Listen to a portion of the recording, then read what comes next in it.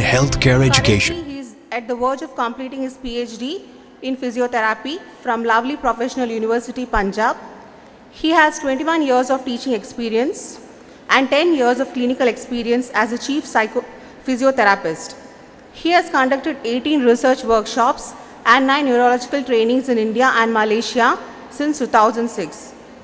He was honored by the Indian Association of Physiotherapists in March 2015 and again in March 2022 for the successful contribution as an international academician in the field of physiotherapy. He served for 10 years in Malaysia at Mahasa University, starting from a program leader to the level of deputy dean in a span of 10 years. Once again, I welcome you, sir. Over to you.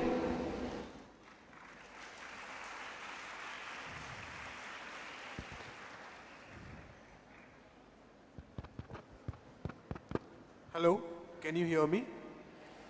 Okay. Good morning, everyone. I chose to have this collar mic for a reason that I can reach till the end even if I am going to get down and walk through the center. So I would like to have all your attention. Thank you very much, ma'am, for the introduction. So today's topic is time management. Did we manage our time? The session is supposed to start at 10 o'clock. We are already 10 minutes late. I was here at 9:45, I am not wrong, but we were waiting for you. And I don't want to blame you. We will blame it on the bus that brought you here on time. Anyways, I would like to know, what do you know about time management? Can one of you pass the mic to anyone who is interested to speak? What do you know about time management? By this terminology, time management. Anybody?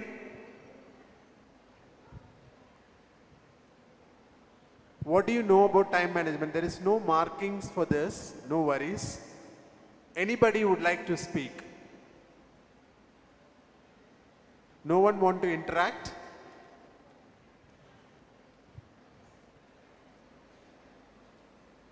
Hope you all had your breakfast. Only few are answering. Others? Did you have your breakfast?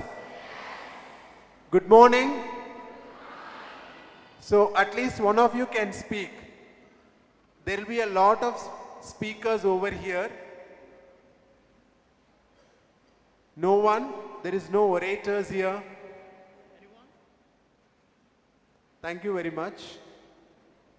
Yes? So nobody is willing to. Good, good, good. Very good.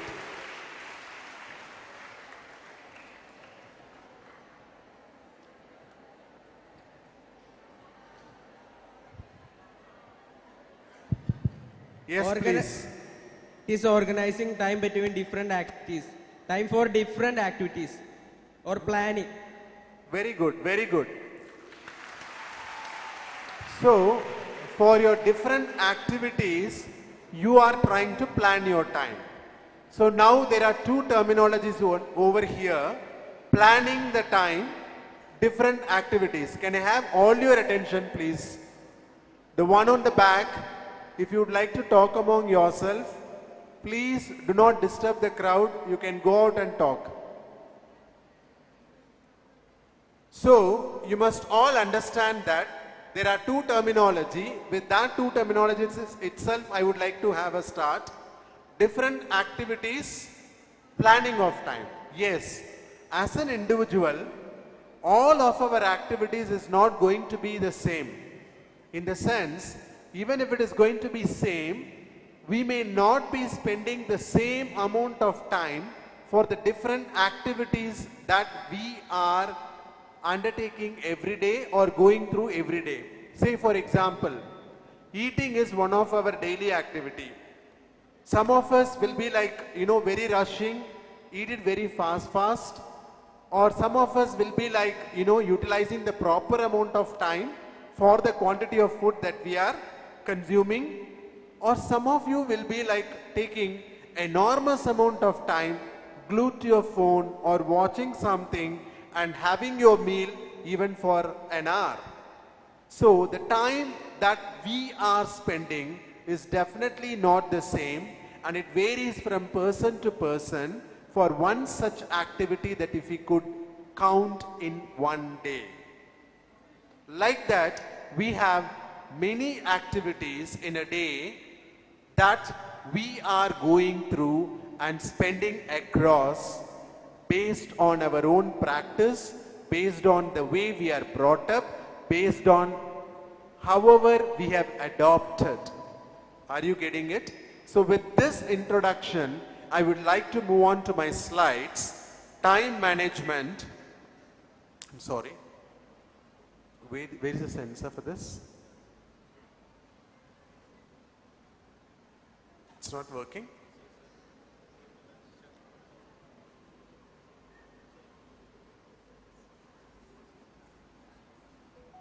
Is it on? It's that way. Okay, towards that. Fine. So I just discussed with you about this introduction. So basically, how do I define time management? It's ability to use your time productively and efficiently.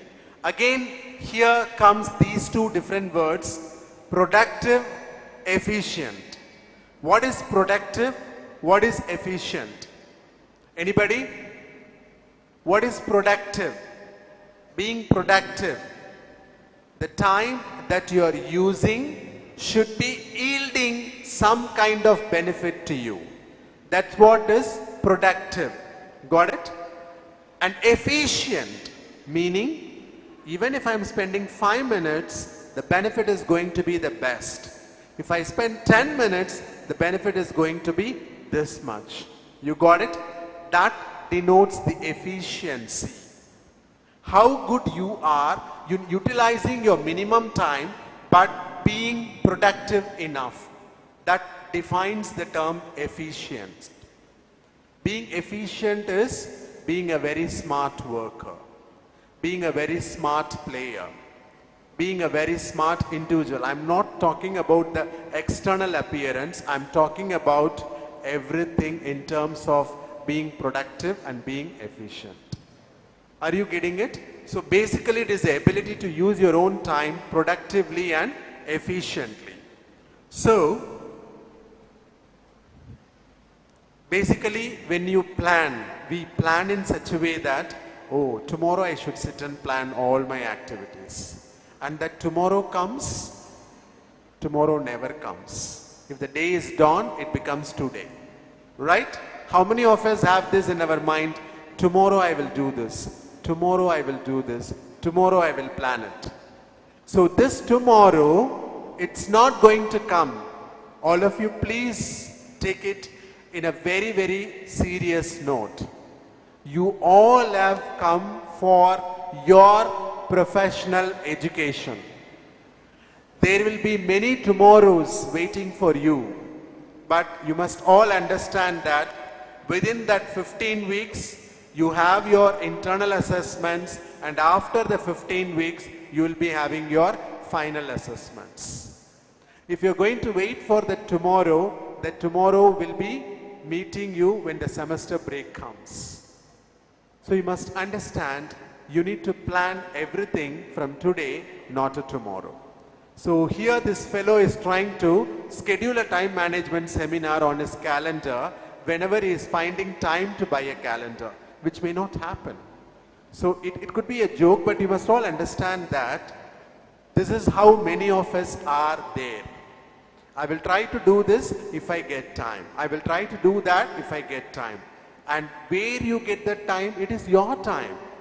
Everything is within that 24 hours. So please understand and try to adopt the time within the limits that you have instead of looking beyond and looking forward. Time quadrants are something which I would like to introduce to you because most of us don't know. Yes, I have got all these activities in a day. How do I put it together? Where do I prioritize? which one I want to do, which one I don't want to do. How am I supposed to decide? This is also important for me. This is also important for me.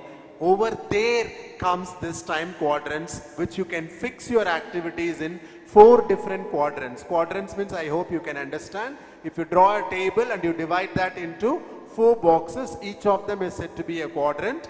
So over here, this is that 4 quadrants. Do now, do next, do later, or delegate, ignore. How do I fix these 4 quadrants? By those 2 clue heads. One vertically describing, another one, one set is vertical, the other set is horizontal in the rows and the columns. If I could look at the columns, I have just got these 2 things. One is urgent, other one is not urgent. Down the columns, urgent, not urgent. Across the rows, you got important, not important. So now you're going to fix your activity clubbing these 2 terminologies on the rows and the columns. Urgent, important. You may have an activity which is urgent in terms of time and important in terms of its need to you. I'm talking about the importance for you, not for me. So if it is urgent and important, do it now. Don't wait. If it is not urgent and important still, you will do it next. Are you understanding? So the priority goes for the first row and the first column.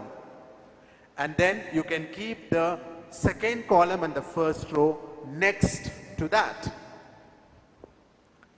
Not important, but still urgent. Got it? It may not be giving you so much of importance, but still it is urgent. You can do later, or you can delegate it to someone else to do it for you. That is what is called as delegating. In the work setting, this could be easier, but as a student, this may not be that common. That's what I want you to know. And the last one, not urgent, not important, ignore. But all of us would love to do the not urgent and not important, and we'll be sitting and relaxing, utilizing all our time. One such activity of not urgent, not important is inside this. Right? I'm not telling for everybody it could not be important, but certain people are there who are also making out some amount of income, spending time in those YouTube short videos or Insta Reels. I will not deny that.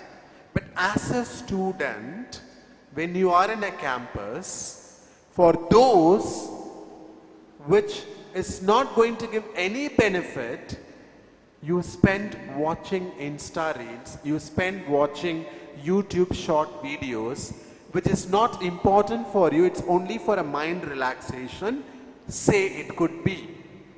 But how much of time we are glued into it, we don't know once we drown into it. Are you understanding? Do you agree with me or not? I'm not blaming it. I'm not telling that it should not be done at all. But think, is this important at this time? If I'm going to keep it at a later moment, whether I am going to be affected or not affected? That is a question I want you all to ask yourself. So you will prioritize your activity based on these quadrants. What is important for you at this moment when you have given an important assignment task? You have to work and finish it off. Am I right? If there is around 10 days duration for your assignment task or a test that is going to come after 10 days, it is important but not urgent. So every day you can do a bit. But say for example, you are sitting on the 10th day and you wanted to finish that task, it becomes urgent and important. So you have to do it at that time. Are you getting it? Is it clear for you? Is that clear? Only very few S's coming. Is that clear? But again, the crowd is not speaking. I would like to hear the S in a more density. Yes? Thank you very much. So now, moving on to the next slide, sorry. The 4 dimensions of time management, or the 4 D's of time management: do it, delay it, delegate it, or delete it. So that is how it needs to be preferred, which I told you in these 4 quadrants. So all can be defined with D. D. The first one, the first one is important and urgent, do it. Got it? Important and urgent, do it. Not urgent but still important, defer it, meaning you can delay it for a time. Are you getting it? But urgent, not important. Urgent, not important, you'll be delegating it to others. Whereas if it is neither urgent nor important, please drop it for that moment at least. Do not keep it in your front and suffer without any kind of productiveness for which you are all here. Are you getting it? Most of the time, the failures at the end of the semester is because we don't want to drop, we don't want to delete certain activities, which is almost swallowing all our time, but it is not going to yield anything towards the end point. That is where a person tends to meet a failure. Are you getting it? Of course, yes, there are situations when you are, not very happy, something could be like personally affecting you. Okay, go for entertaining task, watch such things which could be making you happy, no props. Not at all a difficult thing, that moment, it's fine. But do not get addicted to certain things which will swallow your time, but it is not going to be productive. If you take this message in a serious note, you are going to be the successful person at every stage of your life. These are applicable if I am a student, if I am not a student, if I am a principal or a normal professor or a lecturer, whomsoever it could be, any professional, all these 4 Ds are applicable. Are you getting it? So, the time management is going to be useful to you in multiple ways. It will increase your productivity for what you are all here. You are going to become better and better. What is your productivity? Gaining knowledge, gaining competency.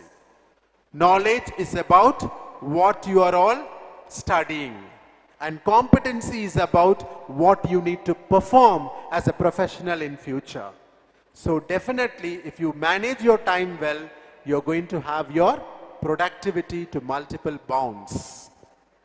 Reduces stress. Yes, if I manage my time well, my works are getting over and I'm not going to be stressed.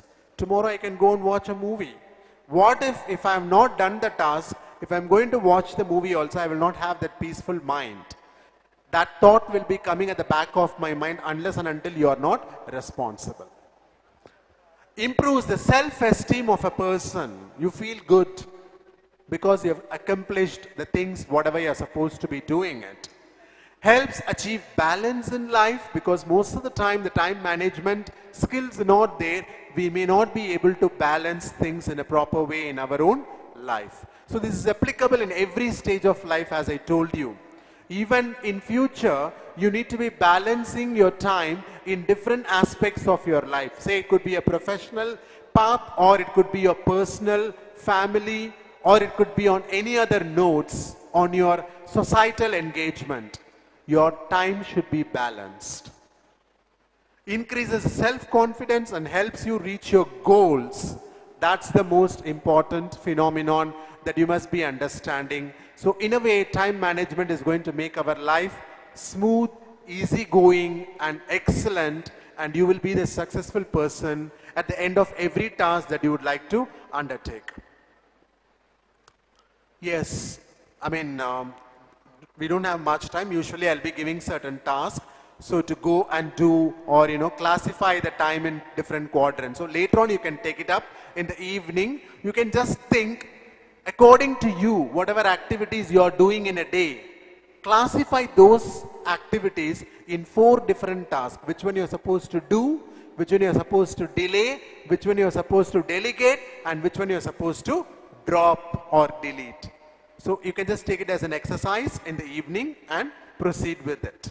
Got it? So it just gives a picture on developing your own time management skills for the next 6 months. Okay?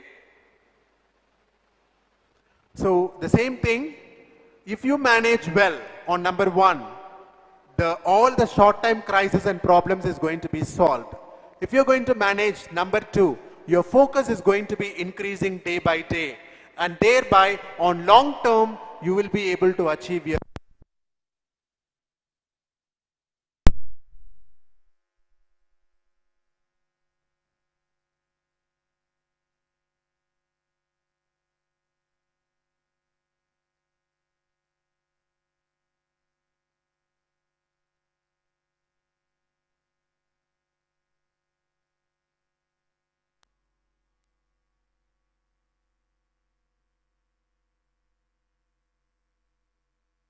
and you're going to nurture all your goals and you will be successful towards the end.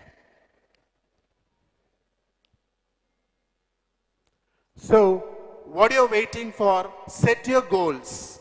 Set your goals. What is going to be your goals? Currently, you may be a player, you may be a dancer, you may be a singer, or you are a student. In every area, you can set your goal on what you wanted or what you need to be in the near future. Set your goals approximately. Currently you are in first semester. So as a student, what is your goal? What should be your goal? Completing the first semester without any kind of backlogs. That's a goal, right? So you set your goals according to the time that is available. You can have your long-term goal. You can have your long-term goal, no problem at all. Your long-term goal is successfully getting the award, whatever you have joined for, right? But for that, in every semester, you need to be setting the goals. And not only clearing without backlogs, if you are smart enough, you can think about getting a distinction, or you can think about getting this much of percentage. You got it? So person to person, setting your goals, setting the amount of goals will be different. And I'm not telling that your goal should be only pertaining to your studies. It could be related to your extracurricular or co-curricular. That doesn't mind. But set the goals. Today is the day that you need to be thinking about what your goal should be. Set reasonable expectations based on your perfection. You got it? So, if you have this talent, push yourself. If you don't have the talent, train yourself. I'm not telling you to quit. Are you understanding? So you must know the art of expecting what you want to do and how you're going to accomplish it. Make a schedule, that is most important, which we don't do. Am I right? Way long I used to take a diary, okay, this is the beginning of the month and beginning of the year. I will do these things. And don't know the next day where it goes. Because you will be dwelling into other things. Right? So, don't do that way. You make a schedule. Plan it up in such a way what can be done in a week, what can be done in a month, and what can be done in a course of 6 months. Make a schedule and revisit. That is important. We don't revisit it. Okay, this task is done, tick. This is not done, how long it will take further. What needs to be done to improve this? Revise it if you cannot do it within that certain expected time duration. If you revise it, you will be feeling a better self-esteem and you will get a good self-confidence. but most of us will not revisit it and we will not revise it. That is where again we will fail, because we don't know whether the task can be completed or not.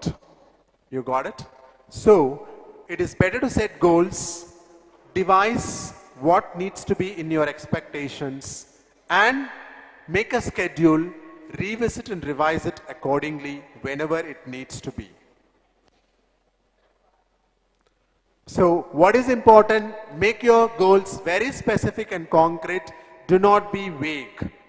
Make it, I need to pass this semester with 70%. Be specific. Set both long-term goals and short-term so that the long-terms can be supported by these short-terms. Say for example, you wanted to participate in a sport at the duration of 6th month. Start your practice from this first month. Do not wait until the 6th month. It is applicable everywhere. Start with your warming up protocol. Then you go in for your training protocol. Then you go for your target protocol so you can participate at the end of the day. Meaning at the end of the time, whatever is expected to be. So that you will be having your better goal achieved in the near future. Set a deadline for your goals, integrate your goals, whatever it is said to be the school or the personal one or the career path. Realize that goals change, but know which goals to stick to. As you move on, your goals can be changing. It's okay, no problem, not a problem at all. You would like to be a professional person at the end of the day. But once you have done it, you would like to go on to the management line. Yes, you can. But what is more important is you need to have a goal. Basically, do not be wavered. Do not be led without any kind of focus. That is more important in life. Got it? So accordingly set your priorities. When you have goals, you should know what needs to be prioritized and what need not be prioritized. Say for example, in the next 2 days you have got the main exam to come. And like tomorrow your friend is calling you to go along with him or with her for something very important. Probably could be their engagement, or probably could be whatever it could be, which is very important, and you need to be there as a friend. So you have not done any preparation for your exams till today. But tomorrow you need to go. What is the priority there?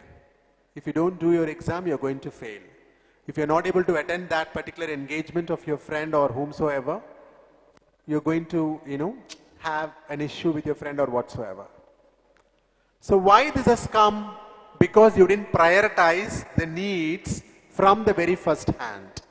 You had a goal of doing your exam. You had a goal of attending your friend's wedding or engagement.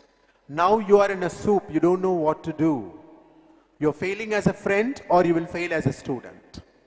I will not say that you prioritize your exam. You don't go for your friend's wedding. Got it? He would have helped you in many instances. So there are situations which you cannot hamper your own personal relationship. So that is where a person fails. That stigma comes in the mind. So please set your goals and please look at the priority. 10 days before, what you were doing, you shouldn't have done. So you can go for the engagement still and you can do the exam on the next day. Are you understanding? Are you getting this clear? Yes? With the breakfast itself is making you sleep? Is everybody sleeping over there? No? No? So sleeping. Sleeping? Thank you.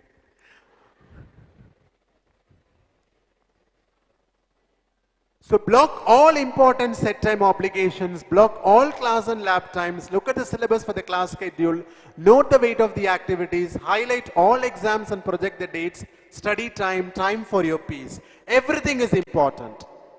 So everything has got a priority in its own need.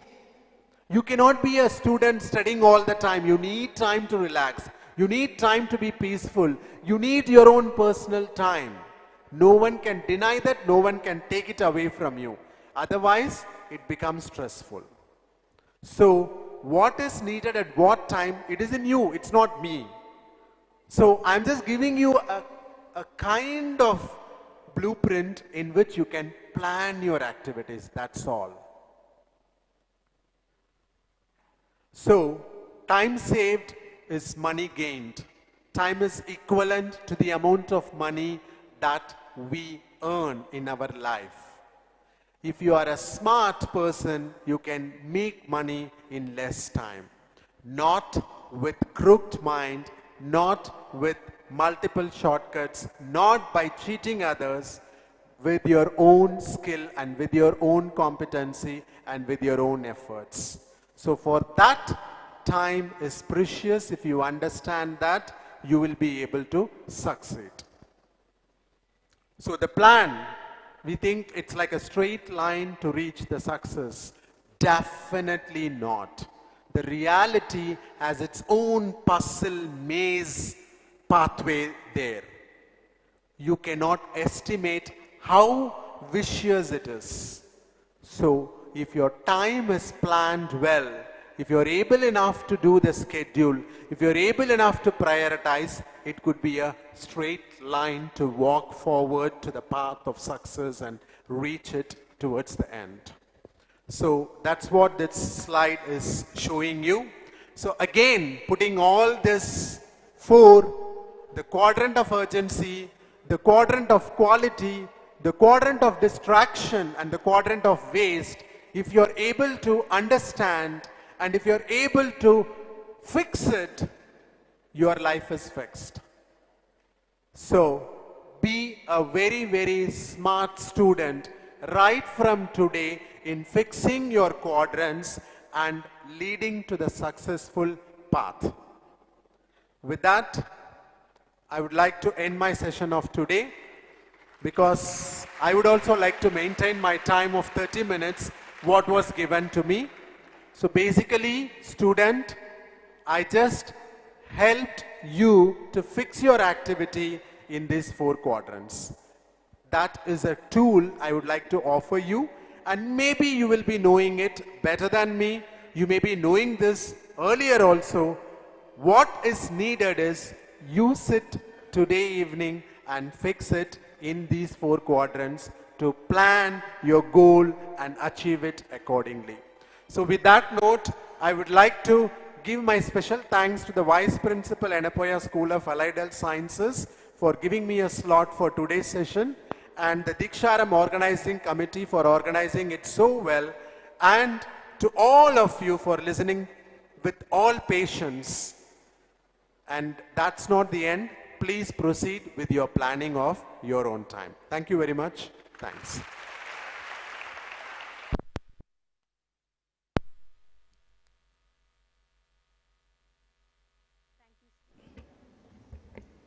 Thank you, sir. I request Mrs. Sarla Pankajakshan to hand over the certificate.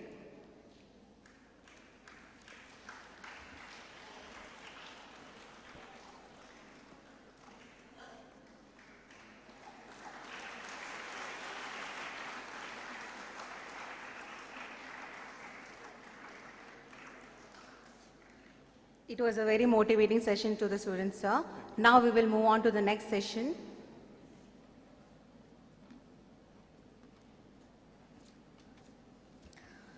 Good morning and a very warm welcome to all. I am very delighted to welcome Mr. Rajesh Karkera, Director, IT, Yenepoya deemed to be University, who will be delivering a talk on Orientation to Learning Management System, SMS Portal and IT. Mr. Rajesh Karkera is an engineer who graduated from AIT Chikmagalur in 1989. He got his marine engineering certification and worked for Norwegian ships until 1997. He then migrated to Canada and got his diploma in software technology in Chicago, US. He worked as a project leader in software development projects for the US government, specializing in police and court systems for about 10 years. He moved back to India in 2007 and started working as head of IT at Yenepoya deemed to be University. Currently, he holds the position of Director of IT at Yenepoya. He has global working experience of 30 years, of which he worked exclusively 25 years in IT. Once again, I welcome you, sir, and over to you.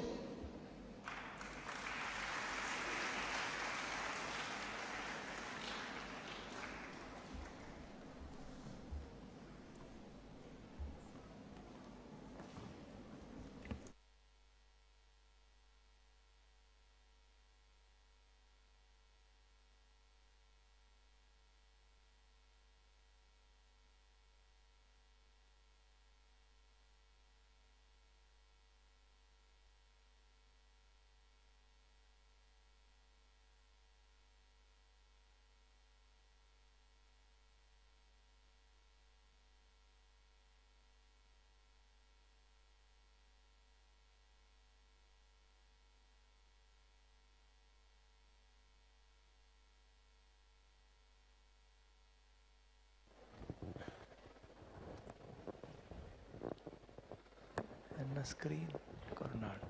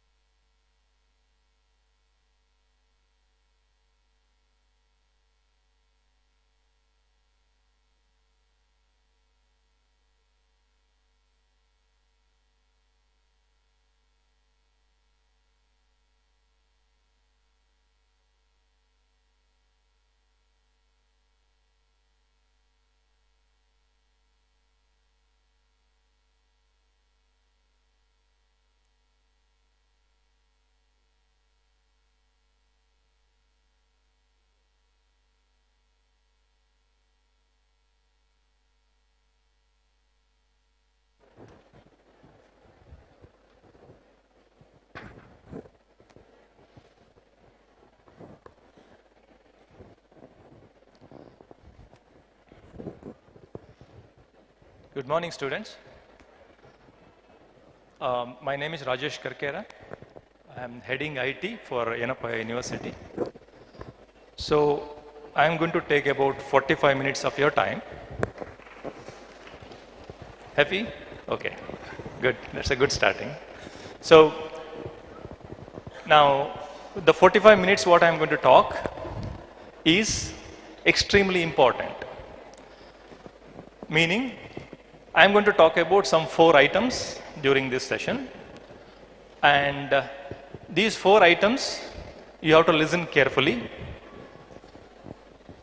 and I would recommend you all to have a pen and paper, because lot of websites, URLs I am going to talk about. I am going to talk about lot of accounts, credentials, things like that. So you need to note down everything, because you may not be able to do it as I speak.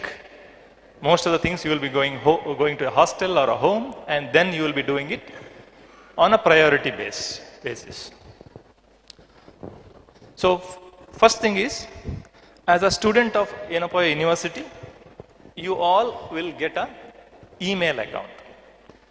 This email account is an official email account issued by the university. So now, why you all have your own Gmail accounts? Why would you need another email account? Now, during your stay here in the university, 3 years, 4 years, whatever your course duration, you will be contacting various departments. For example, you want to contact IT department because you have some problem. So now, yes, you could walk into IT department and resolve your problems. But then it may not be always possible, because you may be working in, in another campus, or you don't have time to come to IT department. So then you would email, right? So when you email, now I don't know if you email with your personal email account. I will not know whether you're a student of a college, because you have sent it from your personal email account. Same way, you are communicating with the college principal, or for any reason, any of the departments, they need to know that whether you are a legitimate student of a university or not. So this email account is very important. So now you all know that First thing is, what is your email account? What is your password? How do you access it? This is what I'm going to tell you next. Now, the email account, what we issue, it is issued from Google only. So it will work exactly like Gmail account. How you have been using your Gmail account, same way you are using it. Now, you all know that you all have been given a ID, right? Campus ID. We call campus ID. It is a number, 5-6 digit number. This number is your ID as long as you are studying here in the campus. So you go to any counter, most of the places, you go to an examination section to receive your marks cards at the end of the year. They will ask you for a campus ID. So this ID is very important, which will be same throughout 4 or 5 years of your stay here.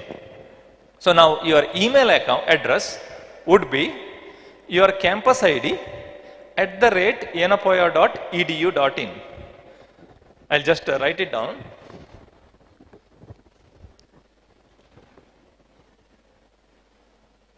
Just note down all these things, okay? So now, if your campus ID is 12345,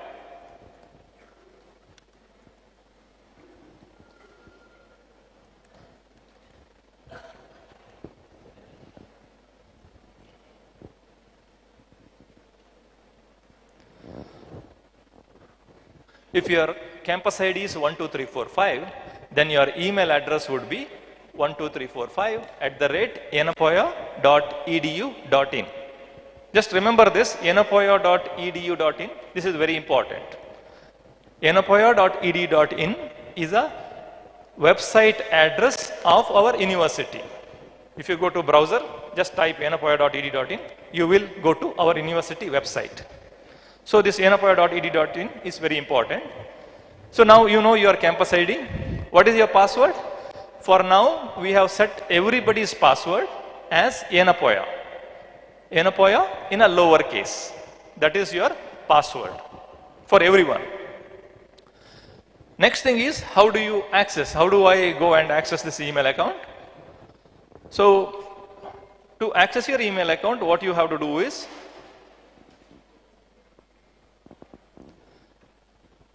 see various ways you can access your email account. One is, you just go to your browser. You all have browsers, right? And from the browser, you just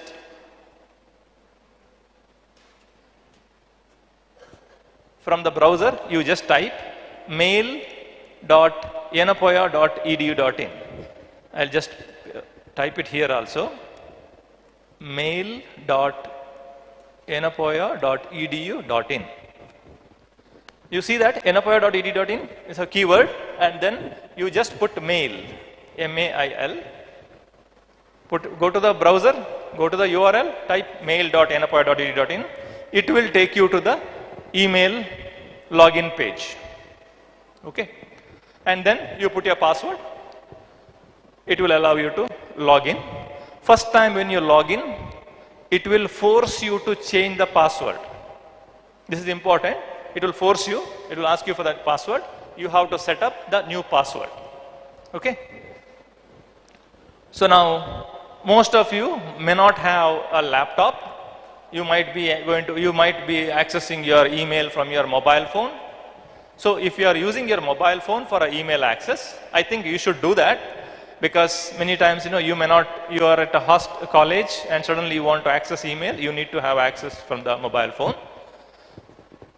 In the mobile phone, just like you add any account, what you do, you go to accounts and add accounts, and when you add an account, it will ask you which account. You specify Google. It will give you a lot of options. In that, one of the options would be Google or a Gmail. You just choose that, and the next screen it will ask you for the username. Username would be campus ID @yenepoya.edu.in. Password, you put it. It will ask you to change the password again there also. And once it is done, you have logged into your Google account. So now your Gmail application on your phone will have your personal Gmail account as well as the EDU email account. Clear, right? So this activity, if you have a mobile phone, I don't know if you have a mobile phone with you, you can do that also, that is fine. Or you can do it later also, adding the email account. So now, once this email account is added, I want you to do one important thing, that is, see now we issue email accounts to all the students of a campus. So we have issued something like a 15,000 email accounts so far, 15,000. So what happens to us is every time we do this activity, students will go log in, change the passwords, and 10% of the students next day itself forget the passwords. And then what happens? They'll come to IT. Or it becomes very difficult to manage this because only IT can change your password once you forget. So what you have to do is, now once you log into your account for the first time, right? You logged into your account, you see that on your screen, on your Google app or Gmail app, you will see that on the right side on top, you will see your profile picture area. Click that. And there will be a button called Manage Account. Click that Manage Account and then go to the Security tab. There's a tab called Security. Click on Security. And in that, if you scroll down, you will see one option called Recovery Mobile Number. Recovery Mobile Number and Recovery Email Account. Okay. Click that. In the recovery mobile number area, put your mobile number, your personal mobile number. When you put it, Google is going to send one OTP to your mobile number, mobile phone, and that OTP you put it in the screen, then it will confirm. It is like a verification. Once it is done, even if you forget your password later, you can just choose an option forgot password on the Google login page and it will send you a OTP to your mobile phone. You can change the password yourself without coming to IT department. So this activity, you must do it, and also you should do this even for your personal Gmail accounts also if you are not done. Very important. If your EDU email account is hacked, we can reset your passwords. If your personal Gmail account is hacked, nobody can reset. You can't contact Google. Google will never listen to you because Google doesn't know, right? Whether you are a real person or you are a hacker, they don't know. So they will not reset anybody's password. So it's extremely important that you do it for your personal email accounts. So if you have not done it, log into your personal email account, Gmail account, also do the same thing as I explained. Okay? So clear, right? So email system you understood. So now second item, as a student of Yenepoya University, you all will have a student portal account. Student portal is the area where you will see your academic data, your student profile, your attendance, your internal assessments, your examination marks, your fee, everything is done on the student portal. You cannot walk into any department or say account section and say that I want to pay the fees. You cannot give cash, it has to be online only. Okay. So now second part I am going to show you how to activate your student portal. Okay. So now to activate the student portal, you have to have your official email account. That is why I did the first part, official email account. After logging into official account, setting it up properly, then you do this second step, which is student portal. Don't directly go to the student portal. So now how do you access student portal?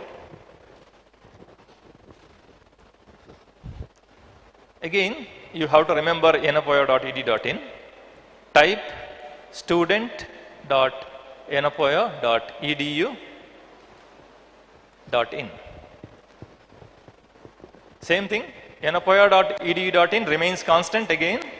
you just typed student.yenepoya.edu.in. Okay.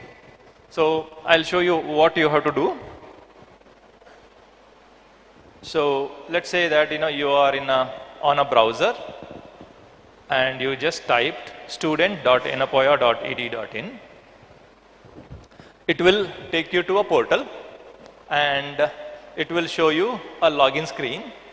Now, since you are doing it for the first time, you don't even have an account at this point, you have to register first. You have to register. How do you register? There is a button in the bottom which says register. Remember this, you have to register first. So click register. And now in this screen, it just needs your campus ID and you have to set a new password. You have to set a new password. Campus ID, you know that, what is your campus ID, and password, you have to create your own password. When you create a password, it should have one capital letter, one symbol, and one number, and 8 characters. So it needs to be complex password because it is integrated with the payment gateway. So there are security things there. Okay. So now you have put your campus ID, then you have also set up a password, click register. Remember that, don't do it now until your email account is activated. If your email account is activated, you can do this now also. First thing is to activate your email account, then only do this. So when you click on register, what happens is you will get an email from the system to your official email account for verification. You set it up, you click register, you will get an email to your official email account with the link of verification. It is to just verify that whether you are the right student or not. Okay. So now you will see the link, you click on that link, automatically it will launch a browser, it will bring you back here. It will bring you back to this screen. That means your account is activated. It gets activated instantly, immediately. Okay. So understood, right? Do you have me to repeat? Go to student portal, click register, put your campus ID, create a password, click register. You will get an email to your official email account. Go to your email account, search for this email. There will be a link in that email. Click that. It will bring you back to this screen. That means your account is activated. All right. So now, once your account is activated, what you have to do?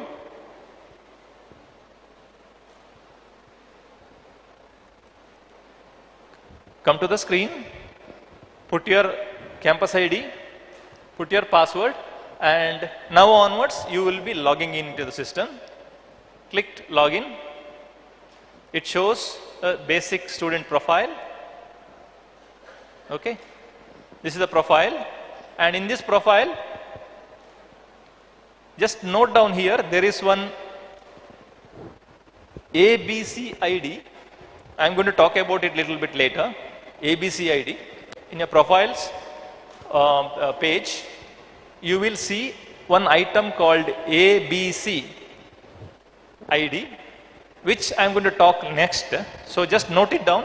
There is a field called ABC ID. So now coming back to the student portal, what else? As I said, there's the attendance tab where you will see your class attendance. For your class, we will be doing face-based biometric attendance system. So every day during a class, you will show your face to the machine. It will record your attendance, and as things happen, your attendance will be updated daily basis in the system. Okay. So now, for example, in this case, there are 4 subjects, and first subject is anatomy, and there is a summary of attendances you can see here. If I click on the first subject, then it will show daily attendance, how that numbers came up, things like that. So you can check daily basis.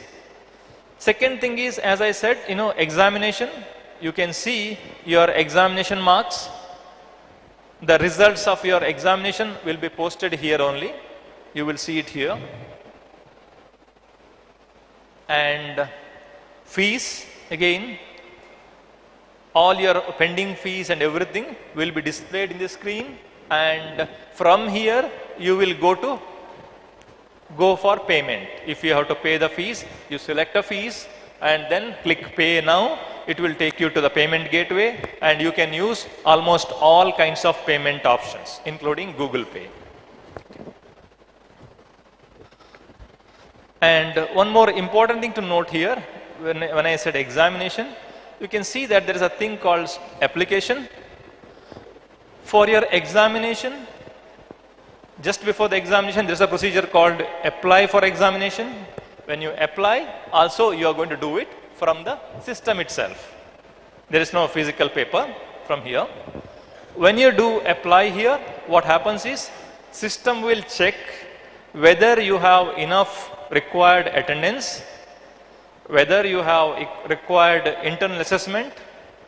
If you are above the limit, then only it will allow you to apply for the exam. So be very careful about this part. University is very strict with respect to attendance and internal assessment. So there is no way you can go and talk to your teachers or later, once you find that you don't have enough attendance or eligibility, because it is system driven. It will not allow you to click even if you go and talk to the teachers. So it's very important you maintain your attendance properly. So now this is about the student portal. I hope everything is clear, right? No doubts. Okay. So next thing is, I talked about a thing called ABCID. So before that, how many people here know that or used an application called DigiLocker? DigiLocker, can you raise your hands? Okay. Few, probably about 10 to 15% I see people know what is DigiLocker. DigiLocker is a service launched by Government of India to host your documents. For example, you all have your Aadhaar cards, right? Everybody has an Aadhaar card. Now, if you have to travel in a train, or for that matter, even if you have to travel in a flight, they ask you for an ID, right? In order to enter into the airport or in the railway this thing also, they ask you for the ID. If you, now everybody, you all have copies of your Aadhaar pictures taken. From your mobile phone, definitely you have taken a picture of your Aadhaar card.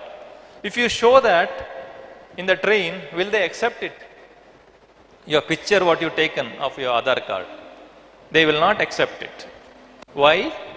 Because these pictures can be edited. I have somebody else's picture of Aadhaar card, and then I can remove his name and put my name in that. No way they can verify it, right? So this is not acceptable form of a document for any legal purposes. That is why they don't accept it in the trains or even in the airports. They want to either see the physical copy only, right? So now I talked about DigiLocker. When you, now what I want you all to do is go to Play Store or Apple Store, search for the application called DigiLocker, download it, install it. Now when you install and launch for the first time, what it will do is, it's going to ask you for your Aadhaar number. It wants Aadhaar number. You put your Aadhaar number. Moment you put Aadhaar number, it's going to verify. How? It's going to send a OTP to your mobile number which is registered with your Aadhaar. Now, important thing to note here, most of you would have registered your Aadhaar under your parents' mobile number. Okay, this is bad because now you have come to university. This is the time for you to change it in your Aadhaar, change it to your mobile number. This is extremely important. If you don't do it, you will suffer a lot as you go forward. Okay, so I know that as a children, parents generally register them under their mobile number, but you have to change it. So tell your parents that this needs to be changed. For changing it to a different mobile number, you have to go to their Aadhaar center and some application needs to be filled and all those things are there. You must do it. You must do it. Okay. So that is first part. So now even if you are, if you are right now, it will not happen immediately. You cannot get it done tomorrow. So now, for now what I want you to do is, go to your home and once you are at home, try to register for a home or when you are in the hostel, call your parents and tell them that they are going to get a OTPs. They should give it to you. Okay, and then download DigiLocker, install it, put your Aadhaar number. It will send OTP to your parents' mobile number. Put that OTP in your mobile number so that your account is activated. Okay. So once your account is activated, now supposing you are studied from CBSE, you can just search for a CBSE. It will show you CBSE PU marks cards. You can ask it to pull your CBSE marks card. It will bring in, it will contact the CBSE network, and from there it will pull your CBSE marks card into DigiLocker. Same way, you can also pull your Aadhaar. If you have a driver's license, you can pull your driver's license. Now, all these documents are digitally signed documents, meaning this document nobody can refuse. If you show, technically, if you show this document at the airport, they cannot refuse because this is a document digitally signed and available on DigiLocker. Your photograph, whatever you have taken, not acceptable, but this is accepted. Okay. So now the reason why I explained all these things is, as a part of a new education plan, government also introduced another number called ABC ID. ABC stands for Academic Bank of Credits. Okay. So now, as per the government plan, every student studying should have this ID. It is just like an Aadhaar number, another 12-digit number, unique to every student. So you have to have this ABC ID also. So how to create it? Again, log into DigiLocker. In the DigiLocker screen, there is a search button on top, search bar. There, type ABC, and it will, because you don't have a ABC, it will tell you to create a ABC ID. Click yes. Okay.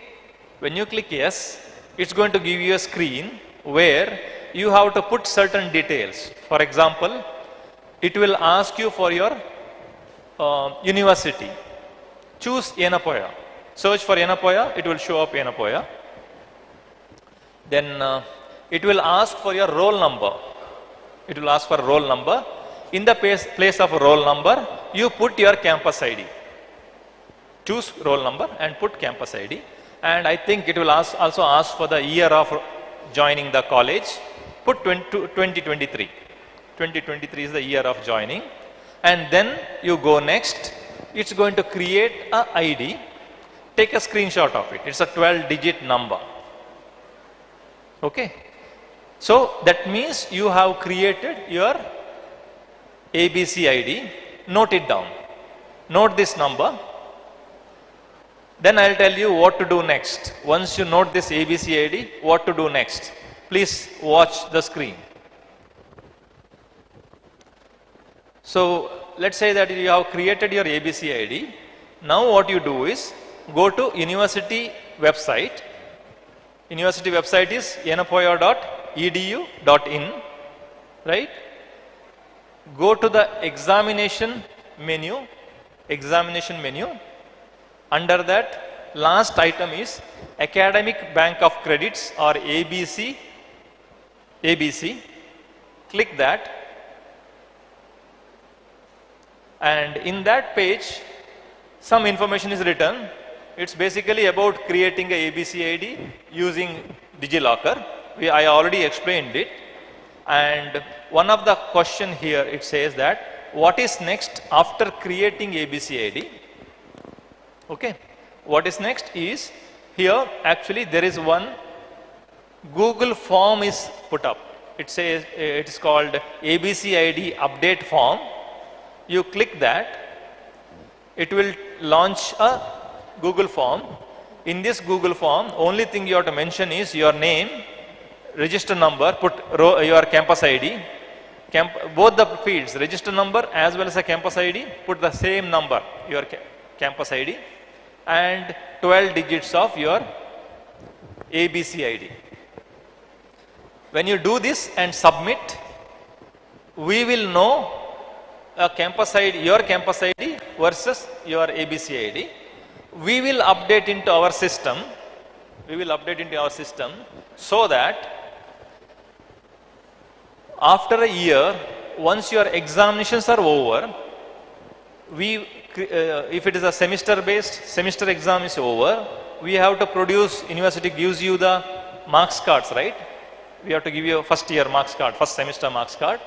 We will attach this ABC ID with the marks card, we will do it so that from DigiLocker you can pull your marks card.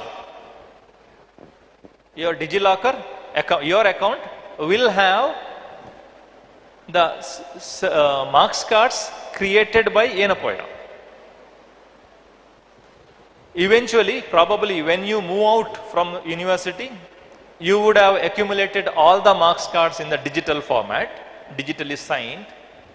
Probably when you go for a higher education, if you go for a higher PG or from our college or some other college also, they will require your ABC ID. They require your ABC ID so that you don't have to submit your marks cards to them. They can pull directly from the DigiLocker, which is verified certificates. That's the idea behind this, because all your certificates will be available on the DigiLocker so that you don't have to submit certificate. It is already there, can be accessed and verified. So that's the idea. So third item, after creating your student portal account, you have to create your ABC ID. To create ABC ID, you have to have DigiLocker installed, DigiLocker account set up. It's just like setting up any account. Only thing is, it will send a OTP to your parents if your mobile number is not associated with your Aadhaar. Once it is done, you have to let us know here using this form. Go to the website, go to the form, put your ABC ID so that we will know your ABC ID. We will update in our system. How do you know that we have updated your ABC ID correctly? Student portal. I showed you, right? In the student portal, in the profile section, I showed one field called ABC ID. If we have entered it properly, you will see it there.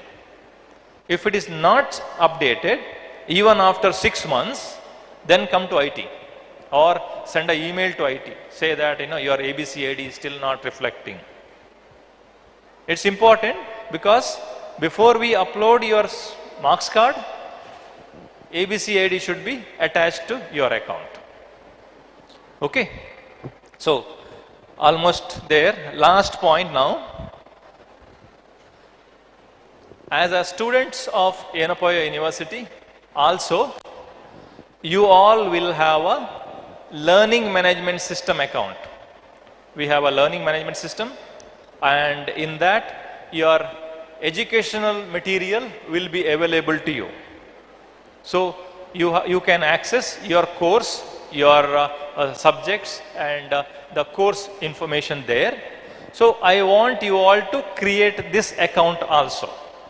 Okay.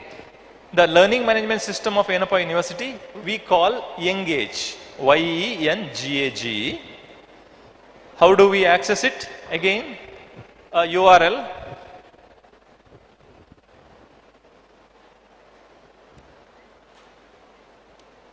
engage.yenepoya.edu.in, yengage.yenepoya.edu.in. Go to the site, it's a website. Go to browser and from the university website also, see, you can see Engage link here, student portal link here. We have the links from the university page, but it is better you remember it. engage.yenepoya.edu.in. This is the home page. First time you have to create account again here also. So top right you see there's a door kind of a icon. Click on it. In the bottom you will see new account registration. Click there, and username. Remember, this is the only important thing to remember. Username should be YU Campus ID. YU for Yenepoya University, YU Campus ID. There is no dot, dash or a space in between, just YU Campus ID. And then specify the password and your full name. Just fill up what is required only, you don't have to fill up all the things. Institution name, your college name, and email account, your official email account. That's it, and click register.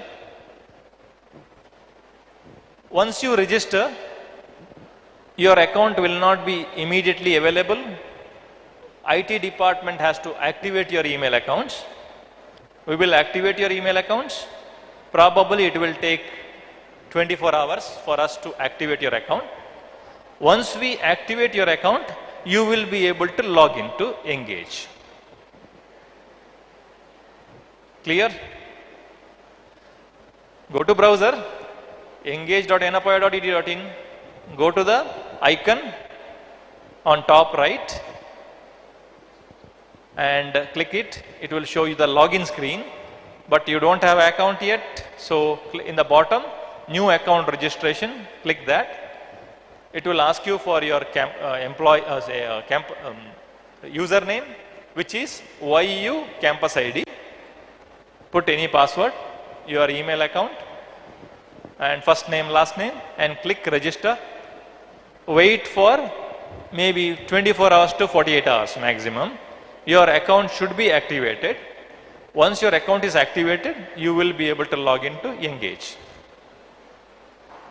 Clear? So, what are the things you have to do? Email account activation and making sure that the recovery mobile number is set up.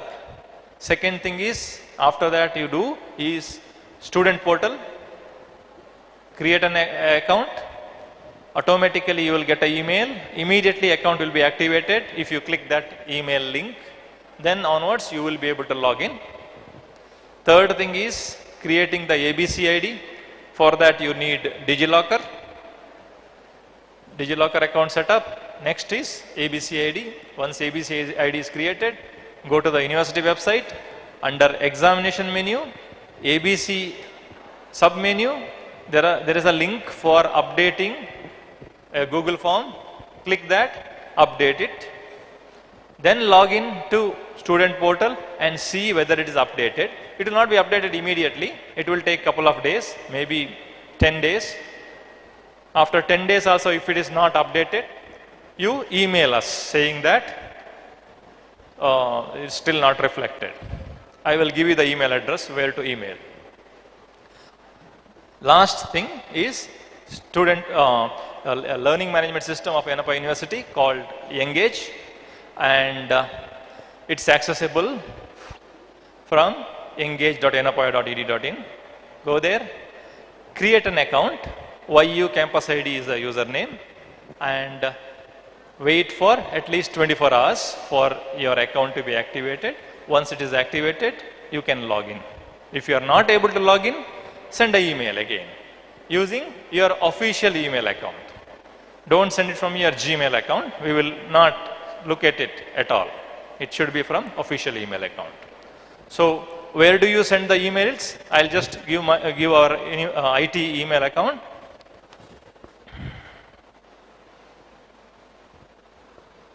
IT email account is again it@yenepoya.edu.in. This is IT email account. Any doubts, any clarifications you need, you have to send an email here. Or you can directly walk into IT department, which is there in the administration block. You know that when you enter into the campus, just opposite to medical college building, we have administration block. You have to come inside, and we are in the basement level. Directly come there, and any issues, you can get it resolved immediately. Any doubts, any questions?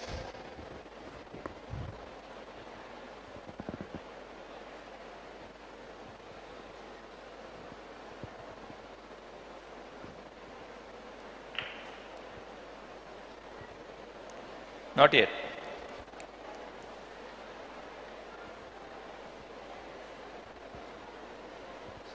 So now that brings to the end of the session. Okay. I hope it's clear, whatever the 4 points. I have a QR code here.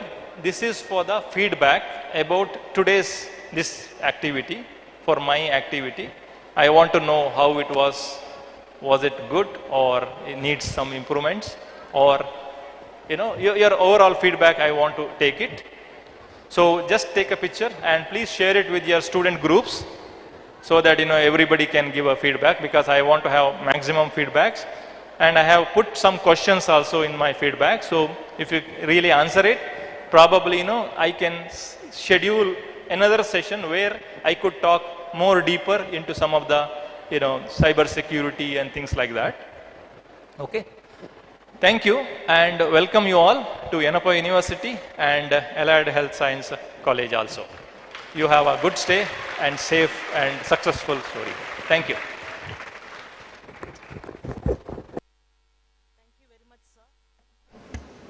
Thank you very much, sir, for the informative session which the students will be using throughout their student period here. 1 minute, sir. Now I request Dr. Deeksharambh to hand over the certificate to sir.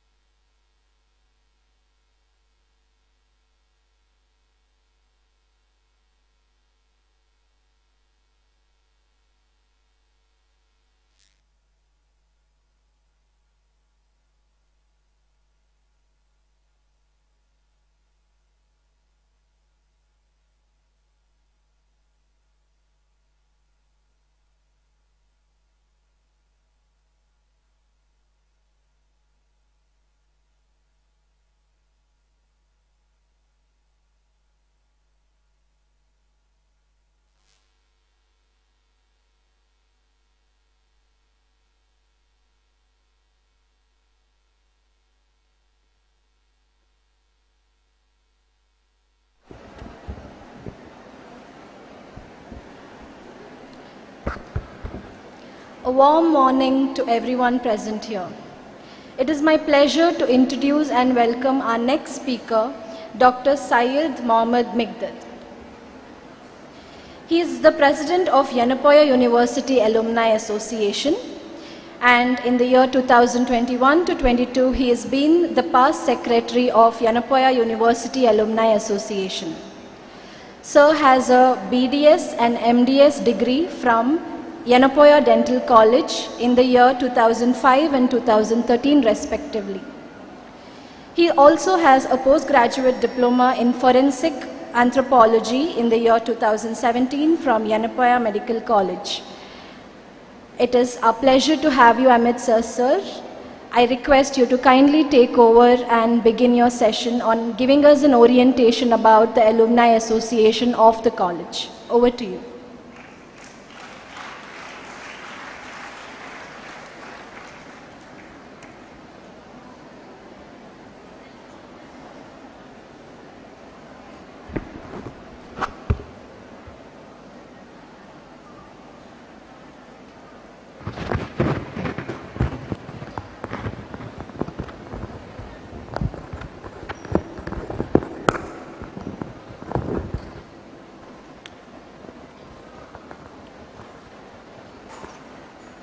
Good morning, one and all. Good morning. Myself, Dr. Syed Mikdad Tangal. Currently, I am a president to Yenepoya University Alumni Association. I hope you are aware what is alumni and all, right? It's like old student association. So here we have a tag like it is a registered association. It was registered in the year 2012. And my colleague, secretary, will be joining soon. So I'll be just going through the website. So we have a web portal called Yenepoya University Alumni Association. So once you complete your degree from Yenepoya deemed to be university, you are going to become an alumni member of our association. So we won't be interfere with nowadays because some people may, due to some reason, you may quit the course and you will go. So we'll be targeting once you get the degree certificate, then only you are going to be a member of our association. Till that, you are a student. So what all the benefit you will be getting and what all the programs, what all the platform we provide to our student, I'll be giving a brief explanation within 15 to 20 minutes. So I need your cooperation. While sitting there, I was seeing some people, means most of the students were using mobile. And that is an addiction among the youngsters. Better you can keep a time limit, have it for a fun, but don't be addicted in mobile also. It's going to be lose your career also. It's like previous talk also, sir was explaining the important things, how to access the things in Engage and all. Later on, you have to ask your friends also. They won't be knowing because everyone was busy with your mobile, right? So this is an official web portal for the Alumni Association.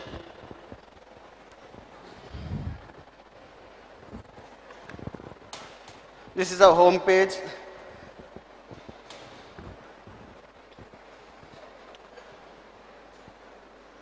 So what are the initiatives or activities what we are going on since the registration happened? We have the End to Aspire program, Enlighten program, and Reunion program, and Global Alumni Meet. So what is the End to Aspire program means? We are giving, or the association, UA, the short form of Yenepoya University Alumni Association is UA. So UA is providing a platform for our own alumni to come on the stage and share their knowledge, their experience to our own Yenepoyans. It's like Yenepoya students. So first, it's like at the beginning, we won't get any platform. Once we become the experience or once we have a talented, people will use to call. Before that, someone has to recognize that our alumni has a talent. So we have to give a platform. So thinking that, we started an initiative called End to Aspire. In that program, we will be calling only our alumni. Apart from our alumni, we won't invite anyone. If we are inviting anyone outside from our Yenepoya Alumni Association, then it will be tagged as Yenepoya, Enlightened. We will be calling some other person, orator from outside the university, and we will be enlightening our students. That's called Enlightened program. And reunion is like, of course, we will be having a community like physiotherapy is a degree course. Everyone will be joining their own batchmates. They will be having a small gathering in some particular places, or here also, more welcome. So we will be facilitating the things. We will be arranging the venue. Here, if it is in the campus, we will be coordinating that. As we means the association will be coordinating all the things. Refreshment will be provided by UVA, and the venue will also will be provided by. If it is happening in the outside, it's according to the number of alumni gathering. According to that, we will be financially or while sponsoring some amount, we will be helping to our alumni. And global alumni meet in a year we will be conducting one global alumni meet. In the last time it happened in Saudi Arabia, before it happened in Dubai. So next we are planning in Kerala, Cochin. Earlier we planned during the COVID, but because of the COVID pandemic, that is got cancelled. So in that, it's like our UVA complete is going to be a full-fledged one, because in that everyone, medical students, medical alumni will be there, dental alumni, allied alumni, degree alumni, everyone will be there. Because in future, inshallah, after Jan onwards, we are planning to make a separate chapter for 11 constituent college. So there will be Yenepoya Dental College chapter, there will be Medical College chapter, Allied Science chapter, like that 11 colleges will be chapter will be formed. Because now we are into the process to preparing the draft for the chapter policies. So these are the 4 activities.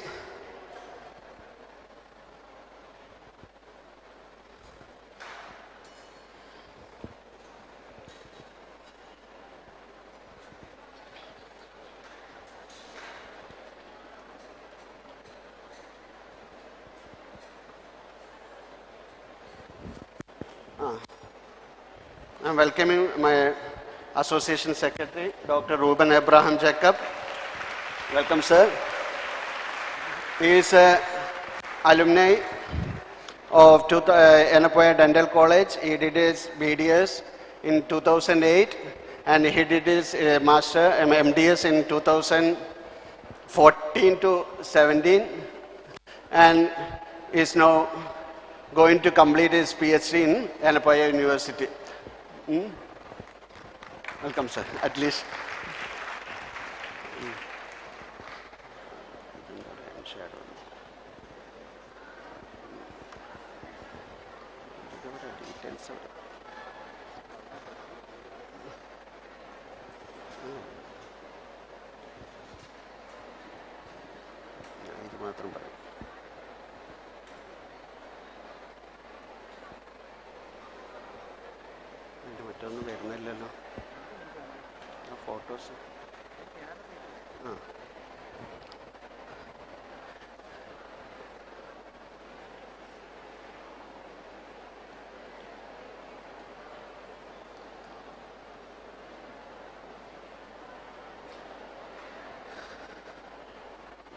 So these are the few recently happened programs. One is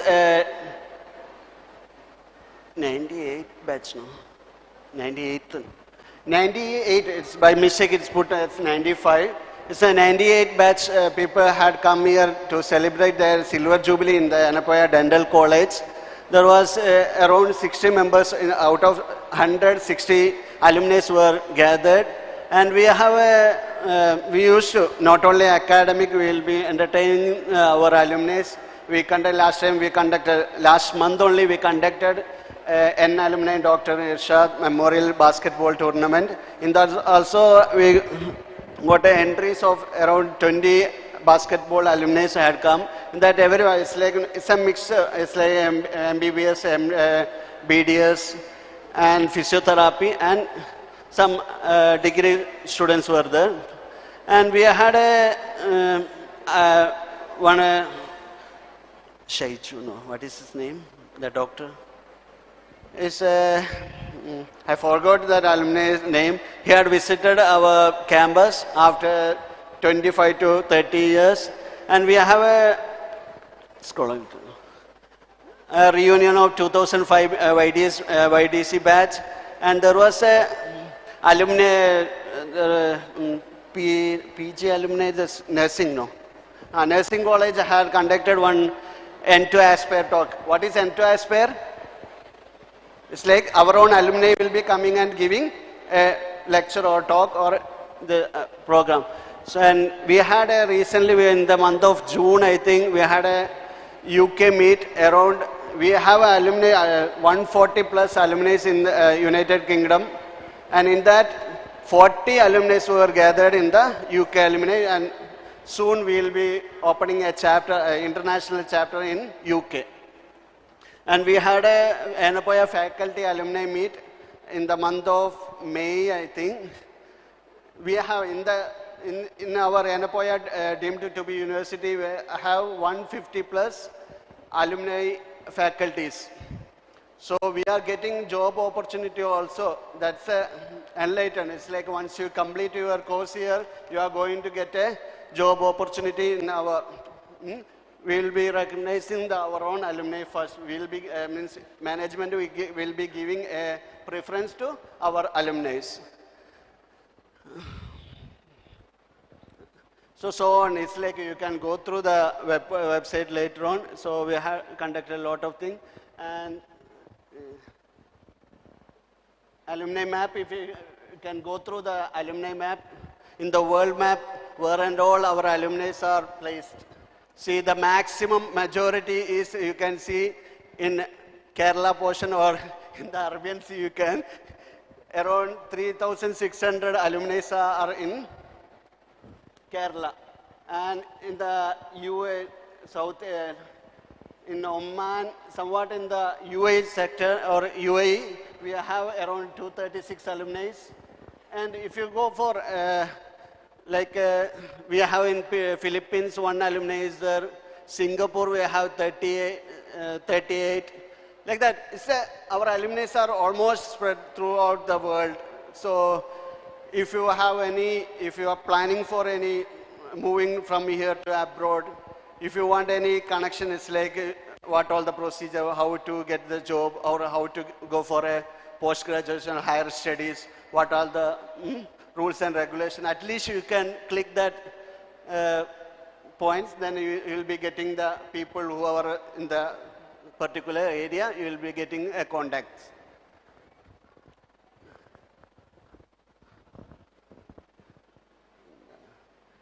So these are the contribution which are given by our alumni to the Yenepoya University.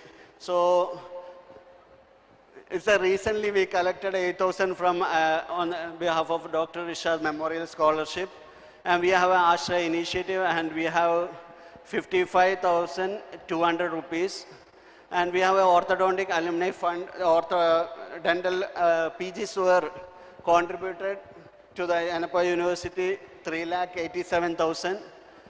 There is a contribution given by the nursing college around 7,500. And infrastructure development, 94 batch had contributed 1,28,000, and you can, it's like, it is near, behind the administrative block, you will find a place called 94 Corner. That was donated by 94 batch, 1,28,000 there contributed. And there was I hope you will be knowing B.H. Sripati Rao, sir. He was ex-dean in Yenepoya Dental College. On behalf of his name, for the endowment fund, we collected 2,99,000. So that fund is, the collection is going on. Alumni were just contributing for the alma mater.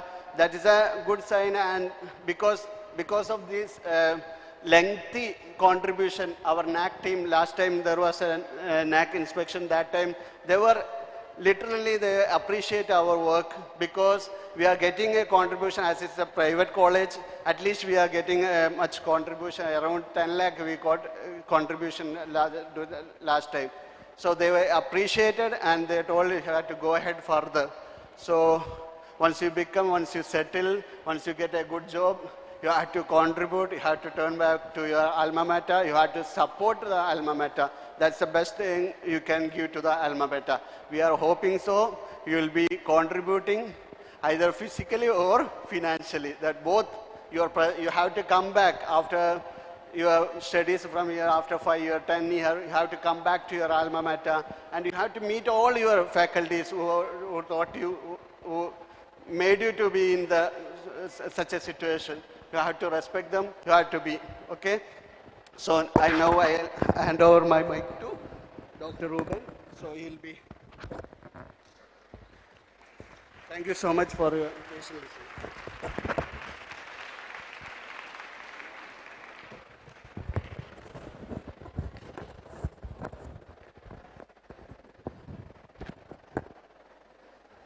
Hello.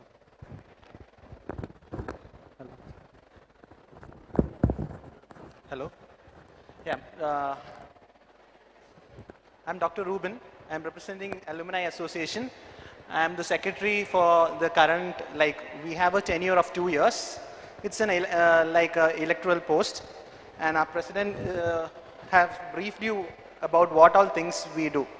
So I just wanted to, you were hearing many things that you might be confused about what all things you saw. Basically, our association deals when you are first year. So when you leave from here, we try to get back you all to one point where you all can meet. That is the main aim of this association, rather than you might have seen the funding part, all those funding is needed, but where we all come to join. So when I joined this institution, that was in 2008, we had only 4 colleges at that time, and I was the first university batch, Yenepoya University's first batch. And so we knew each other. Maybe we had around 400 students together. But now, currently, we have around 11,000 students here. And hardly we will know each other who is studying our counter batches and all. So this association and this forum is for you to know your counterparts,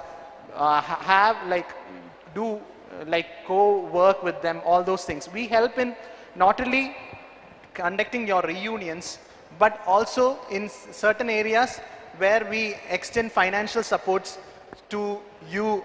We have an initiative that is run by the alumni, that is in the name of RISE. So it is in support of RISE, in support of education for students or beneficiaries who want to take their career forward. For their financial assistance, we do that. What Sir had mentioned about Ashriya, that is also a charitable thing that runs in the hospital. So we, from the alumni, we pool in money for the needy patients. So all those things comes in. And we have alumni benefits, we have recently, the management was kind enough to give us few benefits, and we are working on others. So one is you get, when you come back to this institution, you get a 10% alumni concession. That every alumni will have a 10% concession on their next growth, it can be a PG or diploma, all those things. So we have right now that is there by the management. So all those things are a benefit which we are seeing, and we are in talks with many other things other corporate people, for travel benefits, all those things. We are in talk with Make My Trip, all those things. So hopefully we will have more benefits running over to you. And The brief is like, yeah, so we have a one-time membership, lifetime membership fees. So once you pass, like you finish your degree from here, you are an alumni member, but the alumni membership is like a one-time fees we take, and it is a nominal fee. It is like for your lifetime membership, it is 1,000 rupees per person, and you will have, like, suppose if you are going for next program, 10% of your fees itself will come around maybe 10,000 rupees. So that you will never, when you're coming back, it will never be a loss for you. So that is a nominal fee that we, because the whole thing, the Alumni Association is run by the support of the alumni. We are not, because since we are a standalone unit, we work as a standalone unit. We don't get any fundings from university. We, by the alumni, run this. So I hope you all will be a part of this, and we can make this association much more bigger and help each other. Okay, thank you.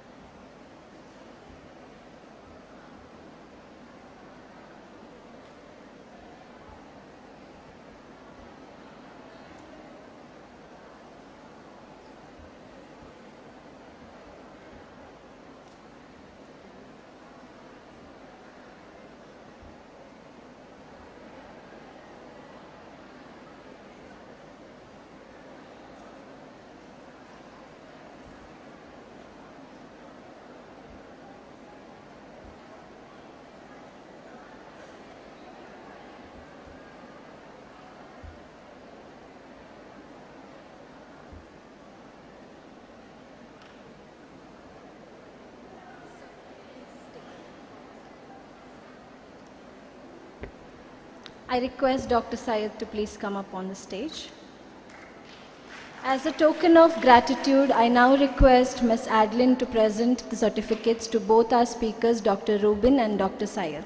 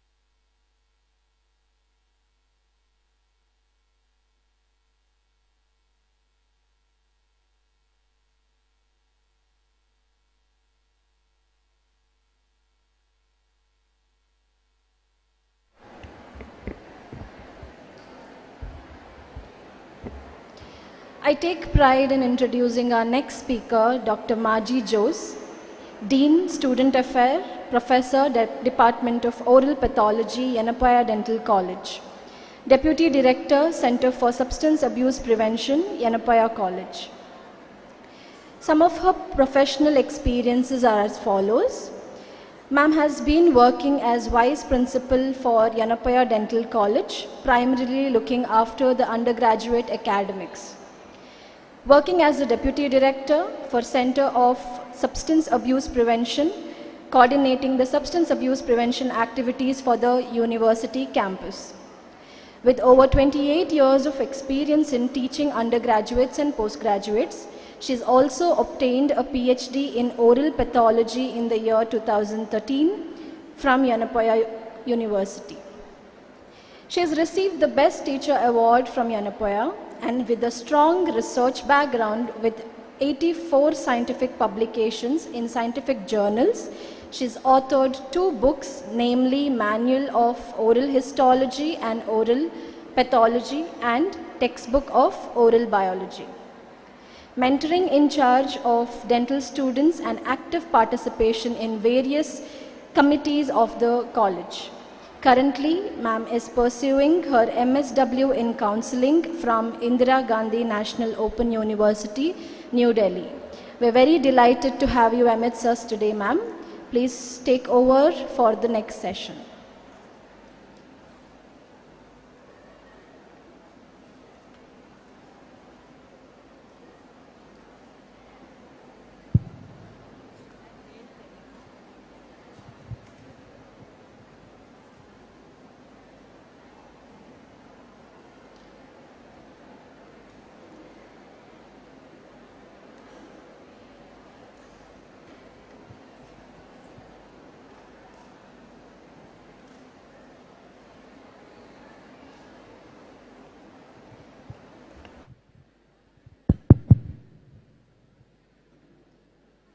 Good afternoon, students. Can you all respond loudly? More than 1,000 students are here. Respond loudly. Good afternoon. Very good, very good. So shall we start the session by watching a video? Okay, yeah. So it's a very good video. All of you have to concentrate. I'm not talking much about the video. Just listen, see the video. With wholeheartedly you have to watch the video. Okay? Fine.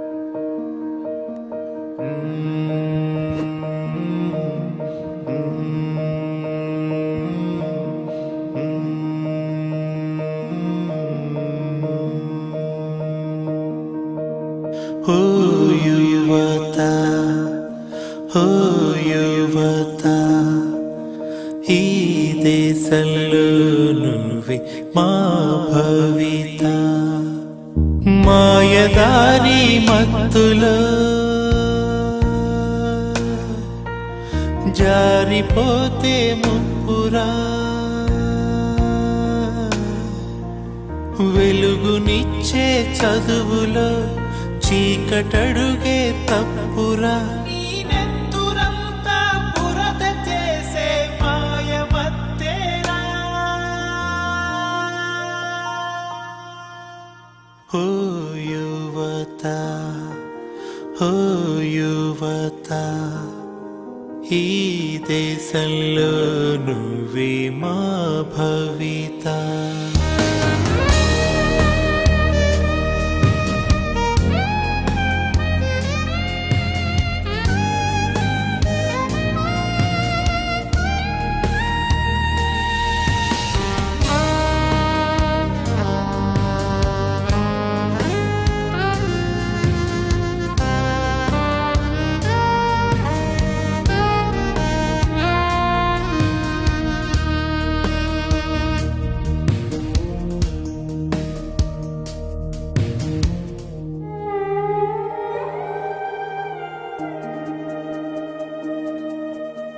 అమ్మలాలిని మించి ఉంద ఆమై కల్లో నాన్న కూడా గుర్తురాడ ఆ నిమిషంలో నిన్నే చూసి లోకం చీ అంటుంటే పాపం నిన్నే కన్న ప్రాణం ఏడుస్తోంది చూడు చేతులారా నిన్ను నువ్వే చంపుకుంటావా ఓ యువత ఈ దేశంలో నువ్వే మా భవిత ఈ దేశంలో నువ్వే మా భవిత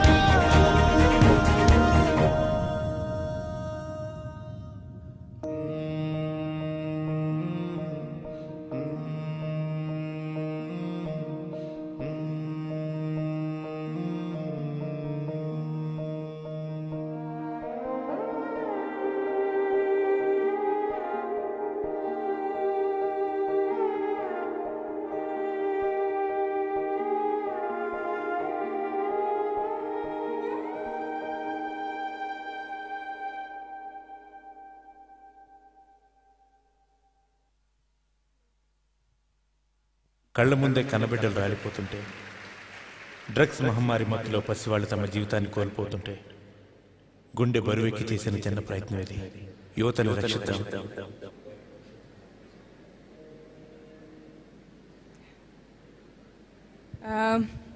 I really don't, I don't know why did you all clapped. You liked it? Yes. But you know, like, because it's a bigger crowd and I'm standing at a distance, I don't see your emotions. But many a times after I play this video, I could see the students crying. Because this is one video which all of you can very well relate to yourself. Okay, so I hope this video has given you all the messages what I would like to convey today. So first of all, greetings to all of you from Yenepoya, deemed to be university.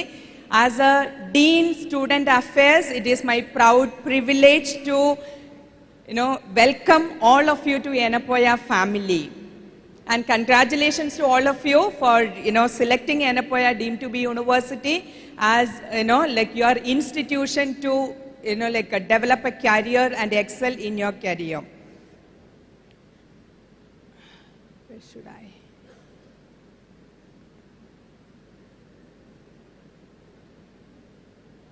So today what I'm going to talk to you is basically a very important topic at a present times, that is choose life and say no to drugs. And all of you understand, so all of you have completed your schoolings and your +2 and reach here in Yenepoya. And you know how important this topic is, because we are living in a world, lot of temptations are there around. So it's very, very important for you to protect yourself from this menace. Where am I going?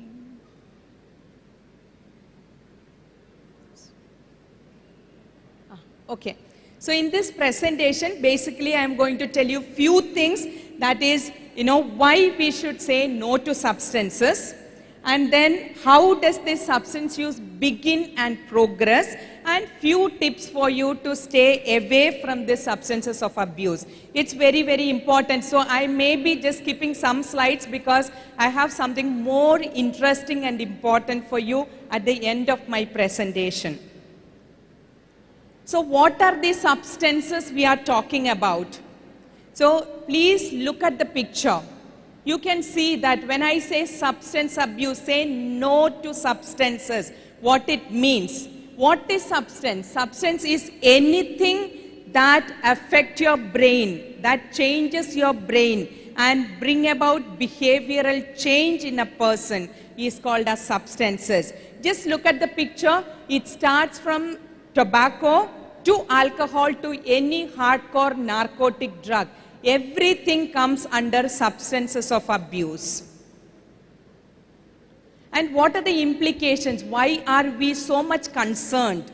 And why during this Deeksharambh, why your teachers have chosen this topic as an important topic for discussion? What are the implications? I'm sure that all of you are aware of it. And these drugs or substances of abuse, it causes addiction, it causes lot of health issues, and it is a big social issue, and also it causes lot of financial implications. And addiction is something which I want all of you to be very clear about. What is this addiction? All these substance, when it is used, it causes fundamental changes in the brain.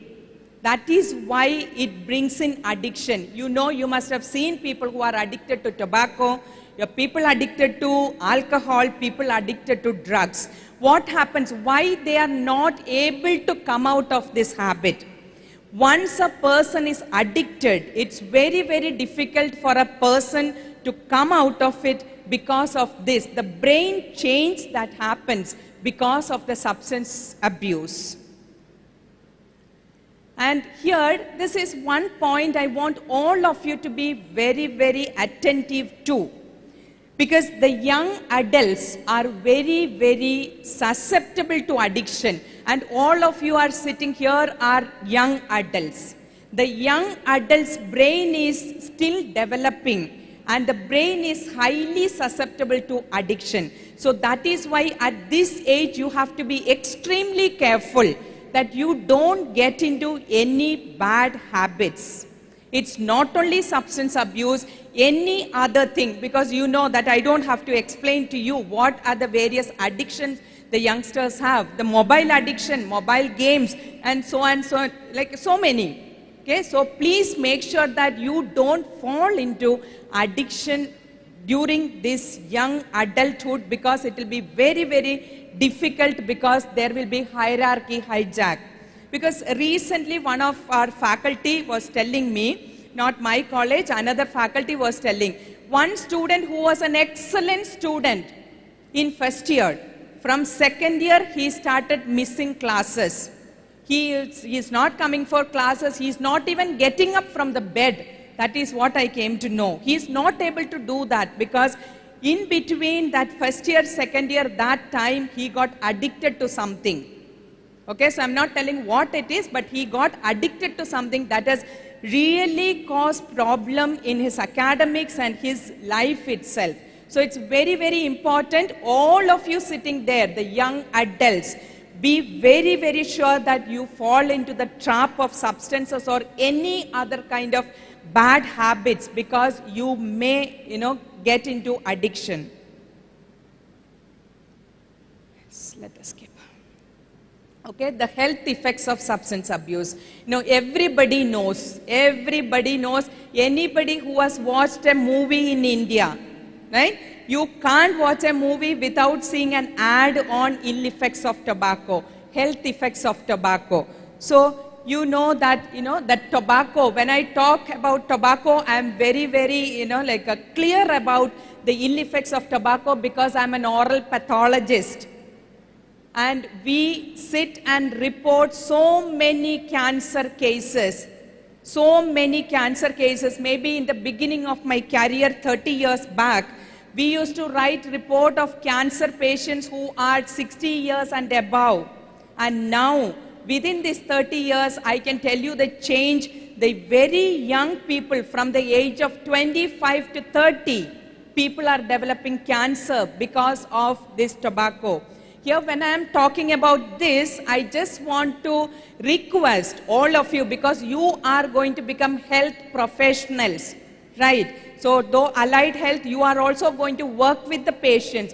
Anytime you come across your patients who are tobacco addicts, please don't leave them without giving them an advice regarding the ill effects of tobacco. Take it as a social responsibility. It's very, very important, you being away from tobacco and also helping others to stay away from tobacco. And this picture is very interesting, right? So some of you would have already taken a cigarette in hand already. or anytime when you see a cigarette, very beautiful cigarette, you remember it is nothing but a cocktail of poisons. 4,000 chemicals are there. Among that, around 40 are cancer causing. That is the reason tobacco related cancer is so prevalent in India, because people use smoke form as well as smokeless form of tobacco. So please remember, just straight away reject if anybody offer you a cigarette. Whenever somebody offers you a cigarette, just bring this picture into your mind. Please say no to that. And this is some question, because I just added this slide because many of my students, wherever I go for this awareness program, people ask me, is it that bad? Tobacco, is it really bad? Because now we are so used to hearing about LSD, meth and all those things, people tend to think tobacco is absolutely harmless. It's not really. Why it is? Because tobacco is a gateway drug. Many people start the bad habits with tobacco. Then once a person starts taking tobacco, what happens? Two things happens. One thing is, it is actually gateway to bad friendship. And that friends may drag you into other type of addictions. The second thing, it also causes brain changes. Make your brain more susceptible to addiction. So you have to be very, very careful with tobacco also. And I'm just skipping it. Any substances if you take, you can just see that it is not going to do any good to your body. It is only going to cause long-term bad effects. So there's no point in naming the disease. Only thing you have to remember, any substances of abuse is going to be bad for the health of a person. And the social implications. See, the substance abuse is considered as a social evil. Why? Because, it causes relationship distress. It may be relationship among the friends, family, with your teachers, etc. Many a times we spot our students, we suspect our students probably having substance abuse because they get into anger issues, they get into arguments with the teachers, they get into fight in the hostel, all those things. So it is actually, the one main thing is relationship issues and anger issues. Then criminal behavior, you have seen in that video what happens to a drug addict. And then family instability, poverty, and finally death, etc. That is what is going to happen. Because of all this, we can say substance abuse is a social evil too. And economic implication, you don't bother now. Okay, because, say I can just put a slide, I can say this is the cost of substance abuse. The country's economic burden because of substance abuse. It basically happens because loss of productivity and healthcare needs and law enforcement, etc.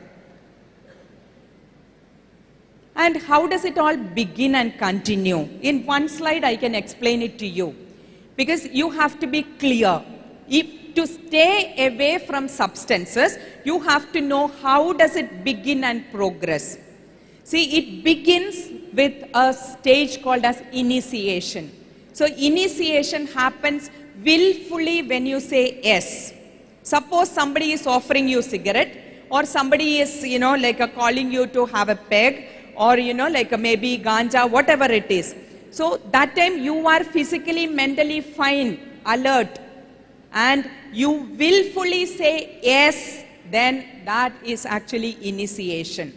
So the initiation is with full conscience. And then after that, what happens? See, it just progresses. You see, when the initiation, that person is alone, willfully he is saying yes. But after that, what happens? You can see that somebody is pushing. What is that? It's nothing but the addictive substances which is present in tobacco and other, substances of abuse. So these things drag the person. They will not let them come out of it. And then finally what happens?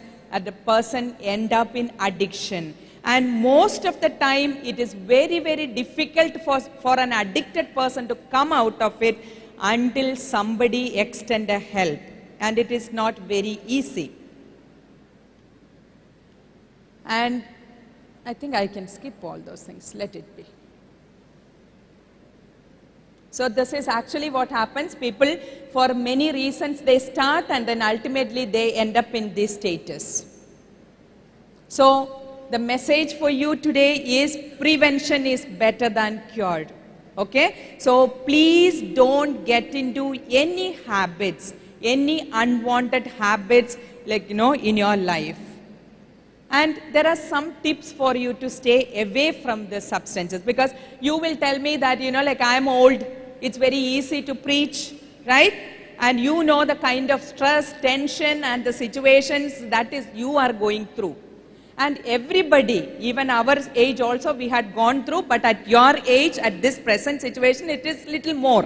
I do agree, because the availability and temptations are more around. Okay, so what are some temptations? So something is very important. The drugs, it takes you to hell, disguised it as heaven. Because some people who are offering you drugs would say that it will give you good experience, heavenly experience.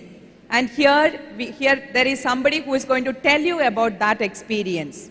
The beginning, what is the experience, and ultimately it takes you to literally hell, where you find it extremely difficult to, come out of it. And, so be aware and be cautious, because the educational institutions are the target of all the drug peddlers. So we have to accept the fact, no place, nowhere is, no college, no place is free of all these things. It is there everywhere. It is up to us how we are going to take care of ourselves. Okay, beware. So please don't get into the trap. And then always set a goal for you. Daily you remind yourself about the goal. Why did you join Yenepoya? What is the dream of your parents? What is your dream? It's very, very important. Set a goal for your life. And this is very, very important. Say no. Okay? Say no. Stop before you start. And it's important, and something many of you will find this difficulty. At your age, young adults, adolescents and young adults, this is the period of life you find it very difficult to say no to the peer pressure. To be among the friends group, people get into this habit. So let me tell you, it's not only with the substances, anything in your life which your conscience does not permit you, please don't succumb to that because of peer pressure. How do you overcome peer pressure? First of all, you should have a clear understanding. Okay? So, know what is right. Okay? And then hold on to that. And then say no when you mean it, and then substantiate it with, like another additional positive statement. For example, when somebody asks you, take a puff, you can say no. Don't stop there. Along, what is the positive statement that you're going to say? No. I know that it is going to be bad for my health, bad for my life, so I'm not going to use it in my life. So that is how you have to actually say no. And then get away from the pressure zone. Don't get into situations and then say that, like that is how, it has happened. There's no point in saying that.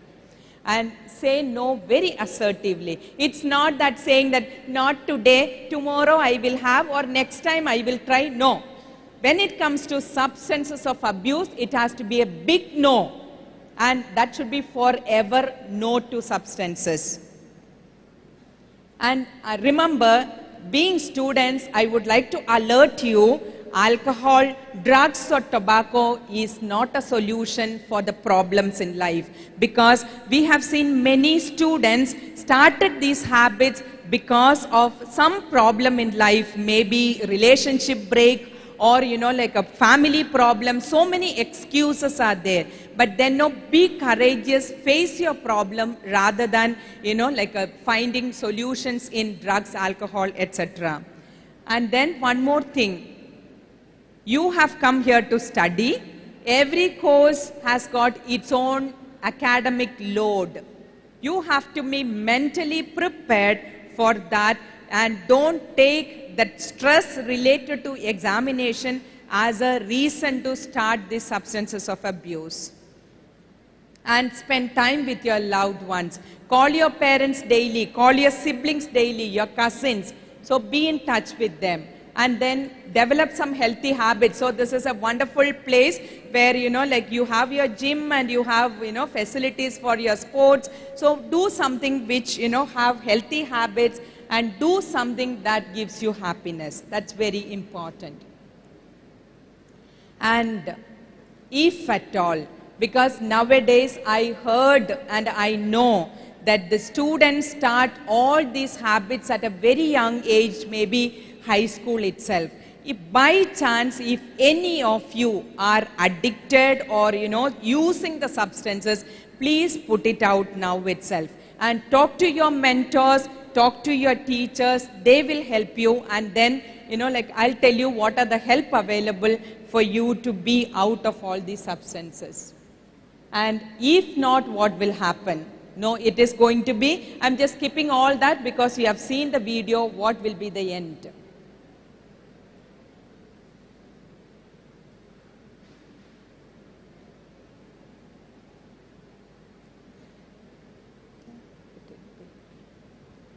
So, the message is, prevention is better and early intervention is desirable. If somebody has already started, please make sure that you put it out. And what is the support system available in the university? So in Yenepoya, deemed to be university, to provide a safe environment for you, we have a Center for Substance Abuse Prevention. And I'm the Deputy Director of Center for Substance Abuse Prevention. So that is why I have come here to talk to you today. And you all are a part of Center for Substance Abuse Prevention. All the students are part of that. Okay? So in every class, we will have some representatives, class representatives and teacher coordinator to ensure that all of you are safe from substances of abuse. And then at college level, we have a college coordinator, and the college coordinator for you is Sarala ma'am.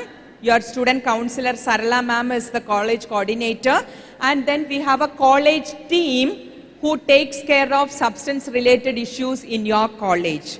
And at the university level, I am the deputy director. We have a staff team and student team. So that is how, and we mainly concentrate on prevention and early detection and also dealing with any reported case. So I am closing my presentation with two statements. One thing is, can you all read loudly?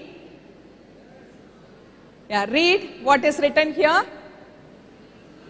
Louder, 1,000 students are there. You can make more sound than me, right? Yeah. Tell loudly. Be smart. Don't start. Can you repeat again? Be smart. Maybe this side people say be smart. You can say? Repeat.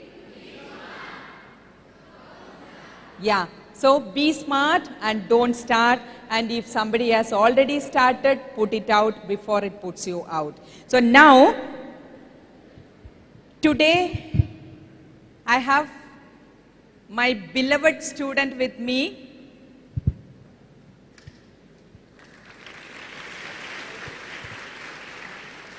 Okay. He is a very dear student of mine. Okay. So he is going to give, he is a very smart student, very intelligent student. Okay. But like you, he has come to Yenepoya University some years before. And then, he did his first year very well. And then after that, he also got distracted, diverted, but then with all, his willpower, family support and the teacher support, very, very, what do I say? He could come out of his all issues, and he has completed his BDS, and then he is doing internship, and he is going to be a successful doctor in 2 months' time.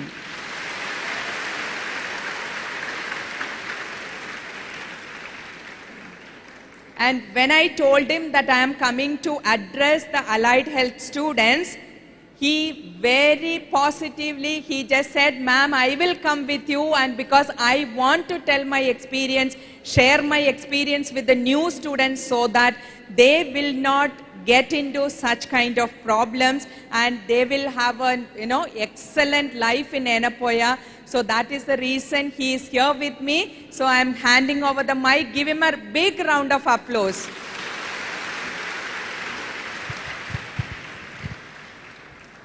Good afternoon, students.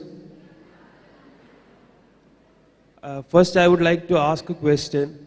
After this presentation, how many of you have you decided not to use any drugs or tobacco? Can you please raise your hands? Almost everyone is raising their hands. I'm proud of this. First, I'll tell you my story, how I got into this. I was a good son who told my mother that I would never even smoke a cigarette when I was in 10th standard.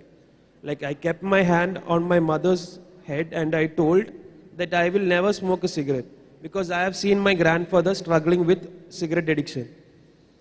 But later, after completing 12th, I got into an entrance coaching center in Ernakulam. So I was put in hostel, and that was the first time I was staying away from home.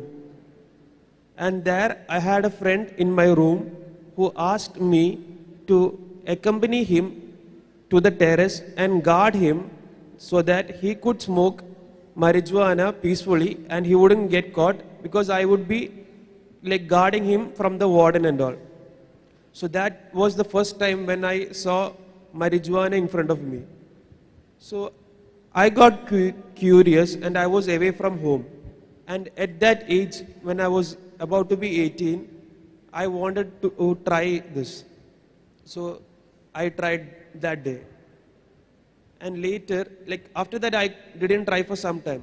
And later, when I came to this college, like I had trouble making friends. Like even you guys have felt in the beginning like you don't like each other or like they don't like us and all. So there was few students in my batch who used to smoke regularly. And they used to have a small gang and all. So to be part of that, even I joined them and I also started smoking. In the beginning, it wasn't that frequent, like we used to do on weekends or once in a month and all. But later, it became more usually, like it started happening daily. And in first year, I somehow cleared my exams. And after that, I thought that I can manage both. I can manage education and I can manage these things also. But in second year, I got addicted so much that I started losing focus on education and I started like to spend more time with friends, and on weekends I don't go home. Like my parents used to call me like after a month or after 2 months, like why are you not coming home? I used to lie to them that I'm studying in hostel and all. And I used to like do drugs with my friends. And in second year, I couldn't give my exams due to attendance shortage because we did these things in hostel and we don't go for classes. And this continued for years. It was like 3 years, 4 years, this continued. And I didn't realize all this because I was in a different state of mind where I was away from reality and we were doing such things. And due to this, we didn't realize what was happening around. But later, after 5 years, when all my batchmates left, that's when I realized that I am alone here in the hostel and everyone else has left completing their course. But I was so deep into this that I couldn't come out of this. Like, in between, I got into a lot of trouble, and I was suspended from hostel and all. That's when my parents also got to know about this. Then my parents supported me and they took me for a de-addiction program. It was very difficult for me to come out of this addiction because it's not as easy as I started. Because every time I stood away from this, I was pulled more into this. In between, I had my brother also here. He did MBBS in 16 batch. He also completed. Later, all the people I knew here were only the peddlers and the students who used this. So I never had a good social circle also. At last, ma'am and my parents helped me come out of this. I was home for 1.5 years because I had become like very silent and I didn't want to communicate with anyone. I was in my room only. And it was difficult for me to come back to studies also because when I start reading, when I start with a sentence, by the completion of that sentence, I would forget what I had started, like what was in the beginning. Later, I put in a lot of effort and I completed my education. I completed last year.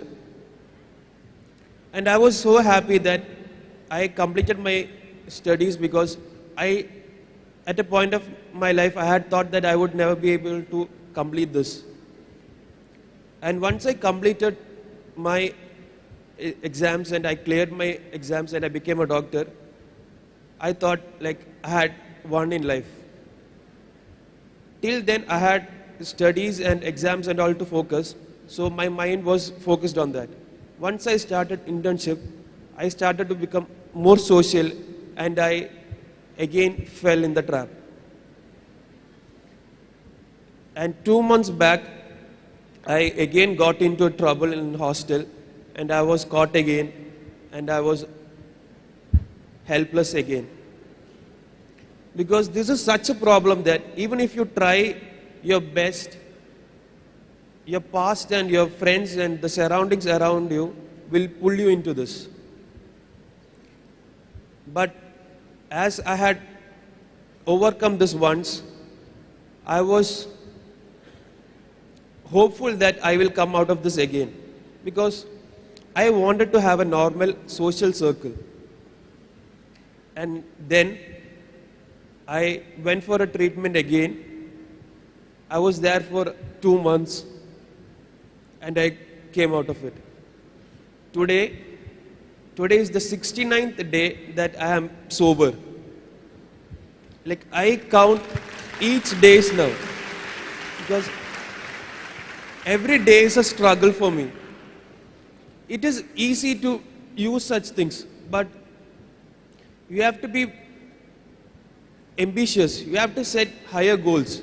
You shouldn't fall for what people show in movies and series because the reality is not the same. They are just brainwashing you people so that they get more customers. If you have a good friend circle and a good family to support you, you will never be in a situation where you are using such things. And there are a lot of students here, and I have heard and I know that, like I had my friends in my center that they told me, and some of them are school students also. So some of you people have encountered such drugs in your school life. I am talking to such people. Don't be ashamed that you used it. There is still a chance for you to stop and come out of this. And if you guys feel any problem or if you guys have any addiction or any such issues, please come forward to the substance prevention department, because we are here to support you people. In the beginning, you will not feel any problem. You will think that you can manage, but there will come a point where you will become some other person.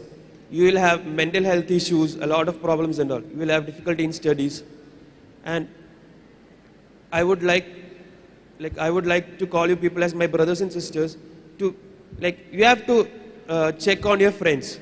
There will be friends who are weak in studies or who have opted this course without interest. Those are the people who are more prone to fall into such trap. And I would also like to tell you all that this college is a really beautiful place.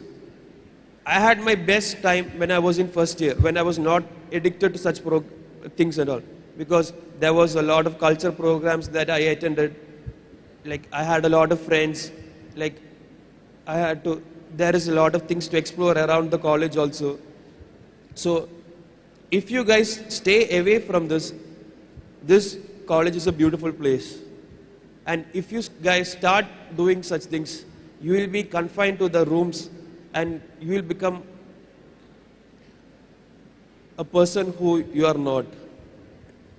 So I would like to end by telling you guys to pray for me to continue this, and also I would like to pray for you also, you guys also, so that you guys don't fall for such things and don't be a person like how I was. Thank you.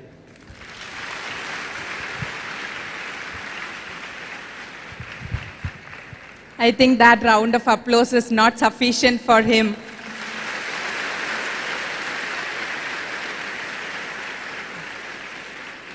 Thank you so much. So hope you understood. See what he told.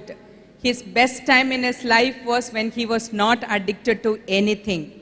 But then once he got into addiction, he had a lot of trouble, and even now he is struggling. If he could say that this is the 69th day of his sober, so then you can understand that each day is a struggle for him.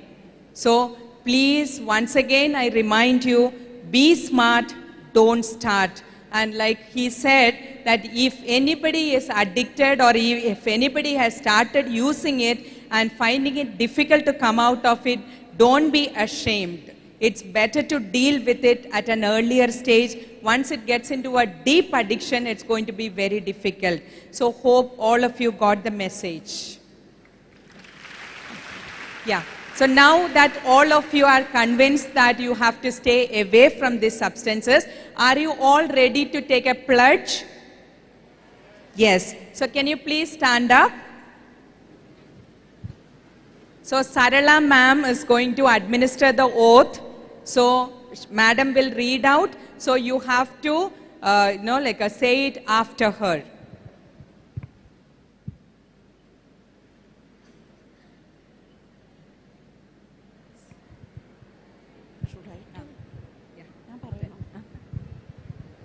So all of you, please stretch your right hand. Repeat after ma'am. Okay. Good afternoon, students. Yes, please repeat after me. I recognize tobacco, alcohol, and all illicit drugs as the greatest enemies to the mankind. Therefore, I pledge to abstain from the use of all substances of abuse and spread awareness about the hazards of the same to the community. I pledge to lead a healthy, substance-free lifestyle and will encourage my friends to go substance free in all effort to promote health and wellness. Yes, thank you. Yes, sit down. Thank you, ma'am.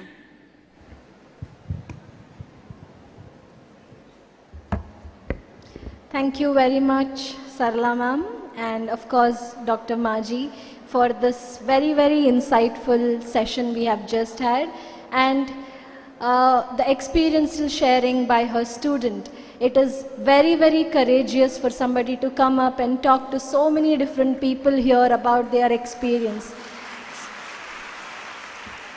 So I'm sure this has been a very insightful session for all of us here. And thank you very much. I request Dr. Maji ma'am to come up on the stage for token of appreciation. I request Mrs. Shifali to hand over the certificate.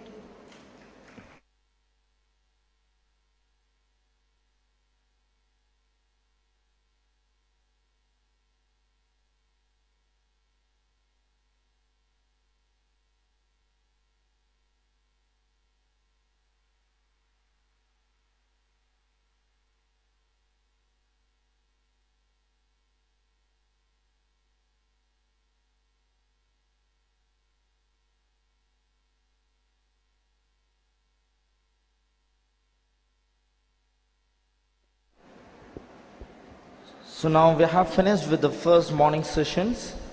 So now it's time for the lunch break. I request all the students, please sit there, and according to the row wise you can go for the lunch. Afternoon there is another session regarding the sharing a real life of experience of an alcoholic anonymous group from Mangalore. So the session will be starting at sharp 2. I request all the students to have your lunch. Thank you.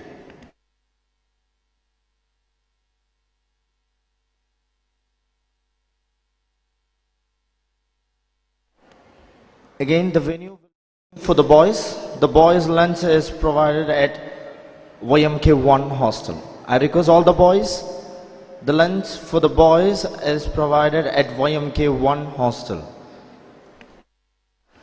Girls who are sitting in the left side can start the lunch.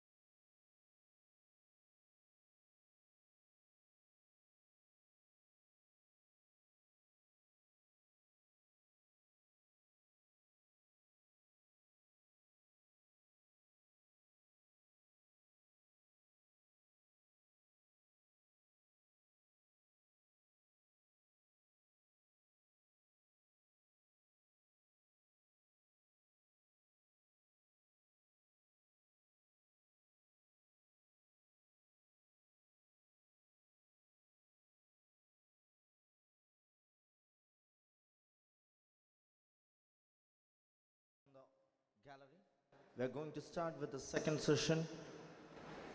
I request all the coordinators, please make sure all your students are seated inside the auditorium. We are going to start with the second session of today, is sharing a real life experience of an alcoholic anonymous group from Mangalore. So I request all the coordinators, please make sure all the students are seated inside the auditorium.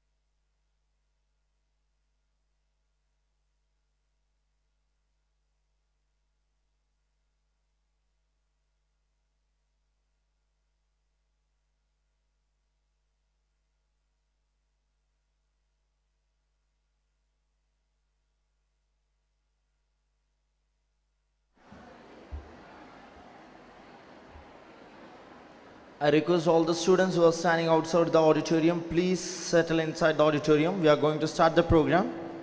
I request the program coordinators and SWOs, make sure all the students are entered inside the auditorium.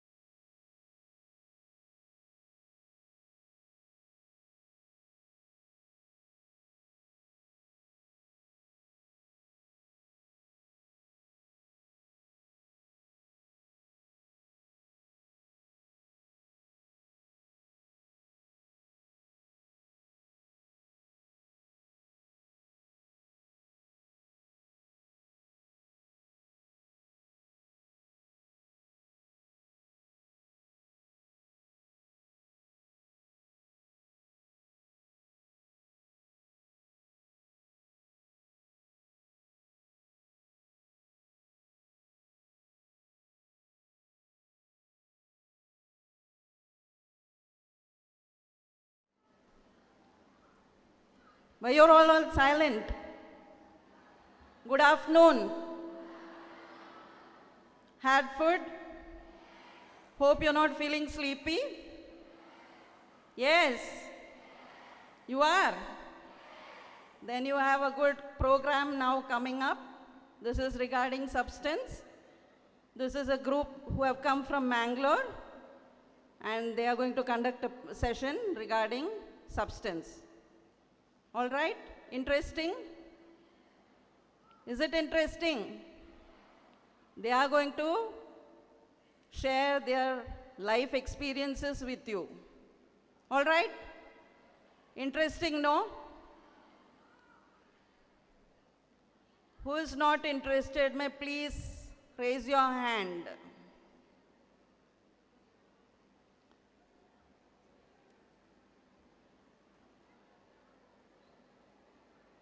Okay, this is a group who have come from Mangalore and the name of the group is Alcoholic Anonymous.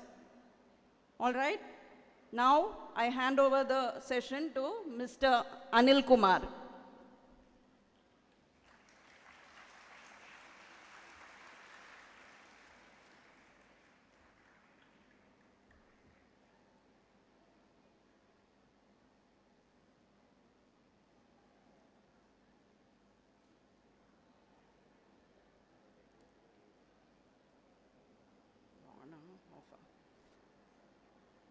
Hello.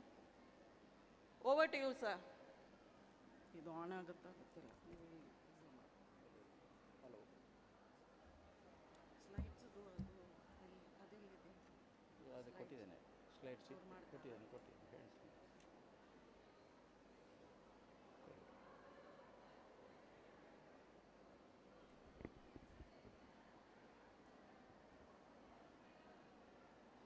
ನಮಸ್ಕಾರ ಬಂಧುಗಳೇ, ನನ್ನ ಹೆಸರು ಅನಿಲ್, ನಾನೊಬ್ಬ ಚೇತರಿಸುತ್ತಿರುವ ಅಮಲ್ ರೋಗಿ.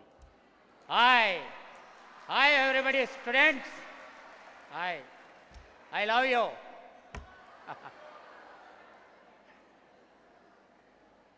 How are you? Fine now? Yes. ನಾನು ಫಸ್ಟಿಗೆ ಹೇಳಿದೆ ನಾನೊಬ್ಬ ಆಲ್ಕೋಹಾಲಿಕ್ ಅಂತ.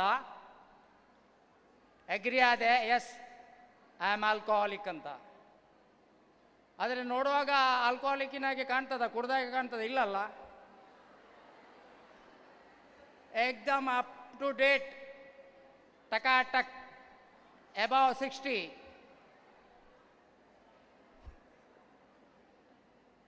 ಇವತ್ತು ಕುಡಿಯದೆ, ಯಾವುದೇ ಡ್ರಿಂಕ್ಸ್ ಇಲ್ಲದೆ ನಿಮ್ಮ ಒಟ್ಟಿಗೆ ಎಲ್ಲರ ಜೊತೆಯಲ್ಲಿ ಸೇರುವಂಥ ಆ ಸೌಭಾಗ್ಯ ನನಗೆ ದೇವರು ಕೊಟ್ಟಿದ್ದಾನೆ. God is great. One day at a time ಈ ಕುಡಿತ ರಹಿತ ಜೀವನಕ್ಕೆ ನನ್ನ ಲೈಫಿಗೆ ಸಿಕ್ಕಿದ್ದು ಆಲ್ಕೋಹಾಲಿಕ್ಸ್ ಅನಾನಿಮಸ್ ಬಾಂಧವ್ಯದ ಒಂದು ಸಭೆ, ಅಂದರೆ ಇದೊಂದು ಮೀಟಿಂಗ್. ಅನುಭವ, ಬಲ ಮತ್ತು ಭರವಸೆ, ಇದರ ಆಧಾರದಿಂದ ಇವತ್ತು ನಾನು ನಿಮ್ಮ ಜೊತೆಯಲ್ಲಿದ್ದೇನೆ.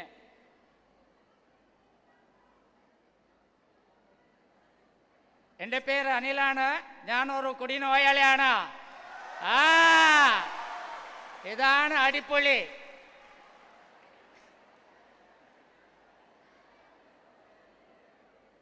ഈ കുടിമാർക്ക് ഒരു ഇത്ര റെസ്പെക്റ്റ് ഉണ്ടല്ലേ, ഇതാണ് മിറാക്കിൾ അല്ലേ.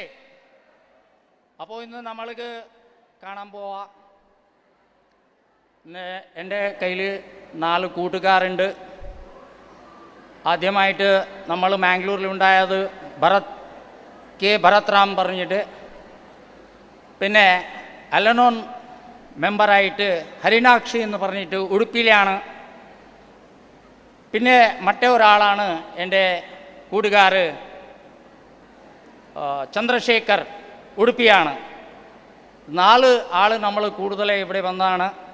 ഇവിടെ നമ്മൾക്ക് ഈ ആൽക്കഹോളിക്സ് അനോണിമസ് മെമ്പർ എങ്ങനെ ജീവിച്ച്, പിന്നെ എങ്ങനെ ജീവിച്ചിട്ട് നമ്മൾ മുമ്പ വന്ന് നിന്ന് അത് പറയാൻ പറ്റൂ. അതിനുവേണ്ടി ഇന്നലെ നമ്മൾ ജೊತೆ കൂടിയിട്ട് കന്നഡത്തിലാണ്, അയാൾ മലയാളി സംസാരിക്കാൻ പറ്റിയില്ല. ലാസ്റ്റ് ഞാൻ മലയാളിയിൽ സംസാരിക്കാം. ആദ്യം നമ്മൾ കൂടുതൽ ചന്ദ്രശേഖർ ഉടുപ്പിയാണ്, അയാൾ വന്നിട്ട് അയാളുടെ അനുഭവം കൊടുക്കണം പറയാം. Begin.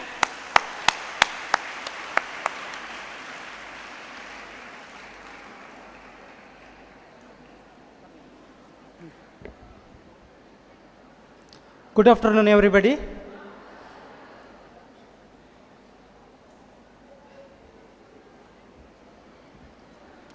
ನನ್ನ ಹೆಸರು ಚಂದ್ರಶೇಖರ್.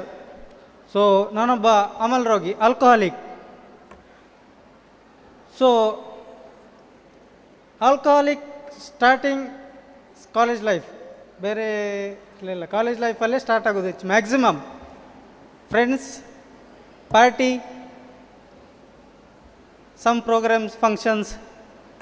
ಸೊ ನಂದು ಆಲ್ಕೋಹಾಲ್ ಟೆಸ್ಟ್ ಮಾಡಿದ್ದು ನಾನು ಕಾಲೇಜ್ ಲೈಫಲ್ಲಿ. ಸೊ ಏನು ಪ್ರಾಬ್ಲಮ್ ಆಗಲಿಲ್ಲ, ಎಂಜಾಯ್ಮೆಂಟು. ಸೊ ಒಂದು ಆಫ್ಟರ್ 5 years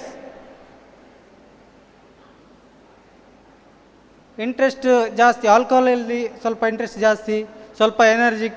ಯಾವುದೇ ಒಂದು ವರ್ಕ್ ಮಾಡಬೇಕಾದ್ರೆ ಆಲ್ಕೋಹಾಲಿಕ್ ಬೇಕು, ಸ್ವಲ್ಪ ಸಪೋರ್ಟ್ ಮಾಡ್ತಾಯಿತ್ತು ಆಲ್ಕೋಹಾಲ್. ಏನಾಗೋದಿಲ್ಲ, ಅದಕ್ಕೆ ಆಲ್ಕೋಹಾಲ್ ತಗೊಂಡ್ರೆ ಎಲ್ಲ ಕೆಲಸ ಆಗುತ್ತೆ. ಸೊ ಅದೇ ನನಗೆ ಎನರ್ಜಿ ಕೊಡ್ತಾಯಿತ್ತು, ನನಗೆ ಅದರ ಮೇಲೆ ಇಂಟ್ರೆಸ್ಟ್ ಜಾಸ್ತಿ ಆಯಿತು. ನಾನು ಬೇರೆ ಫ್ರೆಂಡ್ಸ್ ಎಲ್ಲ ಇದ್ದರು, ಅವರೆಲ್ಲ ಲಿಮಿಟೆಡ್. ಸೊ ನಾನು ಹಾಗೆಲ್ಲ, ನನಗೆ ನೋ ಲಿಮಿಟ್, ಕಂಟ್ರೋಲ್ ಇಲ್ಲ. ಸೊ ಸಮ್ ಪ್ರಾಬ್ಲಮ್ ಎಲ್ಲ ಅದರಲ್ಲಿ ಆಗ್ತಾಯಿತ್ತು. ಬಟ್ ಯಾಕೆ ಇದು ಎಷ್ಟು ಕುಡಿತೇನೆ ಏನು ರೀಸನ್ ಇಲ್ಲ. ಸೊ ಹೀಗೆ ಒಂದು ಆಫ್ಟರ್ 10 years ಕಾಲೇಜ್ ಲೈಫ್ ಮುಗೀತು, ಜಾಬು. ಈಗ ಜಾಬಿಗೆ ಹೋದ್ಮೇಲೆ ಹಣ ಬಂದೇ ಬರುತ್ತಲ್ಲ, ಸೊ ಟೆನ್ಷನ್ ಇಲ್ಲ. ಡ್ಯೂಟಿ ಆಯಿತು, ವೀಕೆಂಡ್ ಪಾರ್ಟಿ, ಪ್ರಾಬ್ಲಮ್ ಇಲ್ಲ. ಇದು ಈಗ ಪ್ರಾಬ್ಲಮ್ ಬಂದದ್ದು ಮನೆಯಲ್ಲಿ ಆರ್ನ್ ಮಾಡಲಿಕ್ಕೆ ಸ್ಟಾರ್ಟ್ ಮಾಡಿದರು. ಸೊ ಜಾಸ್ತಿ ಆಗ್ತಾಯಿದೆ ಕುಡಿತ, ಕಂಟ್ರೋಲ್ ಇಲ್ಲ. ಸೊ ಗೊತ್ತಿದೆ ನಮಗೆ, ಮನೆಯಲ್ಲಿ ಏನಾದರೂ ಹೇಳಿದರೆ ಒಮ್ಮೆ ಅವರ ಬಾಯಿ ಮುಚ್ಚಿಸಿ ಬಿಡ್ತೇವೆ. ನಂಗೆ ಗೊತ್ತಿದೆ, ಫ್ರೆಂಡ್ ಪಾರ್ಟಿ ಇತ್ತು, ಅವನು ಕುಡಿಸಿದ್ದ, ಇವನು ಕುಡಿಸಿದ್ದ. ಸೊ ಸ್ವಲ್ಪ ದಿವಸ ನೋಡ್ತಾರೆ ಮನೆಯವ್ರ ರೀಸನ್ಸ್, ಮತ್ತು ಮನೆಯವ್ರಿಗೆ ಗೊತ್ತಾಗುತ್ತೆ. ಸೊ ಇದಾದಮೇಲೆ ನೆಕ್ಸ್ಟ್ ಏನು, ಕುಡಿತಾ ಸ್ಟಾಪ್ ಮಾಡಬೇಕಲ್ಲ. ನನಗೆ ಸಹ ಗೊತ್ತಿದೆ, ನಂದು ಡ್ರಿಂಕ್ ಓವರ್ ಆಗ್ತಿದೆ, ಕಂಟ್ರೋಲ್ ಇಲ್ಲ, ಹೇಗೆ ಸ್ಟಾಪ್ ಮಾಡೋದು? ಮೆಡಿಸಿನ್ಸ್ ಅಥವಾ ಒಂದು ಕೆಲವು ಧರ್ಮದಲ್ಲಾದರೆ ದೇವ್ರ ಹತ್ರ ಹೋಗುವುದು, ಹರಕೆ, ಅದು ಇದು ಎಲ್ಲ ಆಗ್ತದೆ. ಆದರೆ ಅಬ್ಸೆಷನ್ ಯಾಕೆ ಕಡಿಮೆ ಆಗಲಿಲ್ಲ ಗೊತ್ತಿಲ್ಲ. ಸೊ ಹೀಗೆ ಆಗಬೇಕಾದ್ರೆ ಮನೆಯವರು ಏನೆಲ್ಲ ಪ್ರಯತ್ನ ಮಾಡಲಿಕ್ಕಿದೆ ಮಾಡ್ತಾರೆ. ಯಾವುದು ಡಿ ಅಡಿಕ್ಷನ್ ಸೆಂಟರ್ಸ್, ಹಾಸ್ಪಿಟಲ್ಸ್, ಇದೆಲ್ಲ ಓಕೆ. ಬಟ್ ಅಡ್ಮಿಟ್ ಆಗ್ತೇವೆ, ಅದರಿಂದ ಹೊರಗೆ ಬಂದು ಏನು ಮಾಡಬೇಕು ಗೊತ್ತಿಲ್ಲ. ಅಡ್ಮಿಟ್ ಆಗೋದು, ಸ್ವಲ್ಪ ರಿಕವರಿ ಆಗೋದು, ಮೆಡಿಸಿನ್ ತಗೊಳ್ಳೋದು, ಫುಡ್, ಹೆಲ್ತ್ ಸ್ವಲ್ಪ ಫಿಟ್ ಆಯಿತು, ಫಿನಿಶ್. ನೆಕ್ಸ್ಟ್ 1 ವೀಕಲ್ಲಿ ನೆಕ್ಸ್ಟ್ ಒಮ್ಮೆ ಮತ್ತೆ ಸ್ಟಾರ್ಟ್. ಮತ್ತೆ ಕುಡಿಲಿಕ್ಕೆ ಹೋದರೆ ಸಹ ಕಂಟ್ರೋಲಲ್ಲೇ ಆಗೋದಿಲ್ಲ. ಕುಡಿಲಿಕ್ಕೆ ಫುಲ್ ಕುಡಿಬೇಕು, ಫುಲ್ ಟೈಟ್ ಪಾರ್ಟಿ ಇದೆ. ಒಂದು 2 ಮಂತ್ ಸ್ಟಾಪ್ ಮಾಡೋದು, ಮತ್ತೆ ರೀಸ್ಟಾರ್ಟ್. ಸೊ ಅದರಿಂದ ಯಾಕೆ ಇದರಿಂದ ಹೊರಗೆ ಬರಬೇಕಲ್ಲ. ಸೊ ನನ್ನ ಫ್ರೆಂಡ್ಸ್ ಎಲ್ಲ ಕಂಟ್ರೋಲಲ್ಲಿ ಕುಡಿತಾರೆ, ಲಿಮಿಟಲ್ಲೇ ಇದ್ದಾರೆ. ನನಗೆ ಆಗಬೇಕಲ್ಲ, ನಾನು ಸಹ ಅವ್ರ ಜೊತೆ ಸ್ಟಾರ್ಟ್ ಮಾಡಿದ್ದು, ನನಗೆ ಯಾಕೆ ಕಂಟ್ರೋಲ್ ಇಲ್ಲ? ಟ್ರೈ ಮಾಡಿ ಮಾಡಿ ಮಾಡಿ ಮಾಡಿ ಆಗಲಿಲ್ಲ, ಕಂಟ್ರೋಲಲ್ಲಿ ಕುಡಿಲಿಕ್ಕೆ ಆಗಲಿಲ್ಲ. ಸೊ ಆಫ್ಟರ್ ದಟ್ ಮತ್ತೆ ಮನೆಯವ್ರು ಬಿಟ್ಟು ಅವರ ರೆಸ್ಪಾನ್ಸಿಬಿಲಿಟಿ ಬಿಟ್ಟರು. ಮ್ಯಾರೇಜ್ ಆಯಿತು, ಮ್ಯಾರೇಜ್ ಆದಮೇಲೆ ಫುಲ್ ಬಿಂದಾಸ್. ರೀಸನ್ ಒಂದೇ, ಹೆಂಡತಿ ಕಿರಿಕಿರಿ ಮಾಡ್ತಾಳೆ ಅಂತ. ಸೊ ಅಂಥದ್ರಲ್ಲೆಲ್ಲ ಏನು ಕುಡಿತಾ ಇದ್ದೇನೆ, ಪ್ರಾಬ್ಲಮ್ ಆಗ್ತಿದೆ, ಹೆಲ್ತ್ ಇಶ್ಯೂಸು ಇಲ್ಲ, ಒಪ್ಕೊಳ್ಳಿಕ್ಕೆ ರೆಡಿ ಇಲ್ಲ. ಮನೇಲಿ ಹೇಳ್ತಾರೆ, ಊರಲ್ಲಿ ಹೇಳ್ತಾರೆ, ಎಲ್ಲರೂ ಹೇಳ್ತಾರೆ, ಮ್ಯಾರಿಡ್ ನೀನು ಮದುವೆ ಆಗಿದೆ, ರೆಸ್ಪಾನ್ಸಿಬಿಲಿಟಿ ಇದೆ, ಸ್ವಲ್ಪ ಕಂಟ್ರೋಲಲ್ಲಿ ಕುಡಿ, ಲಿಮಿಟಲ್ಲಿ ಕುಡಿ. ನಾವು ಟ್ರೈ ಮಾಡಿದ್ದು ಅದನ್ನೇ ಅಲ್ವಾ, ಲಿಮಿಟಲ್ಲಿ ಕುಡಿಲಿಕ್ಕೆ ಹೋದದ್ದು, ಕಂಟ್ರೋಲ್ ಮಾಡಿದ್ದೆ, ಆಗ್ತಾ ಇಲ್ಲ. ಸೊ ಏನು ಮಾಡೋಣ ನೆಕ್ಸ್ಟ್? ಸೊ ಒಂದೊಂದು ನಮ್ಮ ಉಡುಪಿಯಲ್ಲಿ ಒಂದು ಹಾಸ್ಪಿಟಲ್ ಇದೆ, ಡಿ ಅಡಿಕ್ಷನ್ ಸೆಂಟರ್, ರಿಹಬ್ಸ್. ಸೊ ಗೊತ್ತಿಲ್ಲ, ಅಲ್ಲಿ ಯಾರು ಹೇಳಿದರು ಅಲ್ಲಿ ಮೆಡಿಸಿನ್ ಇದೆ, ಸರಿ ಹೋಗೋಣ ಅಂತ ಆಯಿತು. ಮೆಡಿಸಿನ್ ಆಯಿತು, ಮೆಡಿಸಿನ್ ಕೊಟ್ಟರು. ಮೆಡಿಸಿನ್ ತಗೊಂಡ ಮೇಲೆಲ್ಲ ಸ್ಟಾಪ್ ಆಗಬೇಕಲ್ಲ, ಮತ್ತು ನಾವು ಕಂಟ್ರೋಲಲ್ಲಿ ಕುಡಿಬೇಕಲ್ಲ. ಇದು ಅಥವಾ ಒಂದೇ ಆಲ್ಕೋಹಾಲ್ ಬಿಟ್ಟುಬಿಡ್ಬೇಕು, ಬೇಡ ನಮಗೆ. ಅದಕ್ಕೊಂದು ಮೆಡಿಸಿನ್ ಇದ್ದಿದ್ದರೆ ಎಲ್ಲರೂ ಮೆಡಿಸಿನ್ ತಗೊಂಡು ಆಲ್ಕೋಹಾಲ್ ಬಿಟ್ಟುಬಿಡ್ತಿದ್ರು. ಈವರೆಗೆ ವರ್ಲ್ಡಲ್ಲಿ ಮೆಡಿಸಿನ್ ಹುಡುಕಲಿಲ್ಲ ಅದಕ್ಕೆ. ನಾನು ಅದೇ ಮಾಡ್ತಿದ್ದೆ, ಒಂದು ಮೆಡಿಸಿನ್ನ ಕ್ಯಾಪ್ಸುಲ್ ತಗೊಂಡು ಆರಾಮ್ಸೆ ಲಿಮಿಟಲ್ಲಿ ಕುಡ್ಕೊಂಡು ಇರ್ತಿದ್ದೆ, ಆಗಲಿಲ್ಲ. ಸೊ ಇದು ಅಲ್ಲಿ ಅಡ್ಮಿಟ್ ಆದಮೇಲೆ ನಮಗೆ ಟಚ್ ಆದದ್ದು ಆಲ್ಕೋಹಾಲಿಕ್ ಅನಾನಿಮಸ್ ಪ್ರೋಗ್ರಾಮ್ ಗ್ರೂಪ್ಸ್. ಈಗ ಅನಿಲ್ ಸರ್ ಅವರು ಹೇಳಿದರು, ಅವ್ರದ್ದು ಮ್ಯಾಂಗ್ಳೂರು, ನಮ್ಮದು ಉಡುಪಿ. ಸೊ ಆಲ್ ಓವರ್ ವರ್ಲ್ಡಲ್ಲಿದೆ ಈ ಪ್ರೋಗ್ರಾಮ್, ಆಲ್ಕೋಹಾಲಿಕ್ ಅನಾನಿಮಸ್ ಅಂತ. ಸೊ ಅಲ್ಲಿದ್ದು ಮೆಂಬರ್ಸ್ ಈ ಥರ ಮೆಸೇಜ್ ಕೊಟ್ಟರು, ಈ ಥರ ಪ್ರೋಗ್ರಾಮ್ಸ್ ಇದೆ, ನಿಮಗೆ ಆಲ್ಕೋಹಾಲಿಕ್ಕಿಂದ ಹೊರಗೆ ಬರ್ಬೋದು, ಅಡಿಕ್ಷನಿಂದ. ಅಂದರೆ ಅಡಿಕ್ಷನ್ ಬಿಟ್ಟೋಗೋದಿಲ್ಲ, ನೀವು ಮನಸ್ಸು ಮಾಡಿದರೆ ಅಡಿಕ್ಷನಿಂದ ದೂರ ಇರ್ಬೋದು, ಆಲ್ಕೋಹಾಲಿಂದ ದೂರ ಇರ್ಬೋದು. Choice is yours. ಅಂದರೆ ಬದುಕಬೇಕಾ, ಆಲ್ಕೋಹಾಲಿಂದ ದೂರ ಇರಬೇಕು, ಸಾಯ್ಬೇಕಾ ಹೇಳಿದ್ರು ಅವ್ರು, ನಿಮ್ಮ ಇಷ್ಟ ಅಂತ. ಸೊ ನಾನು ಅಲ್ಲಿಂದ ಕೌನ್ಸ್ಲಿಂಗ್ ಇದೆ ನಮ್ಮದು ಆಲ್ಕೋಹಾಲಿಕ್ ಅನಾನಿಮಸ್ ಪ್ರೋಗ್ರಾಮು ಉಡುಪಿ ಡಿಸ್ಟಿಕಲ್ಲಿ. ಸೊ 24 ಗ್ರೂಪ್ಸ್ ಇದೆ ನಮ್ಮದು. So weekly 7 days 1 hour regular counselling ಇದೆ, ನಾವು ಮಾಡ್ತಾ ಇರ್ತೇವೆ. ನ್ಯೂ ಕಮ್ಮರ್ಸ್ ಯಾರಿದ್ದಾರೆ ಸಫರಿಂಗ್ ಆಲ್ಕೋಹಾಲ್, ಅವರಿಗೆಲ್ಲ ನಾವು ಅವರ ಮನೆಗೆ ಹೋಗಿ ಸೊ ಇದರದ್ದು ಏನು ಮಾಹಿತಿ ಇದೆ, ಎಕ್ಸ್ಪ್ಲನೇಷನ್ ಏನಿದೆ, ಸೊ ಇದರ ಬಗ್ಗೆ ಈ ಡಿಸೀಸ್ ಹೇಗೆ, ಇದರ ಸಿಂಪ್ಟಮ್ಸ್ ಏನು, ಅದನ್ನೆಲ್ಲ ಅವರಿಗೆ ಅವರಿಗೆ ಗೊತ್ತಾಗೋದಿಲ್ಲ, ಅವರಿಗೆ ಅರ್ಥ ಆಗೋದಿಲ್ಲ. ಆಲ್ಕೋಹಾಲಿಕ್ಕಿಗೆ ಏನು ಹೇಳಿದ್ರು ತಗೊಳ್ಳೋ ಕೆಪಾಸಿಟಿ ಇರೋದಿಲ್ಲ, ಎಲ್ಲ ನೆಗೆಟಿವ್ ಆಗೇ ತಗೊಳ್ತವೆ, ಪಾಸಿಟಿವ್ ಆಗಿ ತಗೊಳ್ಳೋದಿಲ್ಲ. ಸೊ ಅವರ ಮನೆಯವರಿಗೆ ಕನ್ವಿನ್ಸ್ ಮಾಡಿ ಇಂಥ ಗ್ರೂಪ್ಗಳಿಗೆ ಬರುವ ಹಾಗೆ ಮಾಡಿ, ಸೊ ಅಂಥ ಕಾರ್ಯಕ್ರಮವನ್ನು ಮಾಡ್ತಾ ಇರ್ತೇವೆ ನಾವು. ಹಾಗೆ ನನಗೆ ಇಲ್ಲಿ ನನಗಿಂತ ಫಸ್ಟ್ ಬಂದ ಓಲ್ಡ್ ಟೈಮರ್ಸ್ ಅವರು ಈ ಕಾರ್ಯಕ್ರಮದ ಬಗ್ಗೆ ಹೇಳಿದರು. ಸೊ ನನ್ನ ಮತ್ತು ನನ್ನ ವೈಫು ಇಬ್ಬರು ನಾವು ಈ ಪ್ರೋಗ್ರಾಮ್ ಒಳಗೆ ಬಂದೆವು. ಸೊ ಇಲ್ಲಿ ಬಂದದ್ರಿಂದ ಏನು ಏನು ಹೇಳ್ತಾರೆ ಇದರಲ್ಲಿ ಕೆಲವು ಟಿಪ್ಸ್ ಇದೆ. ಆಲ್ಕೋಹಾಲಿಂದ ದೂರ ಇರಬೇಕಾದ್ರೆ ಏನು ಮಾಡಬೇಕು, ಫಸ್ಟ್ ರಿಕವರಿ ಸ್ಟೇಜ್. ಸೊ ಅಲ್ಲಿಂದ ರಿಕವರಿ ಆಗ್ತಾ ಇದ್ದಾಗೆ ನನ್ನ ರೆಸ್ಪಾನ್ಸಿಬಿಲಿಟೀಸ್ ಏನು, ಈಗ ನಾನು ಮನೆಯಲ್ಲಿ ಹೇಗಿರಬೇಕು, ಸೋಷಲಲ್ಲಿ ಈಗ ಸಮಾಜದಲ್ಲಿ ನಾನು ಹೇಗಿದ್ದೇನೆ, ಸೊಸೈಟಿಯಲ್ಲಿ ಅಂದರೆ ಡ್ರಿಂಕಿಂಗ್ ಟೈಮಲ್ಲಿ ಹೇಗಿದ್ದೆ, ಈಗ ವಿದೌಟ್ ಡ್ರಿಂಕ್ ನಾನೇನು ಆ ಸೊಸೈಟಿಗೆ ಎಂಟ್ರಿ ಕೊಟ್ಟಾಗ ನನಗೆ ಯಾರು ಹಾರ ಹಿಡ್ಕೊಂಡು ಸನ್ಮಾನ ಮಾಡುವರಿಲ್ಲಲ್ಲ, ನಾನು ಡ್ರಿಂಕ್ಸ್ ಬಿಟ್ಟು ಬಂದಿದ್ದಾನೆ ಅಂತ. ಸೊ ಡ್ರಿಂಕ್ ಕುಡಿತಾ ಇರುವಾಗ ಯಾವುದೆಲ್ಲ ಪ್ರಾಬ್ಲಮ್ ಮಾಡಿದ್ದಾನೆ ಎಲ್ಲ ಅವರಿಗೆ ನೆನಪಿದೆಯಲ್ಲ, ನನಗೆ ನೆನಪಿಲ್ಲಾದರೆ. ಸೊ ಅಲ್ಲಿ ಹೇಗೆ ಫೇಸ್ ಮಾಡಬೇಕು ಆ ಪರಿಸ್ಥಿತಿಯಲ್ಲಿ, ಸೊಸೈಟಿಯಲ್ಲಿ ಹೇಗಿರಬೇಕು, ಮನೆಯಲ್ಲಿ ಹೇಗಿರಬೇಕು, ವಿದೌಟ್ ಆಲ್ಕೋಹಾಲ್ ಲೈಫ್ ಲೀಡ್ ಹೇಗೆ ಮಾಡಬೇಕು. ಸೊ ಇದನ್ನು ಈ ಕಾರ್ಯಕ್ರಮದಲ್ಲಿ ಗೈಡ್ ಮಾಡ್ತಾರೆ. ತಾವೇನು ಕೆಲವು ಪರ್ಸ್ನಲ್ಸ್ ಪ್ರಾಬ್ಲಮ್ ಏನಿದೆ ಅದನ್ನೆಲ್ಲ ಯಾರಾದರೂ ನಮ್ಮ ಮೆಂಬರ್ಸ್, ಕ್ಲೋಸ್ ಮೆಂಬರ್ಸ್ ಹತ್ರ ಹೇಳಿದರೆ ಅದಕ್ಕೆ ಗೈಡ್ ಮಾಡ್ತಾರೆ, ಏನಾದರೂ ಸೊಲ್ಯೂಷನ್ಸ್ ಅದೆಲ್ಲ ಕೊಡ್ತಾರೆ. ಸೊ ಹಾಗೆ ನಾನು ಈ ಪ್ರೋಗ್ರಾಮ್ ಒಳಗೆ ಬಂದ ಮೇಲೆ ಈ ಪ್ರೋಗ್ರಾಮಲ್ಲಿ ಹೇಳಿದ್ದನ್ನೆಲ್ಲ ಸ್ವಲ್ಪ ಫಾಲೋಅಪ್ ಮಾಡಲಿಕ್ಕೆ ಸ್ಟಾರ್ಟ್ ಮಾಡಿದೆ. ರಿಕವರಿ ಆಯಿತು. ನಾನು ಹಾಗಾದರೆ ಆಲ್ಕೋಹಾಲ್ ಕುಡಿತಾ ಇರುವ ಟೈಮಲ್ಲಿ ಎಲ್ಲಿಗೆ ಹೋಗಿದ್ದೆ, ನನ್ನ ಸ್ಟೇಜ್ ಎಲ್ಲಿಗೆ ಹೋಗಿತ್ತು. ಸ್ಟಾರ್ಟಿಂಗ್ ನಿಮ್ಮ ಥರ ಸ್ಟೂಡೆಂಟ್ ಲೈಫಲ್ಲಿದ್ದವ ನಾನು, ಆಲ್ಕೋಹಾಲ್ ಸ್ಟಾರ್ಟ್ ಮಾಡಿದವನು. ನೆಕ್ಸ್ಟ್ ಇಯರ್ ಹೋಗ್ತಾ ಹೋದಾಗೆ ಲಾಸ್ಟ್ ಸ್ಟೇಜಿಗೆ ತಲುಪಿದೆ. ಯಾಕೆಳಿದರೆ ಮತ್ತೆ ಲೈಫ್ ಲೀಡ್ ಮಾಡಲಿಕ್ಕೆ ಏನಿಲ್ಲ, ಯಾವುದೇ ಒಂದು ಆಂಬಿಷನ್ಸ್ ಇಲ್ಲ, ಏನಿಲ್ಲ, ಒಂದೇ ಸಾಯ್ಬೇಕು, ಸುಸೈಡ್. ಸೊ ಪ್ಲ್ಯಾನ್ ಎಲ್ಲ ಇತ್ತು, ಸುಸೈಡ್ ಎಲ್ಲ ಆಗ್ತಿರಲಿಲ್ಲ. ಸೂಸೈಡ್ ಮಾಡಬೇಕಂತ ಪ್ಲ್ಯಾನ್ ಮಾಡ್ತಿದ್ದೆ, ಏನಾದರೂ ಬಾಟ್ಲೆಲ್ಲ ತಂದಿಡ್ತಾ ಇದ್ದೆ, ಕುಡ್ದಾದ್ಮೇಲೆ ಮರ್ತೋಗ್ತಾ ಇತ್ತು ಯಾಕೆ ನಾನು ಈ ಥರ ಮಾಡ್ತಿದ್ದೆ ಅಂತ. ಸೊ ಇಂಥದ್ದೆಲ್ಲ ಇನ್ಸಿಡೆಂಟ್ಸ್ ಆಗಿದೆ ನಮ್ಮದು ಸುಮಾರು. ವೆಹಿಕಲಲ್ಲಿ ಬೀಳೋದು ಇಂಥದ್ದು ಸುಮಾರು ಸರಿ ಆಗಿದೆ, ಆಕ್ಸಿಡೆಂಟ್ಸ್ ಅದು ಇದು. ನಾನು ಬದುಕಲಿಕ್ಕೆ ಇರಲಿಲ್ಲ, ನಾನು ಒಂದು 15 ಇಯರ್ಸ್ ಮುಂಚೆ ಸತ್ತೋಗ್ಬೇಕಿತ್ತು, ಆ ಥರ ಪ್ರಾಬ್ಲಮ್ ಇತ್ತು ನನಗೆ, ಓನ್ಲಿ ಆಲ್ಕೋಹಾಲಿಕ್. ಸೊ ಆದರೆ ಏನೋ ದೇವರದ ಹೇಳ್ತಾರೆ ಎಲ್ಲದಕ್ಕೆ ಒಂದು ಬ್ಲೆಸ್ಸಿಂಗ್ ಬೇಕು ಅಂತ. ಸೊ ಅದೊಂದು ಬ್ಲೆಸ್ಸಿಂಗಿಂದ ನಾನು ಇಲ್ಲಿಗೆ ಬಂದೆ, ದೇವರು ನನ್ನನ್ನು ಕಳಿಸಿದ್ರು ಇಲ್ಲಿಗೆ. ಹಾಗೆ ಬಂದದ್ರಿಂದ ಈಗ ನಾನು ಇಲ್ಲಿ ಬಂದು ರಿಕವರಿ ಆಗಿದ್ದೇನೆ, ಎಲ್ಲ ಆಗಿದ್ದೇನೆ. ರಿಕವರಿ ಆಗುವಾಗ ನಾನು ಮುಂಚೆ ಹೇಗಿದ್ದೆ, ನನ್ನ ಲೈಫ್ ಆಲ್ಕೋಹಾಲಿಂದ ಎಲ್ಲಿಗೆ ರೀಚ್ ಆಗಿದೆ ಗೊತ್ತಿಲ್ವಾ, ಟ್ಯಾಲೆಂಟ್ ಇರಲಿಲ್ವಾ, ಎಲ್ಲದರಲ್ಲೂ ಇದ್ದೆ ನಾನು. ನಾನೊಬ್ಬ drama artist, Tulu drama artist. Drama writing ಮಾಡ್ತೇನೆ, ಆ್ಯಕ್ಟಿಂಗ್ ಮಾಡ್ತೇನೆ, ಡೈರೆಕ್ಷನ್ ಸಹ ಮಾಡ್ತೇನೆ. ಸೊ ಇಡೀ ಫುಲ್ ಉಡುಪಿ ಡಿಸ್ಟಿಕ್ ಫೇಮಸ್ ನಾನು. ಹಾಗಾಗಿ ಆಲ್ಕೋಹಾಲಿಕ್ ಆದದ್ದು ಸಹ ಹಾಗಾಗಿಯೇ ಫೇಮಸ್ ಆದದ್ದು. ನಾನು ಇಡೀ ಊರಿಗೆ ಗೊತ್ತಿದೆ ನಾನು ಆಲ್ಕೋಹಾಲಿಕ್ ಅಂತ.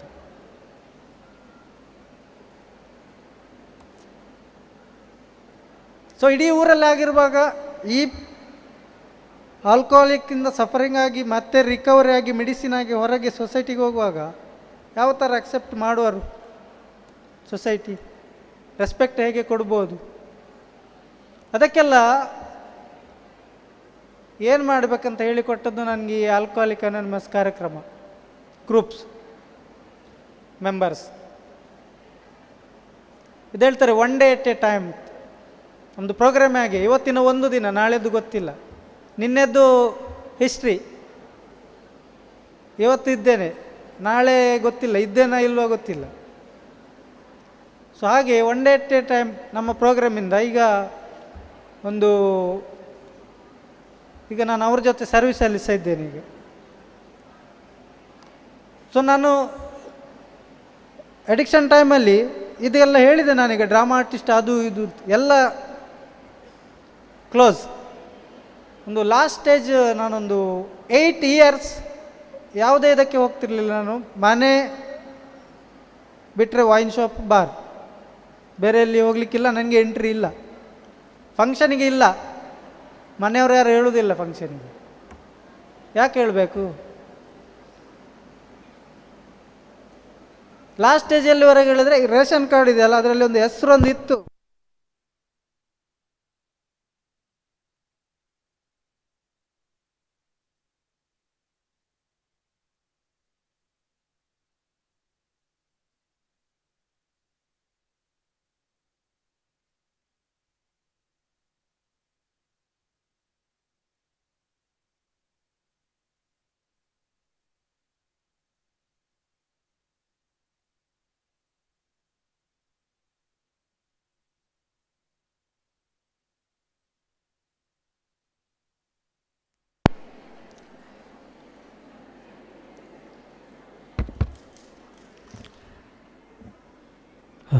ಸಾರಿ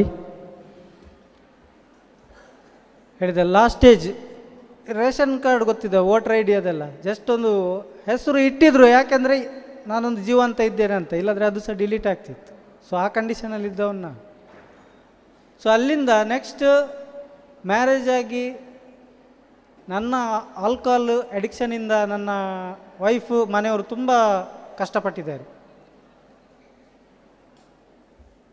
ಅಲ್ಲಿಂದ ನೆಕ್ಸ್ಟ್ ಈ ಪ್ರೋಗ್ರಾಮಿಗೆ ಬಂದ ಮೇಲೆ ಈ ಪ್ರೋಗ್ರಾಮಲ್ಲಿ ಹೇಗಿರಬೇಕು ಎಲ್ಲ ಗೈಡ್ ಮಾಡ್ತಾರೆ.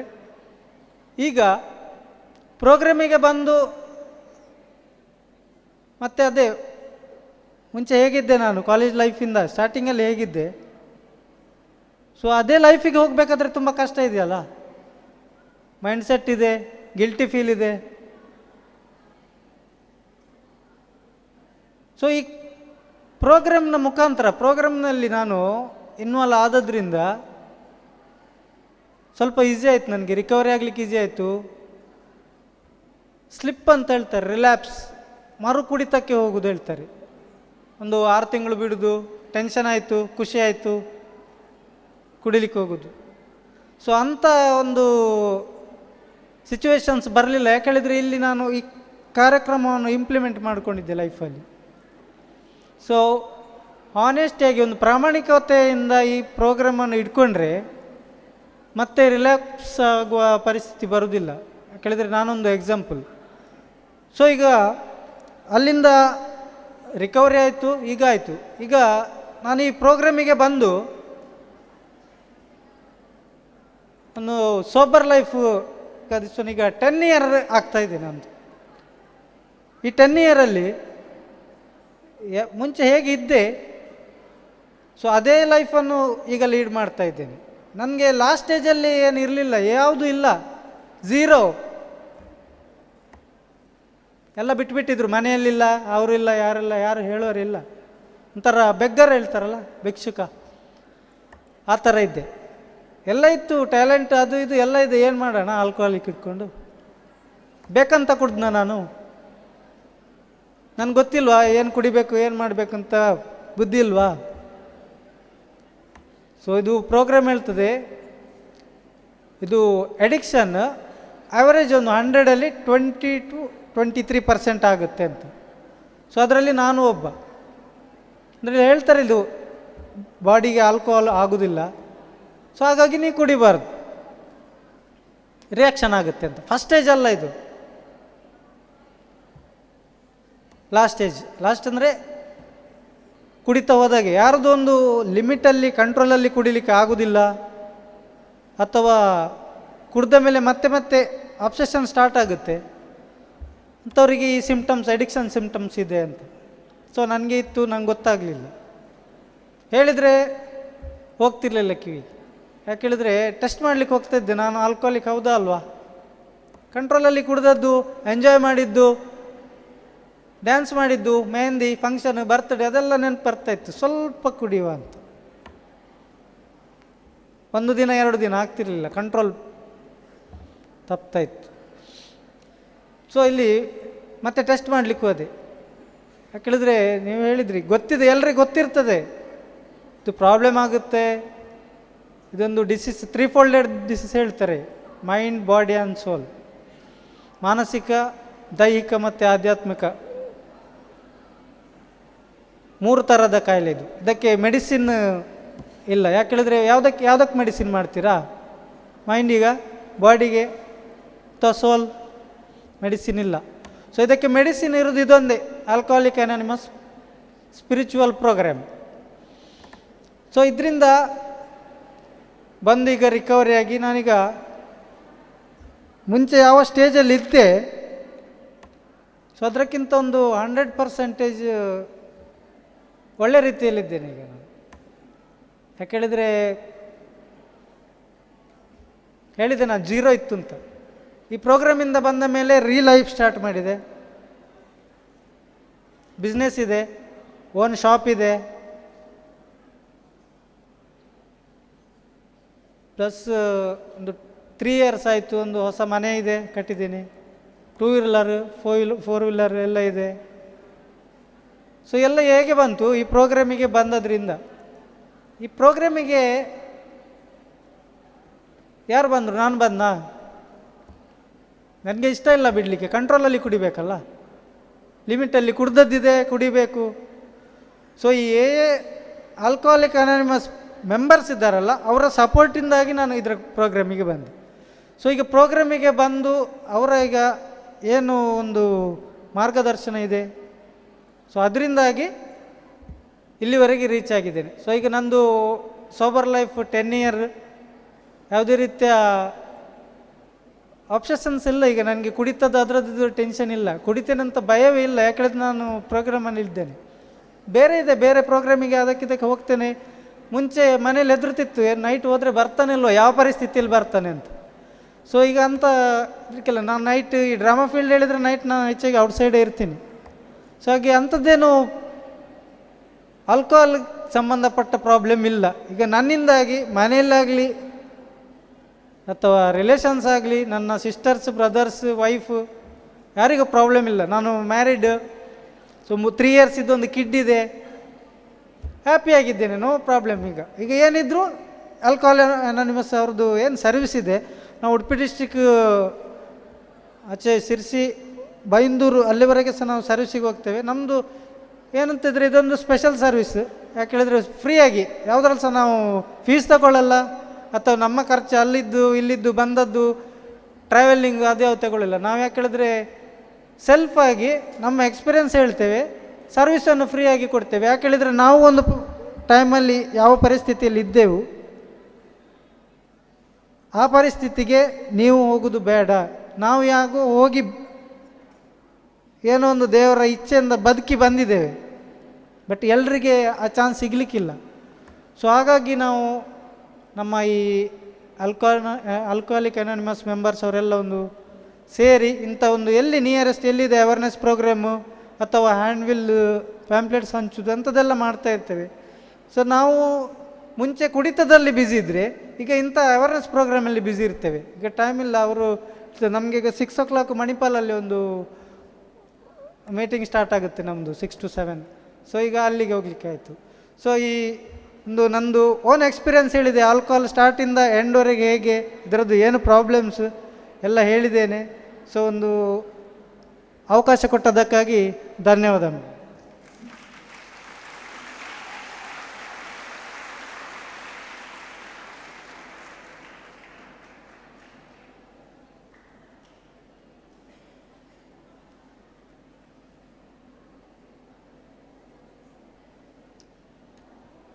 നമസ്കാർ ബന്ധുക്കളെ.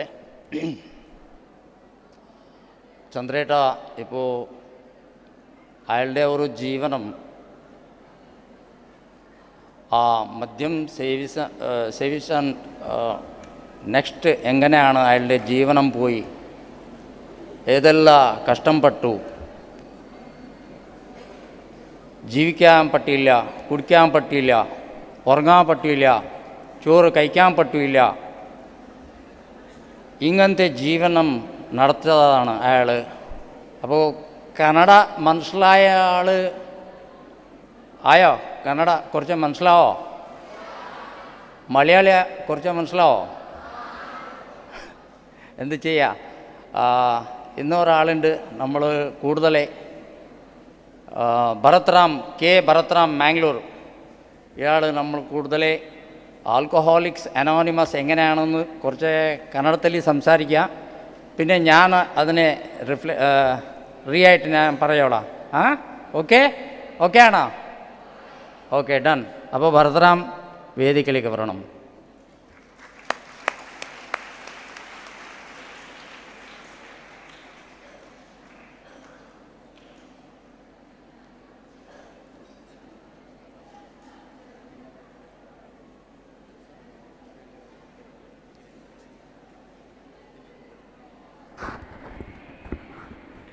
Good afternoon everybody. ಕನ್ನಡ ಯಾರಿಗೆಲ್ಲ ಬರ್ತದೆ? ಕನ್ನಡ ಅರ್ಥ ಯಾರಿಗೆ ಆಗ್ತದೆ? ನಾನು ಮಾತಾಡಿದ್ದು ಅರ್ಥ ಯಾರಿಗೆ ಆಗ್ತದೆ?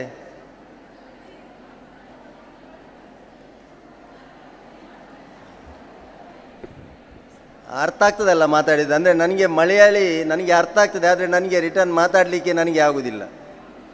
ನಾನು ಕನ್ನಡದಲ್ಲೇ ಮಾತಾಡ್ತೇನೆ. ಯಾಕೆಂದರೆ ನನ್ನ ಹೆಸರು ಭರತ್ ಅಂತ, ನಾನೊಬ್ಬ ಅಮಲ್ ರೋಗಿ. ಹಾಯ್, ನಿಮ್ಮ ಹಾಗೆ ನಾನು ಕಾಲೇಜಿಗೆ ಹೋಗುವಂಥ ವ್ಯಕ್ತಿ. ನಾನು ಫಸ್ಟ್ ಇಯರ್ PUC ಮತ್ತು ಸೆಕೆಂಡ್ ಇಯರ್ PUC ಆಗುವಾಗ ನಾನು ನಮ್ಮ ಮಂಗಳೂರಿನಲ್ಲಿ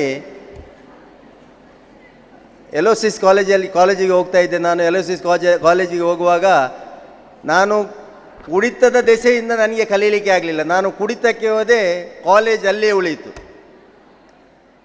ಆದ ಕಾರಣ ನಾನು ನಿಮಗೆ ಮಕ್ಕಳಿಗೆ ಹೇಳುವುದೇನೆಂದರೆ, ನಿಮಗೆ ಮನೆಯವರು ಒಂದು ಎಜುಕೇಷನ್ಗೆ ಅಂತ ಒಂದು ಒಳ್ಳೆಯ ವಿದ್ಯಾಭ್ಯಾಸ ಕಲಿಸಿಗೋಸ್ಕರ ಇಲ್ಲಿಗೆ ನಿಮ್ಮನ್ನು ಕಳಿಸಿಕೊಟ್ಟಿದ್ದಾರೆ. ಅದಕ್ಕೋಸ್ಕರ ಈ ನಿಮ್ಮ ಒಂದು 18 ಇಯರ್ಸಿಂದ 23 ಇಯರ್ಸ್ವರೆಗೆ ಒಂದು 5 ವರ್ಷದ ಎಜುಕೇಷನ್ ನಿಮಗೆ ಕಷ್ಟಪಟ್ಟು ನೀವು 5 ವರ್ಷ ನೀವು ಇದರ ಒಳಗೆ ಕಲಿತ್ರೆ, ನಿಮ್ಮ ಬಾಕಿದ್ದು ನಿಮ್ಮ 60-70 ವರ್ಷದ ಜೀವನ, ನಂತರದ್ದು 23 ವರ್ಷದ ನಂತರದ ಜೀವನ ನಿಮ್ಮದು ಸುಗಮವಾಗಿ ಸಾಗ್ತದೆ. ಯಾಕೆಂದರೆ ನೀವು ಈ ಒಂದು 5 ವರ್ಷ ನೀವು ಕಷ್ಟಪಟ್ಟು ದುಡಿದರೆ ನಿಮಗೆ ಮತ್ತೆ ಸುಖವಾಗಿ ಜೀವಿಸ್ಬೋದು. ಯಾಕೆಂದರೆ ಆ ಸಮಯದಲ್ಲಿ ನನಗೆ ಎಜುಕೇಷನ್ ಕೊಡುವವರು ಮನೆಯಲ್ಲಿ ತುಂಬ ಜನರಿದ್ದರು, ನನಗೆ ಎಜುಕೇಷನ್ ಕಲಿಸುವವರಿದ್ದರು, ಆದರೆ ನಾನು ಕಲೀಲಿಲ್ಲ. ಆದ ಕಾರಣ ನಾನು ಈ ಮಟ್ಟಕ್ಕೆ ತಲುಪಿದೆ. ಈಗ ಏನು ನಾವು ಆಲ್ಕೋಹಾಲಿಕ್ ಆಗಿದ್ದೇನೆ, ನಾನು ಆಲ್ಕೋಹಾಲಿಕ್ ಆಗಿ ನಾನು ಡ್ರಗ್ಸ್ ಸೇವಿಸಿದ್ದೇನೆ, ಎಲ್ಲವೂ ಮಾಡಿದ್ದೇನೆ ನಾನು. ಆದರೆ ಅದರಿಂದ ಹೊರಗೆ ಬರಲಿಕ್ಕೆ ನಾನು ಎಷ್ಟು ಕಷ್ಟಪಟ್ಟಿದ್ದೇನೆ ಅಂದರೆ, ನಾನು ಇಡೀ ನನ್ನ ಫ್ಯಾಮಿಲಿ, ನಂದೊಂದು ಜಾಯಿಂಟ್ ಫ್ಯಾಮಿಲಿ ನಮ್ಮದು, ನಮ್ಮ ಮನೆಯಲ್ಲಿ ಒಂದು 45 ಮೆಂಬರ್ ಇದ್ದಾರೆ. ಆ 45 ಮೆಂಬರ್ನೊಟ್ಟಿಗೆ ನಾನು ಜೀವನ ಮಾಡುವಾಗ ಎಲ್ಲರಿಗೂ ನಾನು ಕಷ್ಟ ಕೊಟ್ಟಿದ್ದೇನೆ. ಆದರೆ ನಾನು ಇದರಿಂದ ಹೊರಗೆ ಬರಬೇಕಾದ್ರೆ ನನ್ನ ಒಂದು ಕುಡಿತದ ಜೀವನ, ನಾನು 10th ಸ್ಟ್ಯಾಂಡರ್ಡಿಂದ ಸ್ಟಾರ್ಟ್ ಮಾಡಿದವ, ನಾನು 27 ವರ್ಷ 27 ಇಯರ್ಸ್ ನಾನು ಕುಡಿದಿದ್ದೇನೆ. ಅದರೊಟ್ಟಿಗೆ ಡ್ರಗ್ಸ್ ಏನಿರಲಿ ಅದು ಎಲ್ಲವನ್ನು ಸೇವನೆ ಮಾಡಿದ್ದೇನೆ. ಆದರೆ ಲಾಸ್ಟಿನ ನನ್ನ ಜೀವನ ಒಂದು 10 ಇಯರ್ಸ್ ನಾನು ಒಳ್ಳೆ ಫಂಕ್ಷನಿಗೆ ಹೋಗ್ತಿದ್ದೆ, ಡ್ಯಾನ್ಸ್ ಮಾಡ್ತಿದ್ದೆ, ಎಲ್ಲ ಅಟೆಂಡ್ ಮಾಡ್ತಿದ್ದೆ. ಆದರೆ ನೆಕ್ಸ್ಟ್ ನಂದೊಂದು 17 ಇಯರ್ಸ್ ಜೀವನ ನಾನು ಕೊಲ್ಯಾಪ್ಸ್, ಅಂದರೆ ಹಿಟ್ ಬಾಟಮ್ ಆಗಿ ರಾಕ್ ಬಾಟಮ್ ಆಗಿ ನಾನು ಟೋಟಲ್ ಝೀರೋ. ನನ್ನಲ್ಲಿ ಏನೆಲ್ಲ ನಾನು ಗಳಿಸಿದ್ದೇನೆ ಅದನ್ನೆಲ್ಲವನ್ನು ನಾನು ಮುಗಿಸಿಬಿಟ್ಟಿದ್ದೇನೆ. ನನ್ನ ಮನೆಯವರು ಯಾರು ನನ್ನನ್ನು ಪ್ರೀತಿಸ್ತಿರಲಿಲ್ಲ, ನನ್ನನ್ನು ಮನೆಯವರು ಬಿಟ್ಟು ಬಿಟ್ಟಿದ್ರು. ನನ್ನ ಸಮಾಜ ನನ್ನನ್ನು ಒಬ್ಬ ಕುಡುಕ ಅಂತ, ನನ್ನೊಟ್ಟಿಗೆ ಕುಡಿದಂಥ ಮಿತ್ರರು ಕೂಡ ನನ್ನೊಟ್ಟಿಗೆ ಬರ್ತಿರಲಿಲ್ಲ. ನಾನು ಒಬ್ಬಂಟಿಗನಾಗಿ ಕುಡಿತಿದ್ದೆ, ಬೆಳಿಗ್ಗೆಯಿಂದ ರಾತ್ರಿ 10 ಗಂಟೆವರೆಗೆ. ಮತ್ತೆ ಬೆಳಿಗ್ಗೆ 5:15 ಗಂಟೆಗೆ 4 ಗಂಟೆಗೆ ನಾನು ಕುಡಿತಕ್ಕೆ ಹೋಗ್ತಿದ್ದೆ. ನನ್ನ ಶೂರಿಂಗ್ ಆಗ್ತಿತ್ತು, ನನಗೆ ವೈಬ್ರೇಷನ್ ಆಗ್ತಿತ್ತು, ನನಗೆ ತಿನ್ನಲಿಕ್ಕೆ ಆಗ್ತಿರಲಿಲ್ಲ. ನಾನು ಫಿಟ್ಸ್ ಆಗಿ ನಾನು ಬೀಳ್ತಿದ್ದೆ. ಆ ಕೊನೆಯ ಪರಿಸ್ಥಿತಿ ಹೀನಾಯಕರ ಪರಿಸ್ಥಿತಿ. ನಾನೊಂದು 96 kg ಇದ್ದೆ. ನಾನೊಂದು 30 years ಆಗುವಾಗ ನಾನೊಂದು 93 kg ವರೆಗಿದ್ದೆ, 96 kg ಇದ್ದೆ ನಾನು. ಆದ ನಂತರ ನಾನೊಂದು 35 year ಆಗುವಾಗ ನಾನು 67 kg ಆದೆ. ನನ್ನ ಆ ಬಾಡಿಯ ತೂಕ ಎಲ್ಲ ನನ್ನ ಆಲ್ಕೋಹಾಲಿಕ್ನೊಟ್ಟಿಗೆ ಹೋಯಿತು. ನಂದೆಲ್ಲ ಕಂಪ್ಲೀಟ್. ನನ್ನ ಬಾಡಿಯನ್ನು ನನಗೆ ಕಾಪಾಡಿಕೊಡ್ಲಿಕ್ಕೆ ಆಗ್ತಿರ್ಲಿಲ್ಲ. ನನಗೆ ನಿದ್ದೆ ಮಾಡಲಿಕ್ಕೆ ಆಗ್ತಿರಲಿಲ್ಲ. ನನಗೆ ಏನು ಎಲ್ಲಿ ಒಂದು ನನ್ನ ಹತ್ತಿರದಿಂದ ಒಂದು ಗಾಡಿ ಪಾಸ್ ಆದರೂ ಕೂಡ ನಾನು ವೈಬ್ರೇಷನ್ ಆಗ್ತಿದ್ದೆ. ನನಗೆ ಬೆಳಿಗ್ಗೆ ಏಳುವಾಗ ಬೆಳಿಗ್ಗೆ 5 ಗಂಟೆಗೆ ಏನಾದರೂ 4 ಗಂಟೆಗೆ ಎಚ್ಚರ ಆದರೆ ನನಗೆ ಹೊರಗಿಂದ ಏನಾದರೂ ಶಬ್ದ ಬಂದರೆ ನನಗೆ ಭಯ ಆಗ್ತಿತ್ತು. ನನಗೆ ಕತ್ತಲೆ ನೋಡಲಿಕ್ಕೆ ಆಗ್ತಿರಲಿಲ್ಲ. ನನಗೇನೆಂದರೆ ನನಗೆ ಅಮಲು ಬೇಕಿತ್ತು. ನನಗೆ ಅಮಲಿದ್ದರೆ ಮಾತ್ರ ನನ್ನಲ್ಲಿ ಒಂದು ಧೈರ್ಯ ಇತ್ತು, ಇಲ್ಲದ್ರೆ ಏನು ಧೈರ್ಯ ಇರಲಿಲ್ಲ ನನ್ನ ಹತ್ರ. ಕೊನೆಯ ಪರಿಸ್ಥಿತಿಗೆ ನನಗೆ ಊಟ ಮಾಡಲಿಕ್ಕೆ ಆಗಲಿಲ್ಲ, ಊಟ ತಿನ್ನಲಿಕ್ಕೆ ಆಗಲಿಲ್ಲ. ನಾನೊಂದು 6 ತಿಂಗಳು ಊಟ ಮಾಡಲಿಲ್ಲ. 6 months ನಾನು ಏನು ಊಟ ಸಹ ಮಾಡಲಿಲ್ಲ. ನಾನು ಮತ್ತೆ ನನ್ನನ್ನು ಡಿಅಡಿಕ್ಷನ್ ಸೆಂಟರ್ಗೆ ಅಡ್ಮಿಟ್ ಮಾಡಿದರು. ಅಲ್ಲಿಂದ ನಂತರ ನನಗೆ ಒಂದು 6 ತಿಂಗಳು ನನಗೆ ಫಿಟ್ಸ್ ಆಗ್ತಿತ್ತು. 6 ತಿಂಗಳು ನಿದ್ದೆ ಬರಲಿಲ್ಲ. ಯಾಕೆ? ನಾನು ಆ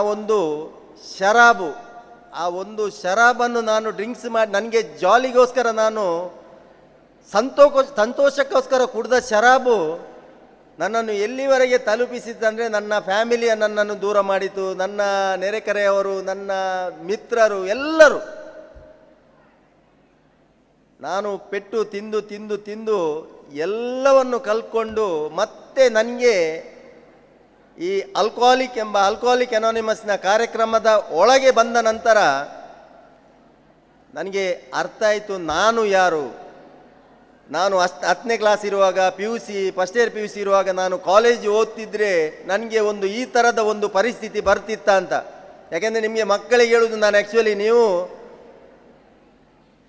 ನಿಮ್ಮ ಮನೆಯವರನ್ನು ಎಷ್ಟು ಪ್ರೀತಿಸ್ತೀರ ನಂಗೆ ಗೊತ್ತಿಲ್ಲ. ಯಾಕೆ ಹೇಳ್ತೇನೆಂದರೆ ನಮಗೆ ಎಜುಕೇಷನ್ ಎಷ್ಟು ಮುಖ್ಯ ಅಷ್ಟೇ ನಮ್ಮ ಫ್ಯಾಮಿಲಿ ಮುಖ್ಯ.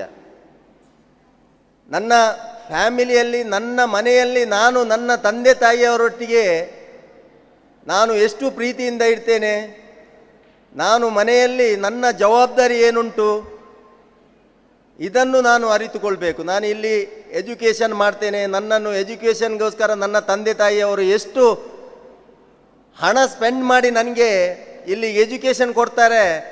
ನಾನು ನನ್ನ ಮನೆಯವರನ್ನು ಯಾವ ರೀತಿಯಲ್ಲಿ ನೋಡ್ಕೊಳ್ಬೇಕು, ನನ್ನ ಬಾಲ್ಯ ಜೀವನದಲ್ಲಿ ನನ್ನನ್ನು ಮನೆಯವರು ಇಷ್ಟು ದೊಡ್ಡವರನ್ನಾಗಿ ಮಾಡುವಾಗ ನಾನು ಯಾವ ರೀತಿ ಇದ್ದೆ, ಇನ್ನು ಮುಂದೆ ನಾನು ಯಾವ ರೀತಿಯಲ್ಲಿ ಇರಬೇಕು.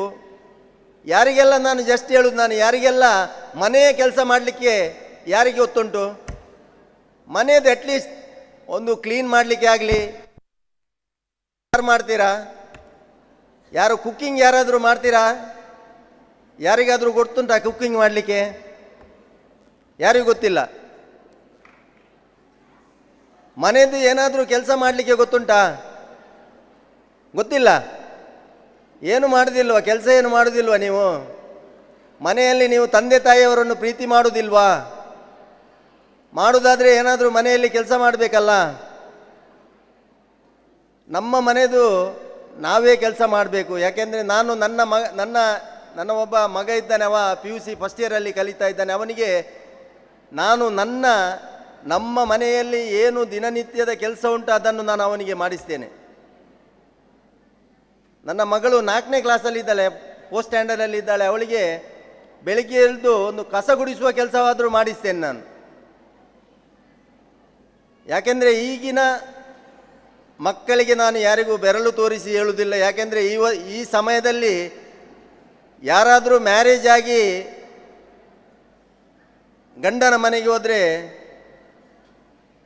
ಮೊಬೈಲಲ್ಲಿ ಆರ್ಡ್ರ್ ಮಾಡಿ ಮಾತ್ರ ತರಬೇಕಲ್ಲದೆ, ಇಲ್ಲದಿದ್ದರೆ ಯಾರಿಗೂ ಅಡಿಗೆ ಮಾಡಲಿಕ್ಕೆ ಗೊತ್ತಿಲ್ಲ ಕಾಣಬೇಕು ನನ್ನ ಲೆಕ್ಕ ಪ್ರಕಾರ. ಯಾಕೆಂದರೆ ನಮ್ಮ ಜೀವನ ಶಾಲೆಯಲ್ಲಿ ನಾವು ಜೀವನವನ್ನು ಹೇಗೆ ನಡೆಸಬೇಕು ಅದನ್ನು ಕಲಿಬೇಕು ಬಂಧುಗಳೇ, ನನ್ನ ಮಕ್ಕಳೇ. ಯಾಕೆಂದರೆ ನಮ್ಮ ಮನೆಯ ಕೆಲಸ, ನಮ್ಮ ಮನೆಯವರು ನಮಗೋಸ್ಕರ ಇಷ್ಟು ಕಷ್ಟಪಡುವಾಗ ನಾನು ಏನು ಮಾಡಬೇಕು ಅದನ್ನು ಮುಖ್ಯವಾಗಿ ಅರಿತುಕೊಳ್ಬೇಕು ಬಂಧುಗಳೇ. ಮನೆಯವರ ಪ್ರೀತಿ, ಮನೆಯವರೊಟ್ಟಿಗೆ ನಾವು ಟೈಮ್ ಸ್ಪೆಂಡ್ ಮಾಡಬೇಕು. ಸ್ವಲ್ಪ ಮನೆಯಲ್ಲಿ ನಮ್ಮ ಹಿರಿಯರೊಟ್ಟಿಗೆ ಯಾವ ರೀತಿ ಮಾತಾಡಬೇಕು, ಹಿರಿಯರೊಡನೆ ನಾವು ಕೂತ್ಕೊಂಡು ಮಾತಾಡಬೇಕು. ಯಾಕೆಂದರೆ ಈಗ ನಮಗೆ ಏನಿದ್ರು ನಮಗೆ ಫ್ರೆಂಡ್ಸ್ ಒಂದೇ, ಮೊಬೈಲ್ ಮಾತ್ರ ನಮಗೆ ಫ್ರೆಂಡ್, ಮತ್ತೆ ಯಾರು ಫ್ರೆಂಡ್ ಇಲ್ಲ. ಈಗ ಯಾವುದಕ್ಕೂ ಬೇಕಾದರೂ ಮೊಬೈಲ್ ಫ್ರೆಂಡ್ ಅಲ್ಲದೆ ಬೇರೆ ಯಾವುದು ಫ್ರೆಂಡ್. ಇದೇ ಒಂದು ರೋಗ ಆಗಿದೆ ಈಗ ಆಲ್ಕೋಹಾಲಿಕ್ ಹೇಗೆ ರೋಗ ಆಗಿದೆ ಹಾಗೆ ಒಂದು ಮೊಬೈಲ್ ಸಹ ಒಂದು ರೋಗ ಆಗಿಬಿಟ್ಟಿದೆ. ಯಾಕೆಂದರೆ ಮೊಬೈಲನ್ನು 1 ಗಂಟೆ ಏನಾದರೂ ಸರ್ವರ್ ಏನಾದರೂ ಆಫ್ ಆಗಿ ಹೋಗಿಬಿಟ್ರೆ ಎಷ್ಟು ಜನ ಹುಚ್ಚರಾಗುವರಂತ ಹೇಳಲಿಕ್ಕೆ ಸಾಧ್ಯ ಇಲ್ಲ. ಅಂಥ ಪರಿಸ್ಥಿತಿಗೆ ನಾವು ತಲುಪಿದ್ದೇವೆ. ನಮ್ಮನ್ನು ನಾವು ಬದಲಾಯಿಸಿಕೊಳ್ಳಿಕ್ಕೆ ನೋಡಬೇಕು. ಈಗ ನೀವು ಕಾಲೇಜಲ್ಲಿ ಈಗ ಆಗ ಒಬ್ಬರು ಮಾತಾಡಿದರೆ ಎಷ್ಟು 69 ದಿವಸ ಸಿಗರೇಟ್ ಬಿಟ್ಟು ಏನೋ 69 ದಿವಸ ಆಯ್ತು ಅಂತ ಹೇಳಿದರು. ಒಳ್ಳೆಯ ವಿಚಾರ ಅದು.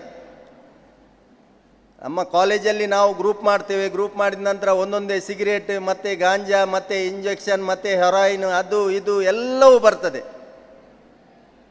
ಆದರೆ ಅದನ್ನು ತೆಗೆದುಕೊಳ್ಳುವ ಮೊದಲು ನಾನು ನನ್ನ ಮನೆಯವರನ್ನು ಯೋಚನೆ ಮಾಡಬೇಕು. ನನಗೆ ಲಕ್ಷಗಟ್ಟಲೆ ಫೀಸ್ ಕಟ್ಟಿ ನನಗೆ ಎಲ್ಲಿಗೆ ಶಾಲೆಗೆ ಕಳಿಸಿದ್ದಾರೆ, ಆ ಲಕ್ಷಗಟ್ಟಲೆ ಫೀಸ್ ಕಟ್ಟಿ ಶಾಲೆಗೆ ಕಲಿಸುವಾಗ ನಾನು ಯಾವ ರೀತಿಯಲ್ಲಿ ಶಾಲೆಯಲ್ಲಿ ನಾನು ಓದಬೇಕಂತ ಅದು ನನಗೆ ಬಿಟ್ಟದ್ದು. ನಾನು ಕಲಿಯುವಾಗ ಒಳ್ಳೆಯ ರೀತಿಯಲ್ಲಿ ಕಲಿತು ನಾನು ಸಮಾಜಕ್ಕೆ ಒಂದು ಒಳ್ಳೆಯ ವ್ಯಕ್ತಿಯಾಗಿ ಬಾಳುವಂಥ ಒಂದು ನಿರ್ಧಾರವನ್ನು ಮಾಡಬೇಕು ಬಂಧುಗಳು. ಯಾಕೆಂದರೆ ಈಗ ಎಲ್ಲ ಕಡೆಯಲ್ಲಿ ಹೆಚ್ಚಿನ ಕಡೆಯಲ್ಲಿ ಕಂಪ್ಲೇಂಟ್ ಎಲ್ಲ ಡ್ರಗ್ಸ್ ಇದೆ. ಡ್ರಗ್ಸ್ ಮತ್ತು ಎಲ್ಲ ಡ್ರಗ್ಸಿಂದಲೇ ಆಗೋದು. ಎಲ್ಲವೂ ಕ್ರಿಮಿನಲ್ ಯಾವುದೆಲ್ಲ ಕೃತ್ಯಗಳಾಗ್ತದೆ ಎಲ್ಲವೂ ಡ್ರಗ್ಸಿಂದಲೇ ಆಗೋದು ಬಂಧುಗಳೇ. ಯಾಕೆಂದರೆ ಎಲ್ಲರಿಗೂ ನಾನು ಹೇಳುವುದಂದರೆ ಈ ಡ್ರಗ್ಸಿನಿಂದ ಆದಷ್ಟು ದೂರ ಇದ್ದು ಒಳ್ಳೆಯವರಾಗಿ ಒಂದು ಒಳ್ಳೆಯ ಎಜುಕೇಷನನ್ನು ಕಲಿತು ಒಂದು ಡಾಕ್ಟರ್ ಆಗಲಿ ಇಂಜಿನಿಯರ್ ಆಗಲಿ ಒಂದು ಸಮಾಜಕ್ಕೆ ಒಳ್ಳೆಯ ಕೊಡುಗೆಯನ್ನು ಕೊಡಿ ಅಂತ ನಾನು ಹೇಳುವುದು. ಅಂದರೆ ನನ್ನಂಥ ಒಬ್ಬ ಅಮಲಿನ ವ್ಯಕ್ತಿ ಜೀವನದಲ್ಲಿ ಪೆಟ್ಟು ತಿಂದು ಇಲ್ಲಿವರೆಗೆ ಅಮಲಿನಿಂದ ದೂರ ನಿಂತು ಒಂದು ಒಳ್ಳೆಯ ಜಾಗಕ್ಕೆ ಬರಬೇಕಾದ್ರೆ ನಾನು ತುಂಬ ಕಷ್ಟಪಟ್ಟಿದ್ದೇನೆ. ನನ್ನ ಫ್ಯಾಮಿಲಿ ಎಲ್ಲ ಹೋಯ್ತಂತ ಹೇಳಿದ್ದೇನೆ. ಈಗ ನನ್ನ ಎಲ್ಲ ಫ್ಯಾಮಿಲಿಯವರು ಒಂದು 60 ಮೆಂಬರ್ ಇದ್ದಾರೆ. ಈಗ 60 ಮೆಂಬರ್ ಕೂಡ ನನ್ನನ್ನು ಪ್ರೀತಿ ಮಾಡ್ತಾರೆ. ಇವತ್ತು ಏನು ಒಂದು ಕೆಲಸ ಆಗಬೇಕಾದ್ರೂ ನನ್ನ ಹತ್ರ ಕೇಳ್ತಾರೆ. ಇವತ್ತು ನನ್ನ ಹಿರಿಯವರು, ನನಗಿಂತ ದೊಡ್ಡ ಚಿಕ್ಕಪ್ಪನವರೆಲ್ಲ ಇದ್ದಾರೆ, ನನ್ನ ಅಂಕಲ್ನವರೆಲ್ಲ ಇದ್ದಾರೆ, 70, 75, 80 ಇಯರ್ಸ್ ಆದವರಿದ್ದಾರೆ. ಅವರೆಲ್ಲರೂ ಈಗ ಏನು ಕೆಲಸ ಆಗಬೇಕಾದ್ರೂ ನನ್ನ ಹತ್ರ ಕೇಳ್ತಾರೆ. ಯಾಕೆ? ನಾನು ಬದಲಾಗಿದ್ದೇನೆ. ನಾನು ಇನ್ನೊಬ್ಬರನ್ನು ನಾನು ಚೇಂಜ್ ಮಾಡಲಿಕ್ಕೆ ಹೋಗುವುದಿಲ್ಲ. ನನ್ನನ್ನು ಬದಲಾವಣೆ ಮಾಡಿದ್ದೇನೆ. ನನ್ನ ಮನೆಯವರನ್ನು ಕೂಡ ನನಗೆ ಬದಲಾವಣೆ ಮಾಡಲಿಕ್ಕೆ ಆಗುವುದಿಲ್ಲ. ಆದರೆ ನಾನು ಬದಲಾಗಿದ್ದೇನೆ ಮತ್ತು ನಾನು ಅವರೊಟ್ಟಿಗೆ ಹೊಂದಿಕೊಂಡು ಬಾಳಲಿಕ್ಕೆ ಪ್ರಯತ್ನ ಪಡ್ತೇನೆ. ಇವತ್ತು ನಾನು ಸಣ್ಣ ಸಣ್ಣ ವಿಚಾರದಲ್ಲಿ ನಾನು ಖುಷಿ ಪಡ್ತೇನೆ. ನಾನು ಇನ್ನೊಬ್ಬರಿಗೆ ಖುಷಿ ಕೊಡ್ತೇನೆ, ಮನೆಯವರಿಗೆ ಆಗಲಿ ನನ್ನ ನೇಬರ್ಸಿಗೆ ಆಗಲಿ, ಸಣ್ಣ ಸಣ್ಣ ವಿಚಾರದಲ್ಲಿ. ಈ ಮೆಟೀರಿಯಲ್ ಥಿಂಗ್ಸ್ ಎಲ್ಲ ಸೆಕೆಂಡ್ರಿ. ನನ್ನ ಹತ್ರ ಗಾಡಿ ಉಂಟು, ನನ್ನ ಹತ್ರ ಬಂಗ್ಲಾ ಉಂಟು, ನನ್ನ ಹತ್ರ ಅದು ಉಂಟು ಇದು ಉಂಟು, ಅದು ಮೆಟೀರಿಯಲ್ ಥಿಂಗ್ಸ್, ಅದಲ್ಲ ಬಂಧುಗಳೇ. ಯಾಕೆಂದರೆ ಒಳ್ಳೆಯ ಒಂದು ಗುಡ್ ಹಾರ್ಟ್, ಒಳ್ಳೆಯ ಒಂದು ಮನಸ್ಸು, ಒಳ್ಳೆಯ ಒಂದು ಮನೋಭಾವನೆ ಇದಿದ್ದರೆ ಒಂದು ಸಮಾಜದಲ್ಲಿ ಒಂದು ಒಳ್ಳೆಯ ವ್ಯಕ್ತಿಯಾಗಿ ಬಾಳಲಿಕ್ಕೆ ಆಗ್ತದೆ ಬಂಧುಗಳೇ. ಯಾಕೆಂದರೆ ನನ್ನಂಥ ಒಬ್ಬ ಕುಡುಕ ಪೆಟ್ಟು ತಿಂದು ಇಲ್ಲಿಗೆ ನಾನು ಮತ್ತೆ ವಾಪಸ್ ನನ್ನ ಮನೆಗೆ ತಲುಪುವಾಗ ನನ್ನ ಒಂದು ಪುನರ್ಜನ್ಮ. ಯಾಕೆಂದರೆ ನಾನು ಬದುಕುವುದು ಇಲ್ಲಿ ಒಂದು ದಿವಸ, ನಾನು one day at a time programme ಇದು. ನಾನು ಬದುಕುವುದು ಒಂದೇ ದಿವಸ. ನಾನು ನಿನ್ನೆದು ಮರೆತು ಬಿಟ್ಟಿದ್ದೇನೆ, ನಾಳೆದು ನನಗೆ ಬರ್ತದೆ ಇಲ್ವೋ ಗೊತ್ತಿಲ್ಲ. ನಾನು ನಾಳೆ ಬೆಳಿಗ್ಗೆ ಎದ್ದರೆ ಮಾತ್ರ ನಾನು ನಾಳೆ ಮಾರ್ನಿಂಗ್ ನೋಡ್ಬೋದು, ಇಲ್ಲದ್ರೆ ಇಲ್ಲ ನಾನು. ಹಾಗೆ ಇವತ್ತು ನನಗೆ ಒಂದು ಸುಂದರ ಜೀವನ, ಒಳ್ಳೆಯ ಜೀವನ. ಯಾಕೆಂದರೆ ನಾನು ಪೆಟ್ಟು ತಿಂದು ಮತ್ತೆ ಒಳ್ಳೆಯ ಜಾಗಕ್ಕೆ ಬಂದಿದ್ದೇನೆ. ಆದರೆ ನನ್ನ ಒಂದು 27 ವರ್ಷ ಕುಡಿತದ್ದು ಜೀವನ ನಂದು ಹೋಯಿತು. ಆದರೆ ಈಗ ಒಂದು ಸಮಾಧಾನವಾಗಿ ನಾನು ಬದುಕ್ತಾ ಇದ್ದೇನೆ. ಬಂಧುಗಳೇ, ನಿಮಗೆ ಕಾಲೇಜಿನ ಸ್ಟೂಡೆಂಟ್ನವರಿಗೆ ಎಲ್ಲರಿಗೆ ಹೇಳೋದು, ಏನಾದರೂ ಒಂದು ಅಮಲಿನದು ಡ್ರಿಂಕ್ಸಿದ್ದು ಏನಾದರೂ ಪ್ರಾಬ್ಲಮ್ ಇದ್ದರೆ ಅದನ್ನು one day at a time ಬಿಡಲಿಕ್ಕೆ ಪ್ರಯತ್ನ ಪಡಿ. ಇಲ್ಲಾದರೆ ಏನಾದರೂ ಸಮಸ್ಯೆಗಳಿದ್ದರೆ ಆಲ್ಕೋಹಾಲಿಕ್ದಾಗಲಿ ಡ್ರಗ್ಸ್ ಇದು ನಾರ್ಕೋಟಿಕ್ ಆಗಲಿ ಯಾವುದರದ್ದೊಂದು ಸಮಸ್ಯೆ ಇದ್ದರೂ ನಮಗೆ ಒಂದು ಕಾಲ್ ಮಾಡಿ, ನಾವು ನಿಮಗೆ ಬೇಕಾದರೆ ಸಂಪರ್ಕ ಮಾಡ್ತೇವೆ ಅಂತ ಹೇಳಿ ನನ್ನ 2 ಮಾತನ್ನು ಕೊನೆಗೊಳಿಸ್ತೇನೆ.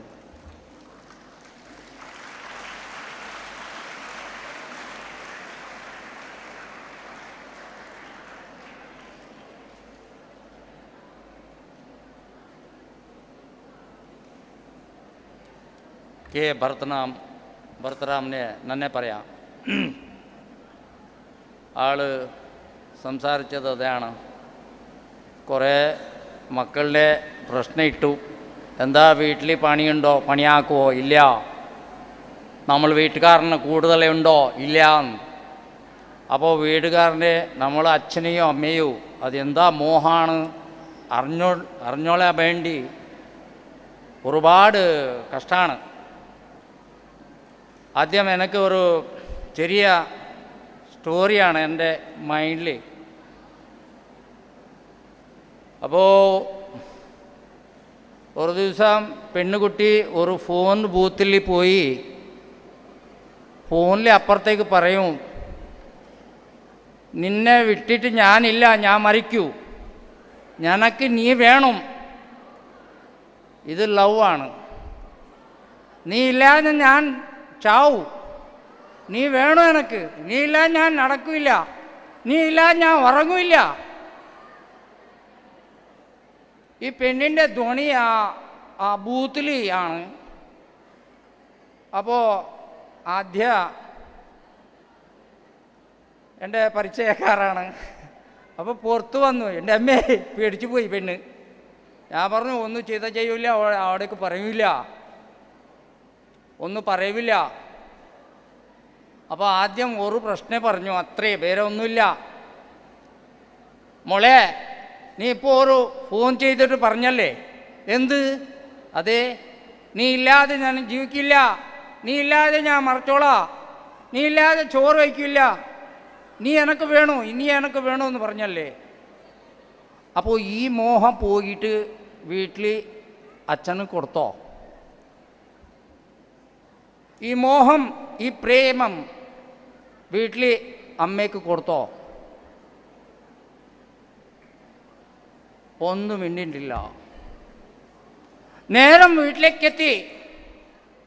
ഈ പെണ്ണുകുട്ടി നേരമായിട്ട് വീട്ടിലേക്കെത്തി.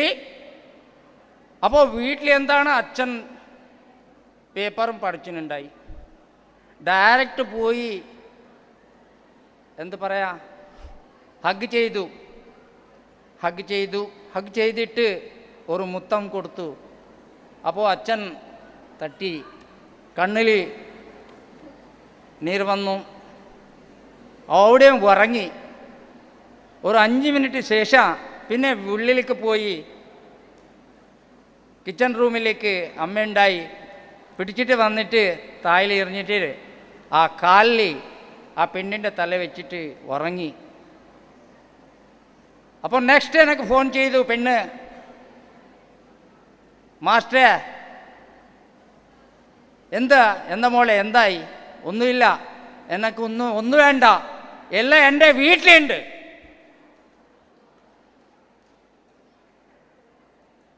അപ്പോൾ ഇതെന്താണെന്ന് മാനസികമായിട്ട്, ദൈഹികമായിട്ട്, ആധ്യാത്മികമായിട്ട്, ഭാവനാത്മകമായിട്ട് ഈ ഒരു വിചാരങ്ങളാണ്. അപ്പോൾ ഈ വിചാരത്തിൻ്റെ നമ്മളിവിടെ എന്തിനു വേണ്ടി വന്നതാണ്? അപ്പോൾ ഗമ്മത്താ അല്ല, മജാക്കോ അല്ല, ഇതൊരു ജീവനമാണ്. ഈ ജീവനം എങ്ങനെ ജീവിക്കാം? അപ്പോൾ ജീവിക്കാൻ വേണ്ടി ഇപ്പോൾ നമ്മൾ എല്ലാ പിള്ളേരാണ്, ഞാൻ അവിടെ അങ്ങനെ ഉണ്ടായി. ആ സമയത്തിൽ എല്ലാം ഇങ്ങനെ കേൾക്കും, ആ അടിപൊളി സൂപ്പറാണ്, അതിൻ്റെ ഫാസ്റ്റ് ക്ലാസ് അത്രേ പറയൂ. വേറെ പുറത്തു പോയ ശേഷം അയാൾ ആരാണെന്ന് അറിയിക്കില്ല, മറഞ്ഞു. ഇന്ന് കുറേ കാലം പോയ ശേഷം ഇവിടെ പറഞ്ഞതെല്ലാം പോവും. അപ്പോൾ ജീവനത്തിന് വേറെ സ്റ്റൈലിൽ പോവും. ഏതേതോ കഷ്ടങ്ങൾ, ഏതേതോ നഷ്ടങ്ങൾ, ഏതേതോ ജീവനങ്ങൾ ഫ്രണ്ട്ലി ഉണ്ടാവും. അപ്പോൾ നമ്മൾക്ക് അതിനെ കൊണ്ടുപോകാൻ വേണ്ടി ഈ ശക്തികൾ വേണം. അപ്പോൾ ആൽക്കഹോളിക്സ് അനോണിമസ് ബാന്ധവ്യത്തിൽ ഒരു കണ്ണിനെ കാണാതെ ഒരു ആത്മം, അന്തരാത്മം, പരമാത്മ ഉണ്ട്. ആ പരമാത്മയാണ് നമ്മൾക്ക് ഈ ആൽക്കഹോളിക്സ് അനോണിമസ് ബാന്ധവ്യത്തിൽ ഈ ഒരു ഗുട്കു മദ്യം സേവിച്ചല്ല അങ്ങനെ നമ്മൾക്ക് ഒരു ശക്തി കൊടുക്കും. അപ്പോൾ നമ്മൾക്ക് ഇവിടെ ഉടുപ്പിത്തിൽ വന്നാണ് ഇപ്പോൾ ചന്ദ്രശേഖരേട്ടൻ ടോക്ക് കൊടുത്തു. അതിനെ അവരുടെ ഭാര്യയാണ് ഹരിണി. ഒരു 5 നിമിഷം ആ ലേഡീസിൻ്റെ നമ്മൾ ഒരു അനുഭവം കേൾക്കാം. Come with me ഹരിന.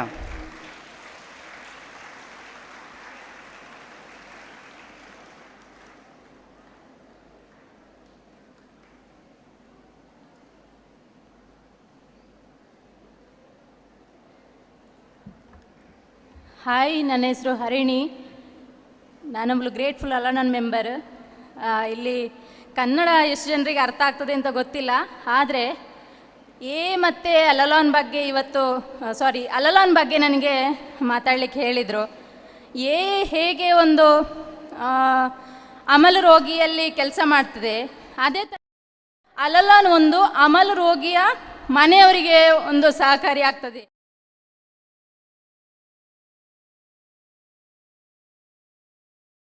ಕುಟುಂಬದ ಅಥವಾ ನೆಂಟರಿಷ್ಟರ ಒಲವಿನ ಒಂದು ಸಂಸ್ಥೆ ಅಂತ ಹೇಳ್ಬೋದು. ಇಲ್ಲಿ ಅಮಲು ರೋಗಿ ಅಮಲ್ತನ ಮಾಡಿ ಅವರಿಗೆ ಒಂದು ಹಾನಿ ಮಾಡ್ತಾರೆ, ಅದೇ ಥರ ಮನೆಯವರಿಗೆ ಸಹ ಒಂದು ಹಾನಿ ಆಗ್ತದೆ. ಇದೊಂದು ಕೌಟುಂಬಿಕ ಕಾಯಿಲೆ ಅಂತ ಹೇಳ್ತಾರೆ. ಅವರಲ್ಲಿ ಯಾವ ಥರ ಅಮಲ್ತನ ಬೆಳೀತಾ ಹೋಗ್ತದೋ ಅದೇ ಥರ ಅಮಲು ರೋಗಿಯ ಮನೆಯವರಿಗೆ ಒಂದು ಮಾನಸಿಕವಾಗಿ ಒಂದು ಕಾಯಿಲೆ ಬೆಳೀತಾ ಹೋಗ್ತದೆ. ಇದು ಒಂಥರ ಹಿಂಸೆ ಅನುಭವಿಸುವಂಥದ್ದು ಮನೆಯವರು. ಅಂದರೆ ಅದನ್ನು ಹೇಳಲಿಕ್ಕೆ, ಹೊರಗಡೆಯಲ್ಲಿ ಹೇಳಲಿಕ್ಕೆ ಆಗೋದಿಲ್ಲ. ಯಾಕೆಂತೇಳಿದರೆ ಒಂದು ಮನೆಯಲ್ಲಿ ಅಮಲತನ ಇದೆ ಅಂತ ಹೇಳುವಾಗ ಆ ಒಂದು ಫ್ಯಾಮಿಲಿಯನ್ನಾಗಲಿ, ಆ ಒಂದು ಮನೆಯ ಹೆಣ್ಣು ಮಗಳನ್ನಾಗಲಿ ಹೊರಗಡೆ ನೋಡುವ ದೃಷ್ಟಿ ಬೇರೆ ಇರ್ತದೆ. ಒಂದು ಕುಡುಕನ ಹೆಂಡತಿ, ಒಂದು ಕುಡುಕನ ಮಗಳು ಅನ್ನುವಂಥ ಭಾವನೆ ಎಲ್ಲರಲ್ಲಿ ಸಮಾಜದಲ್ಲಿ ಇರ್ತದೆ. ಇಲ್ಲಿ ತುಂಬ ಜನ ಮಕ್ಕಳು ಇರುವಂಥದ್ದು. ಯಾಕೆ ಹೇಳ್ತಿದ್ದೇನೆ ಅಂತ ಹೇಳಿದರೆ, ನನ್ನ ಅಪ್ಪ ಸಹ ಕುಡುಕ. ಅಂದರೆ ನಾನು ಅಮಲ್ತನದ ಒಂದು ಸಮಸ್ಯೆಯನ್ನು ಮನೆಯಿಂದಲೇ ಅನುಭವಿಸ್ಕೊಂಡು ಬಂದಿದ್ದೇನೆ. ನನಗೆ ಮನೆಯಲ್ಲಿ, ಶಾಲೆಯಲ್ಲಿ ಒಂದು ಪೇರೆಂಟ್ಸ್ ಮೀಟಿಂಗ್ ಇರುವಾಗ ನನ್ನ ಅಪ್ಪನನ್ನು ಶಾಲೆಗೆ ಕರ್ಕೊಂಡು ಬರಲಿಕ್ಕೆ ನನಗೆ ಇಷ್ಟ ಆಗ್ತಿರ್ಲಿಲ್ಲ. ಯಾಕೆಂತೇಳಿದರೆ ಅವರು ಅಮಲ್ತನ, ಅಪ್ಪ ಕುಡ್ಕೊಂಡು ಶಾಲೆಗೆ ಬರ್ತಾರೆ, ನನ್ನ ಮರ್ಯಾದೆ ಹೋಗ್ತದೆ ಅನ್ನೋ ಒಂದು ಭಾವನೆಯನ್ನು ನಾನು ಅವಾಗಿಂದನೂ ಒಂಥರ ಅನುಭವಿಸಿ ಬಂದವಳು. ಹಾಗಿರುವಾಗ ಒಂದು ಕುಡುಕನನ್ನು ನಾನು ನೋಡುವ ದೃಷ್ಟಿಯೇ ಬೇರೆ ಆಗಿತ್ತು. ಇಲ್ಲಿ ಯಾಕೆ ಹೇಳ್ತಿದ್ದೇನೆ ಅಂತ ಹೇಳಿದರೆ, ಒಂದು ಅಮಲು ರೋಗಿ ಅವರು ಬೇಕಂತ ಅಮಲ್ತನ ಸ್ವೀಕರಿಸುವುದಿಲ್ಲ, ಸೇವಿಸುವುದಿಲ್ಲ. ಅದೊಂದು ಕಾಯಿಲೆ. ಆ ಒಂದು ಕಾಯಿಲೆಗೆ ಒಳಗಾಗಿರೋದ್ರಿಂದ ಅವರು ಅಮಲ್ತನ ಮಾಡ್ತಾರೆ. ಅದರಿಂದ ಹೊರಗೆ ಬರಲಿಕ್ಕೆ ಪ್ರಯತ್ನ ಸಹ ಮಾಡ್ತಾ ಇರ್ತಾರೆ. ಮಕ್ಕಳೇ ಹೇಳ್ತಾ ಇದ್ದೇನೆ ಒಂದು ಮಾತು ಏನಂತ ಹೇಳಿದ್ರೆ, ನಿಮ್ಮ ಮನೆಯಲ್ಲಿ ಅಪ್ಪ ಆಗಿರಲಿ, ಅಣ್ಣ ಆಗಿರಲಿ, ಯಾರಾದರೂ ಒಂದು ಅಮಲ್ತನ ಮಾಡ್ತಾ ಇದ್ದರೆ ಅವರನ್ನು ಒಂದು ಕೀಳಾಗಿ ಕಾಣಬೇಡಿ. ಯಾಕೆ ಇಲ್ಲಿ ಅಲುಮ್ನಿಯಲ್ಲಿ ಹೇಳ್ತಾರೆ, ಅಮಲು ರೋಗಿಯನ್ನು ಪ್ರೀತಿಯಿಂದ ಕಾಣು. ಹೇಗೆ ಕಾಣುವುದು? ತುಂಬಾ ಕಷ್ಟ ಆಗ್ತದೆ. ಯಾಕೆಂತೇಳಿದರೆ ಒಂದು ಅಮಲು ರೋಗಿ ಅಮಲ್ತನ ಮಾಡ್ತಾ ಇರುವ ಟೈಮಲ್ಲಿ ಅವರ ಒಂದು ಅವಹೇಳನಕಾರಿಯಾದ ಮಾತುಗಳು, ಮಾನಸಿಕವಾದ ಹಿಂಸೆಯನ್ನು ನಮ್ಮಿಂದ ತಡ್ಕೊಳ್ಳಿಕ್ಕೆ ಆಗಿರೋದಿಲ್ಲ. ಅಂಥ ಟೈಮಲ್ಲಿ ನಾವೊಂದು ಅಮಲು ರೋಗಿಯನ್ನು ಹೇಗೆ ಪ್ರೀತಿಸೋದು? ತುಂಬಾ ಕಷ್ಟ ಆಗ್ತದೆ. ಅದಕ್ಕೆ ಇಲ್ಲಿ ನಮಗೆ ಸಹಕಾರಿಯಾಗುವಂಥದ್ದು ಕಾರ್ಯಕ್ರಮ ಅಲುಮ್ನಿ ಕಾರ್ಯಕ್ರಮ. ಅದೇ ಥರ ಅಲರ್ಟಿನ್ ಕಾರ್ಯಕ್ರಮ ಸಹ ಇದೆ ಅಮಲು ರೋಗಿಯ ಮಕ್ಕಳಿಗಾಗಿ ಅಂತ. ತುಂಬಾ ಅದ್ಭುತವಾದ ಕಾರ್ಯಕ್ರಮ. ಇಲ್ಲಿ ಬರ್ತಾ ಬರ್ತಾ ಕಾರ್ಯಕ್ರಮದಲ್ಲಿ ನಾವು ನಿರಂತರವಾಗಿ ತೊಡಗಿದ್ರೆ ನಮ್ಮನ್ನು ನಾವು ತೊಡಗಿಸಿಕೊಂಡು ಒಂದು ಉತ್ತಮವಾದ ಜೀವನವನ್ನು ಸಾಗಿಸಲಿಕ್ಕೆ ಸಹಕಾರಿಯಾಗ್ತದೆ. ಆಗಲಿ ಅಲಲಾನ್ ಆಗಲಿ ಯಾವಾಗಲೂ ನಿಮಗೆ ಒಂದು ಹೆಲ್ಪ್ಫುಲ್ ಆದ ಒಂದು ಮಾಹಿತಿಯನ್ನು ನೀಡ್ತದೆ. ನಾವು ಯಾವಾಗಲೂ ರೆಡಿ ಇದ್ದೇವೆ. ಯಾರಿಗಾದರೂ ಏನಾದರೂ ಇಂಥ ಒಂದು ನಿಮ್ಮ ಮನೆಯಲ್ಲಾಗಲಿ ನಿಮ್ಮ ಸುತ್ತಮುತ್ತಲಾಗಲಿರಲಿ ಇಂಥ ಒಂದು ಸಮಸ್ಯೆ ಇದ್ದರೆ ಖಂಡಿತವಾಗಲೂ ನಮಗೆ ಕಾಂಟ್ಯಾಕ್ಟ್ ಮಾಡಿ. ನಾವು ಯಾವತ್ತೂ ನಿಮಗೆ ಒಂದು ಹೆಲ್ಪ್ ಮಾಡಲಿಕ್ಕೆ ರೆಡಿ ಇದ್ದೇವೆ. ಆಮೇಲೆ ಅಮಲ್ತನದಲ್ಲಿ ಇರುವಂಥ ಒಂದು ಫ್ಯಾಮಿಲಿ ನಮ್ಮ ಬಗ್ಗೆ ನಾವು ಯಾವತ್ತೂ ಕೀಳಾಗಿ ಒಂಥರ ನಮ್ಮ ಬಗ್ಗೆ ನಮಗೆ ಕೀಳರಿಮೆ ಇರ್ತದೆ. ನಾವು ಅಮಲ್ ರೋಗಿಯ ಮನೆಯವರು, ನಮ್ಮನ್ನು ಹೊರಗಡೆ ಹೋದರೆ ಈ ಥರ ಮಾತಾಡ್ತಾರೆ ಆ ಥರ ಮಾತಾಡ್ತಾರೆ ಅನ್ನೋ ಒಂದು ಕೀಳರಿಮೆ ಇರ್ತದೆ. ಮಕ್ಕಳೇ, ದಯವಿಟ್ಟು ಆ ಒಂದು ಕೀಳರಿಮೆಯಿಂದ ಇರಬೇಡಿ, ಮುಂದಕ್ಕೆ ಬನ್ನಿ. ನೀವು ಸಹ ಒಂದು ಅಮಲ್ತನದಿಂದ ಹೊರಗೆ ಅಂದರೆ ಆ ಥರ ಸಮಸ್ಯೆ ಇದ್ದರೆ ದಯವಿಟ್ಟು ಆ ಥರ ಎಲ್ಲ ಮಾಡಲಿಕ್ಕೆ, ಯಾಕೆಂತೇಳಿದರೆ ಇಂಥ ಟೈಮಲ್ಲಿ ನಾವೆಲ್ಲ ಏನು ಹೇಳಿದ್ರು ಅದು ಸಹ ಅರ್ಥ ಆಗೋದಿಲ್ಲ. ಯಾಕೆಂತೇಳಿದರೆ ಒಂದು ಮಕ್ಕಳ ಲೈಫು ಎಂಜಾಯ್ಮೆಂಟ್ ಇದೊಂದು ಏಜ್, ಆದರೆ ಇಂಥ ಒಂದು ಬಾಲ್ಯತನದಲ್ಲಿ ಇರುವಂಥ ಒಂದು ಸುವರ್ಣ ಒಂದು ಟೈಮ್ ಇದೆಲ್ಲ, ಅದನ್ನೆಲ್ಲ ಹಾಳು ಮಾಡಬೇಡಿ ಅಂತ ಹೇಳ್ತಾ ನನಗೆ ಅವಕಾಶ ಕೊಟ್ಟಂಥ ಅನಿಲ್ ಸರಿಗೆ ಸಹ ಧನ್ಯವಾದ ಹೇಳಿ ಎಲ್ಲ ಮಕ್ಕಳಿಗೆ ಒಳ್ಳೆಯದಾಗಲಿ ಅಂತ ಹೇಳ್ತಾ ನನ್ನ ಮಾತನ್ನು ಮುಗಿಸ್ತೇನೆ. Thank you.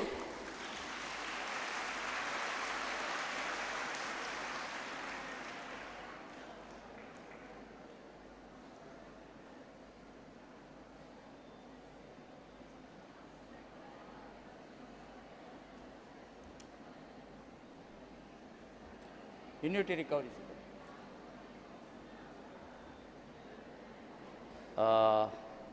ನಮಸ್ಕಾರ.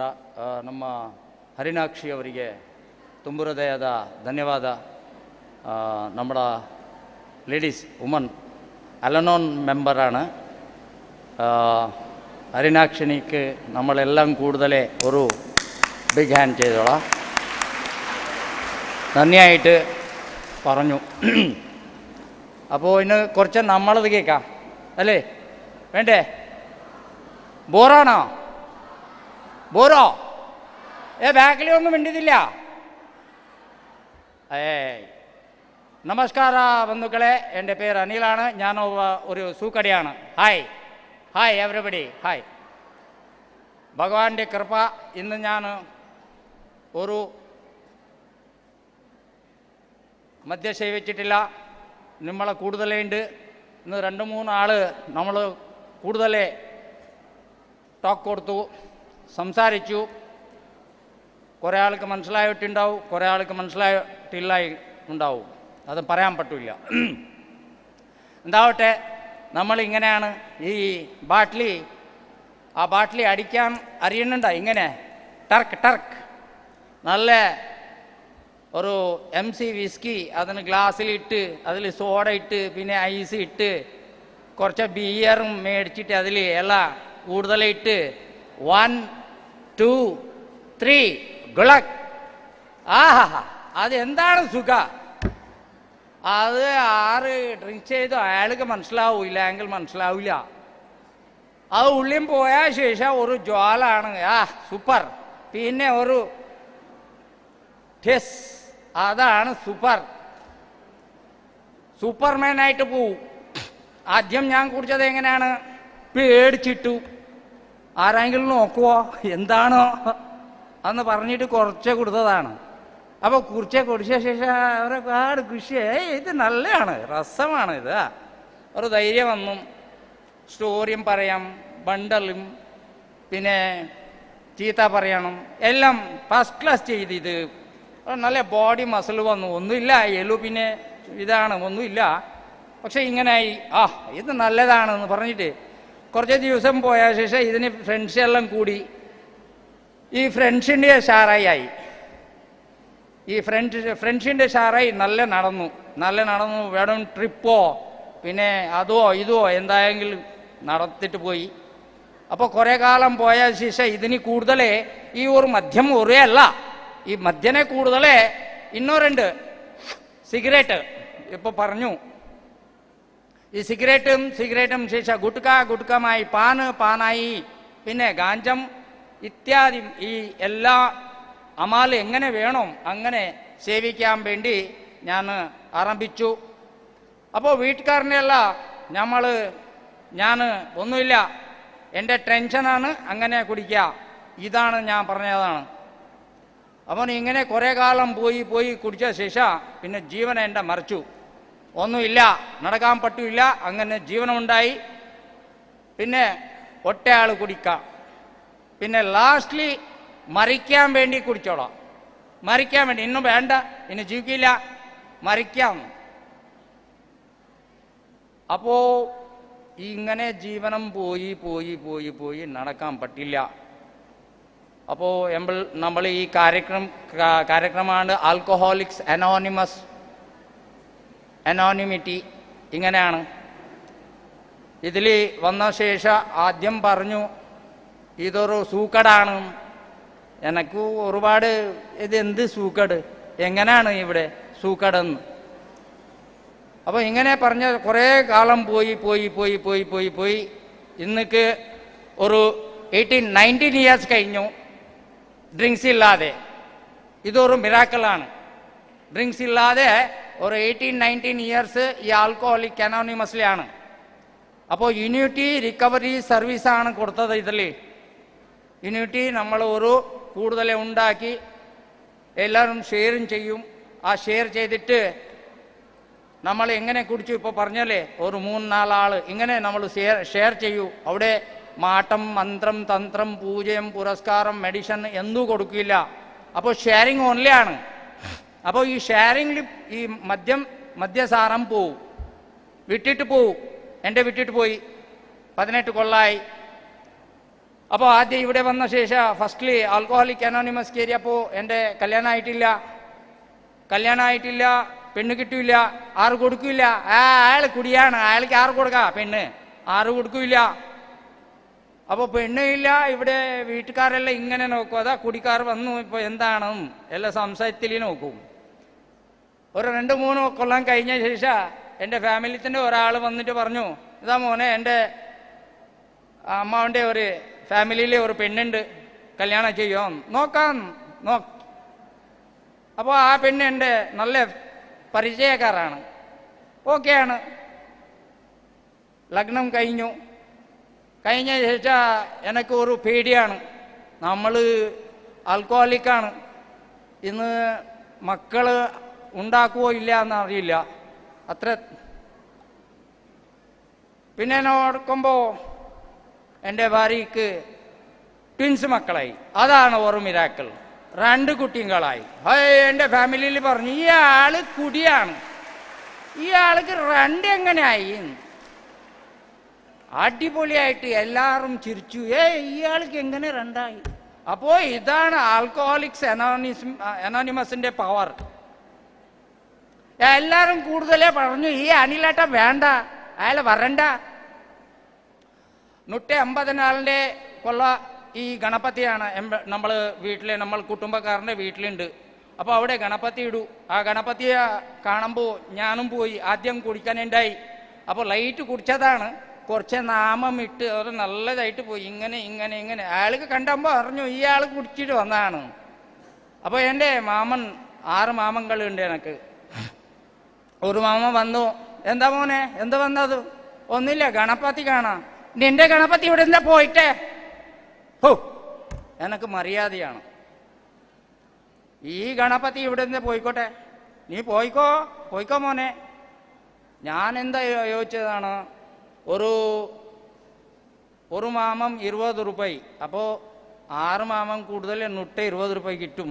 ഒരു ക്വാർട്ടറും പിന്നെ ഒരു എന്തായെങ്കിലും കഴിക്കാൻ വേണ്ടി നല്ല ഭക്ഷണಕ್ಕೆ വേണ്ടി ആയി. പക്ഷെ ഒന്നുമില്ലാതെ വന്നു. ആ കുടിത്തിലെ അങ്ങനെയാണ്. പക്ഷേ ഈ കുടി ഇല്ലാതെ ജീവനാണ്.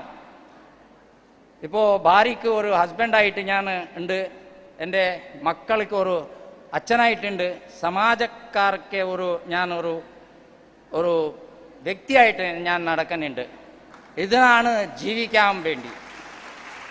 അപ്പോൾ സർവീസ് എങ്ങനെ സർവീസാണ്? ഇതേ സർവീസാണ്. എൻ്റെ കൂടുതൽ വന്ന ആൾക്കാർ ഭരത് മാമ ആയിക്കോട്ടെ, ചന്ദ്രേട്ടൻ, അല്ല ഹരിനാക്ഷി, ഇതെല്ലാം നമ്മൾ പോവും. നമ്മളെല്ലാം വിട്ടിട്ട് എല്ലാം പറയൂ, ഒന്നും പേടിക്കണ്ട, നിങ്ങൾ വാ, ആരായെങ്കിലും ഇപ്പോൾ ഈ അവയർനെസ് എന്തിനു വേണ്ടിയാണ് ഞാൻ ഇത്രേ പറയൂ.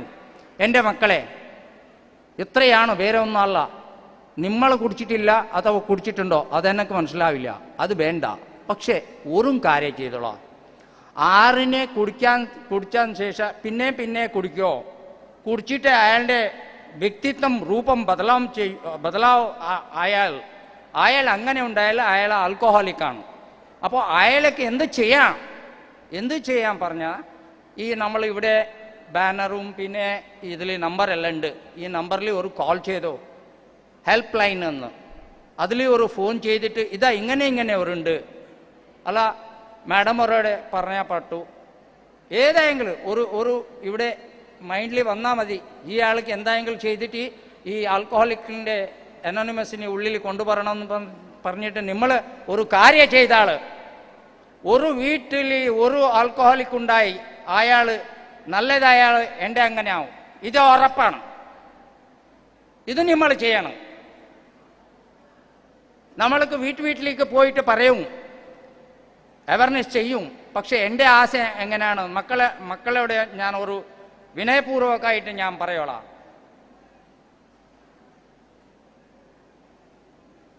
ഏത് സ്ഥലത്തിൽ പോയാൽ കുടിച്ചിട്ട് അയാൾ വോമിറ്റ് ചെയ്യും, അല്ല എന്തായെങ്കിലും വേറെ എല്ലാം നമ്മൾക്ക് നോക്കാൻ കിട്ടും. പക്ഷെ അയാളുടെ കുറച്ച് ഡൗട്ട് ഉണ്ടായെങ്കിൽ അയാൾക്ക് നമ്മൾക്ക് കയ്യിൽ കൊടുത്താൽ നമ്മൾക്കൊരു നല്ലതാക്കാൻ പറ്റൂ. ഇതാണ് ആൽക്കഹോളിക്സ് അനോണിമസ്. ആൽക്കഹോളിക്സ് അനോണിമസിൽ ഒരു അനുഭവം, ബലവും ഭരോസയും കിട്ടും. പിന്നെ ഒന്നും കിട്ടില്ല. അവിടെ പൈസ കൊടുക്കാനില്ല, പൈസ എടുക്കാനില്ല, പൈസത്തിൻ്റെ പരിപാടിയില്ല, ജീവനത്തിൻ്റെ പരിപാടി. ജീവനം എങ്ങനെ വേണം അങ്ങനെ കൊണ്ടുപോകാൻ പറ്റൂ. ഇന്ന് നമ്മൾക്ക് അത്ര വീടായി, ഗാഡിയായി, ഗോഡായി, ബംഗ്ലായി, എല്ലായി. പിന്നെ എന്തിനാണ് ഇപ്പോൾ ആൽക്കഹോളിക്സ് അനോണിമസിൽ ജീവനം തുടങ്ങിയിട്ട് അതിൽ കൂടുതൽ എൻ്റെ ജീവനത്തിൻ്റെ എൻ്റെ പണി എന്തിനുണ്ട്, അതും എല്ലാം നടക്കും ഇതിൽ, ഉറപ്പാണ്.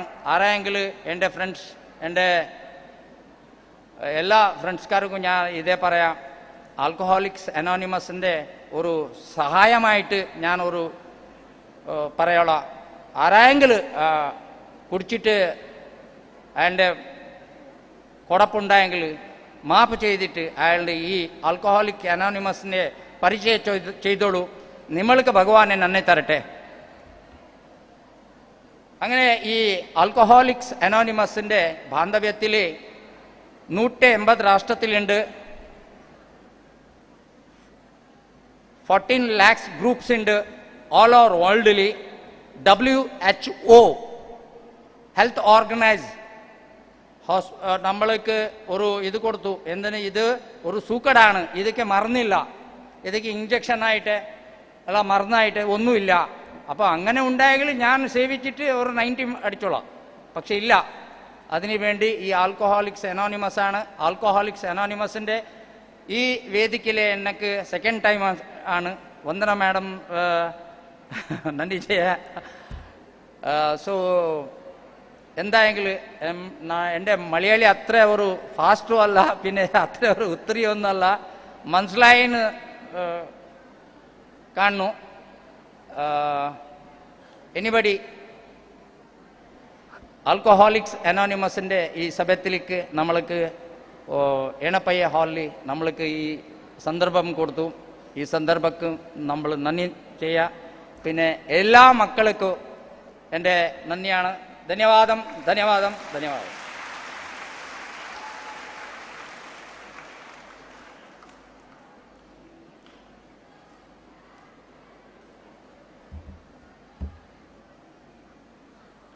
I thank the Alcoholic Anonymous group for sharing their life experiences with the students.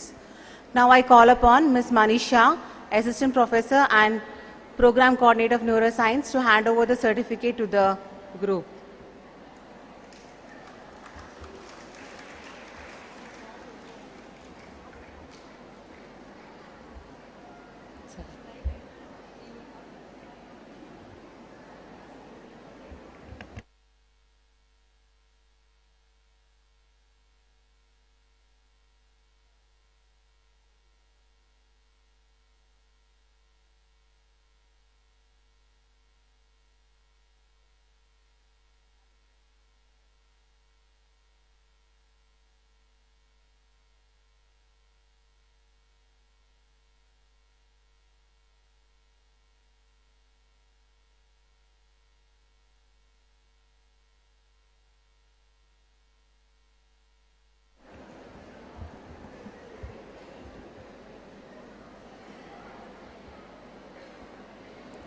I hope you all had a very informative and motivational sessions today. So now I would like to conclude today's program by thanking the students and faculty in charges for their cooperation. Thank you.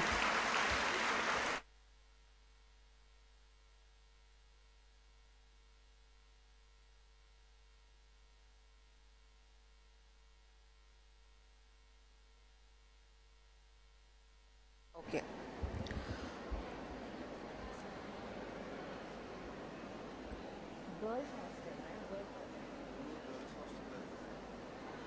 Koolur Girls Hostel students, please report back to Susan ma'am at the exit. Koolur Hostel students, Girls Hostel students. To the left side of the hall, at the exit.